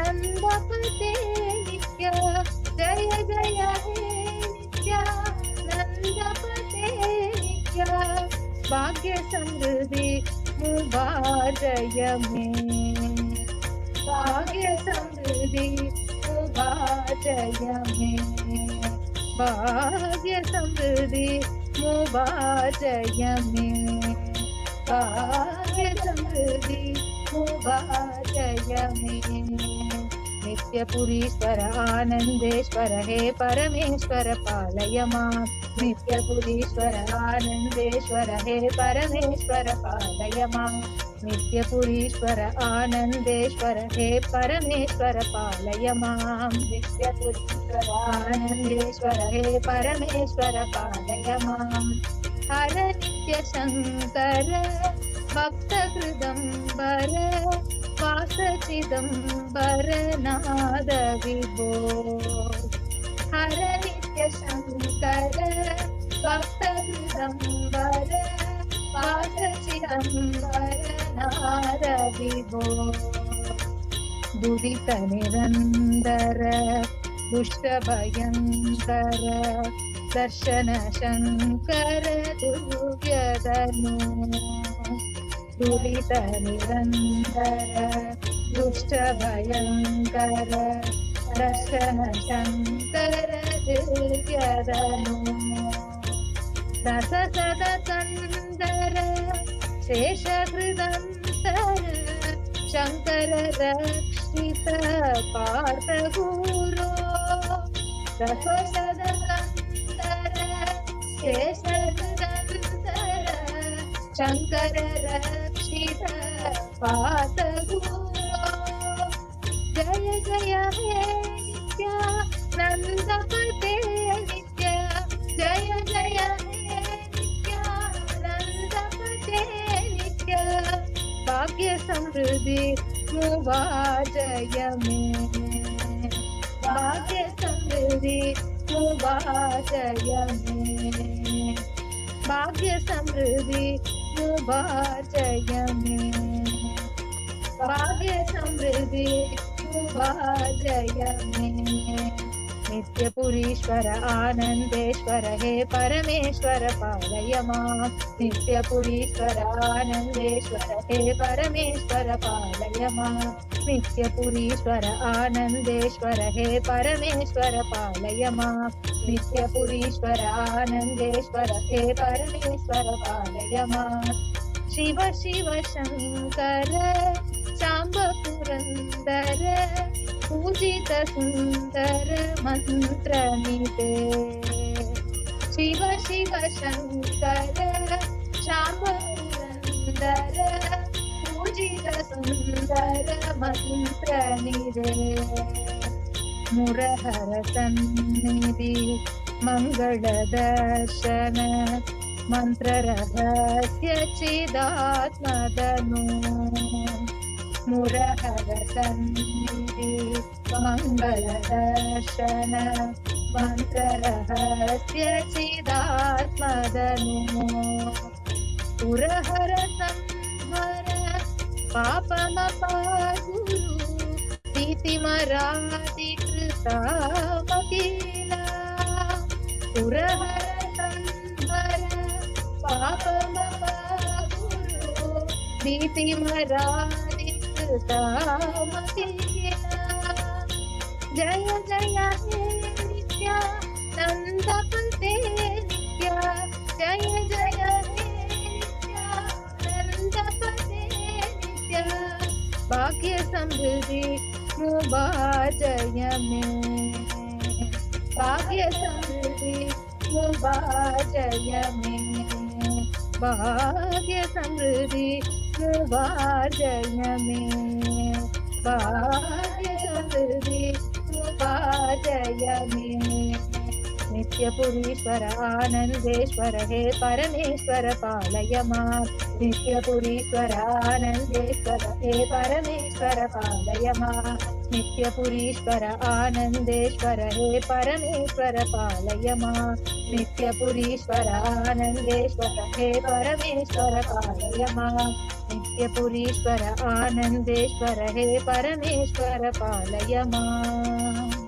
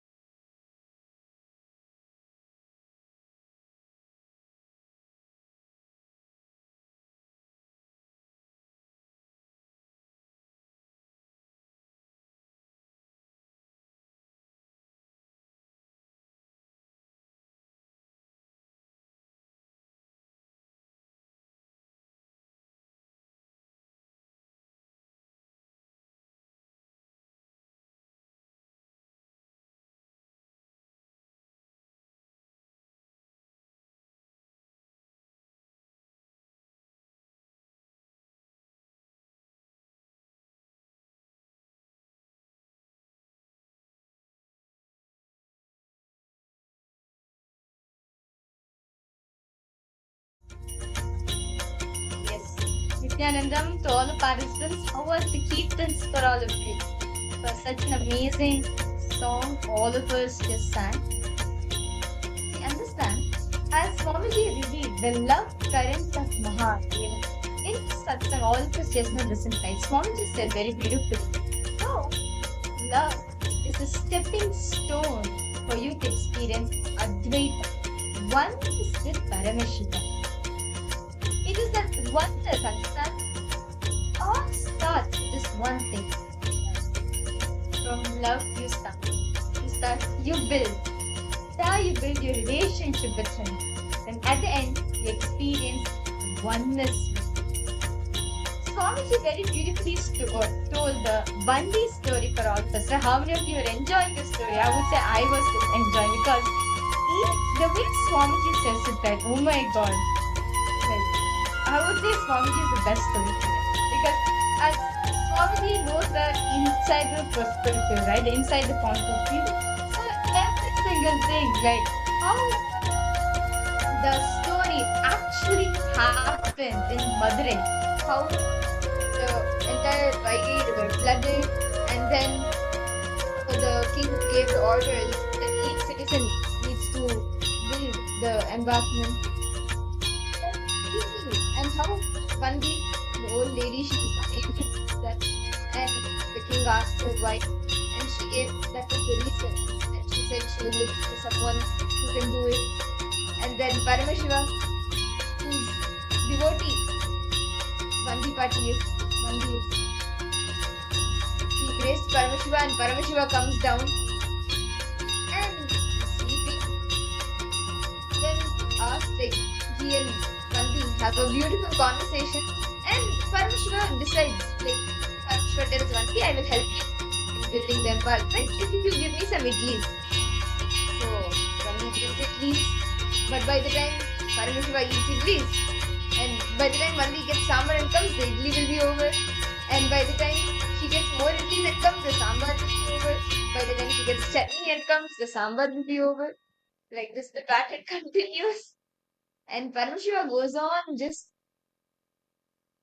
consuming the love of Vandi. He knows very well that Vandi is cooking one thing and then getting more and all the food is over. But still he continues to play his Leela. And at the end, when he's done eating and taking all the food that Vandi has offered, he sleeps. That time the king sees him, the king of Madurai. He comes there, he sees and asks, who is this person sleeping? And he gets to know that this person who is sleeping is the person who has to help Vandi in building the embankment. The king gets angry and he's like, how can you sleep? The work is not even done yet. And he takes the sengol, like a staff, the ruling staff he takes. And he goes and he hits this person who is none other than Paramashiva. He goes and he takes the sengol and starts beating him on the back.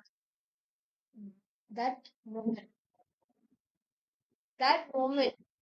when that sengol hits the back of Paramashiva, it is not only Paramashiva who feels it. Every single person, every single being in Madurai, including the king, feel the same thing. Feel the pain on the back when the sengol hits. Each and every one of them feel that pain.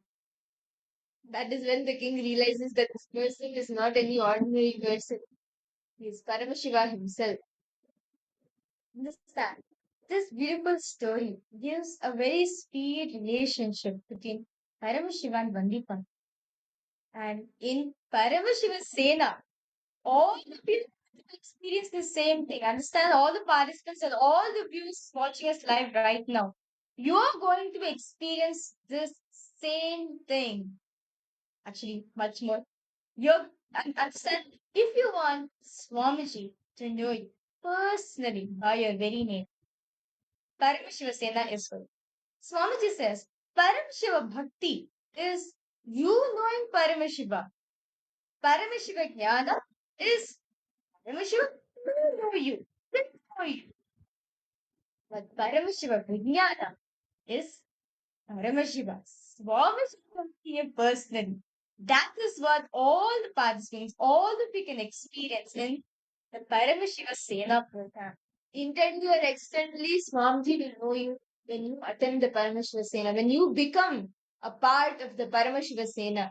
Because when you become a part of the Paramashiva Sena, you go on enriching people around you, yourself and people around you, by being Swamiji's very own ambassador, Swamiji's very own extension, embodying him and manifesting him through you, manifesting Swamiji through you. And what can be a better experience than that? Other than manifesting Swamiji through you and giving that experience for others, there can't be anything better. And our Swamiji's extreme compassion is love for all of us. Swamiji has opened up the Paramashivasena program even before the first batch of Paramashivasena participants. The Paramashivasena program can get over. Swamiji has announced the next 2 batches. The next batch is starting very soon. Like as the Kumbh Mela, the grand Mahakumbh Mela celebration start, the next batch of Paramashivasena begins on January 13th to February 14th. And then once again on back to back on February 14th to March 15th. And non-stop. Swamiji is continuously showering. The best step you can take right now, if you want to experience that, like a totally different dimension of Swamiji, then the best thing you can do right now is putting your intention, signing up for the Paramashivasena program, flying to LA or India and to the branches where the Paramashivasena program is happening and attending the program, because attending this program can bring a phenomenal transformation to your own life and even to others. Because when you transform yourself, you will be able to even help others. And by helping others, you also benefit yourself. Whether it is equipping yourself with all the different types of knowledge, AI or like how to be a leader, empowerment as a leader, every single thing Swamiji himself trains, guides you in the Paramashiva Sena program after knowing you completely, whether it is your internal moods, patterns, everything that you go through, or how you are externally. Every single thing. So if you have not signed up yet, sign up now. Put your intention now. Swamiji manifested us. If you make a declaration, let make it to the Paramashiva Sena program. Swamiji will come rushing to you to make it happen for you. By the time he lifts his finger to show which pillar Bhagavan Vishnu is in, Narayana came running to land in that pillar, wherever Prahalada's finger stops. Just like that. When you make a declaration without any fakeness, when you make a declaration, Swamiji will come rushing to you, make that declaration a reality. So don't think about all the different obstacles or the different impossibilities that may be coming up in your mind when you put your intention. You make a declaration from your side. You take a step from your side. Swamiji manifests. And all the participants. The best time for all of us to connect with Swamiji is right now. During his advent of the planet. Swamiji actually reveals very beautiful how he happened planet and out of his love and compassion for all of us, and he manifested exclusively for each and every one of us. And exclusively he manifested for each and every one. And as all of us are enjoying the happening, the Advent, the 40th anniversary of the Advent of the Avatar, let's now soak ourselves to the beautiful space. And as the Maha Kumbh Mela is coming up, right? And Jan 13th, Jan 30 is also the new Paramashivoham program is going to be starting. And so I would like to welcome and invite all the participants and all the viewers who are joining us live right now for darshan. If you're interested in knowing, if you're interested in becoming an ambassador of Paramashiva, representing Paramashiva wherever you go, representing Kailasa wherever you go, and becoming a Raj Sabha member of Kailasa, and the becoming a Raj Sabha member of the Kailasa of your locality.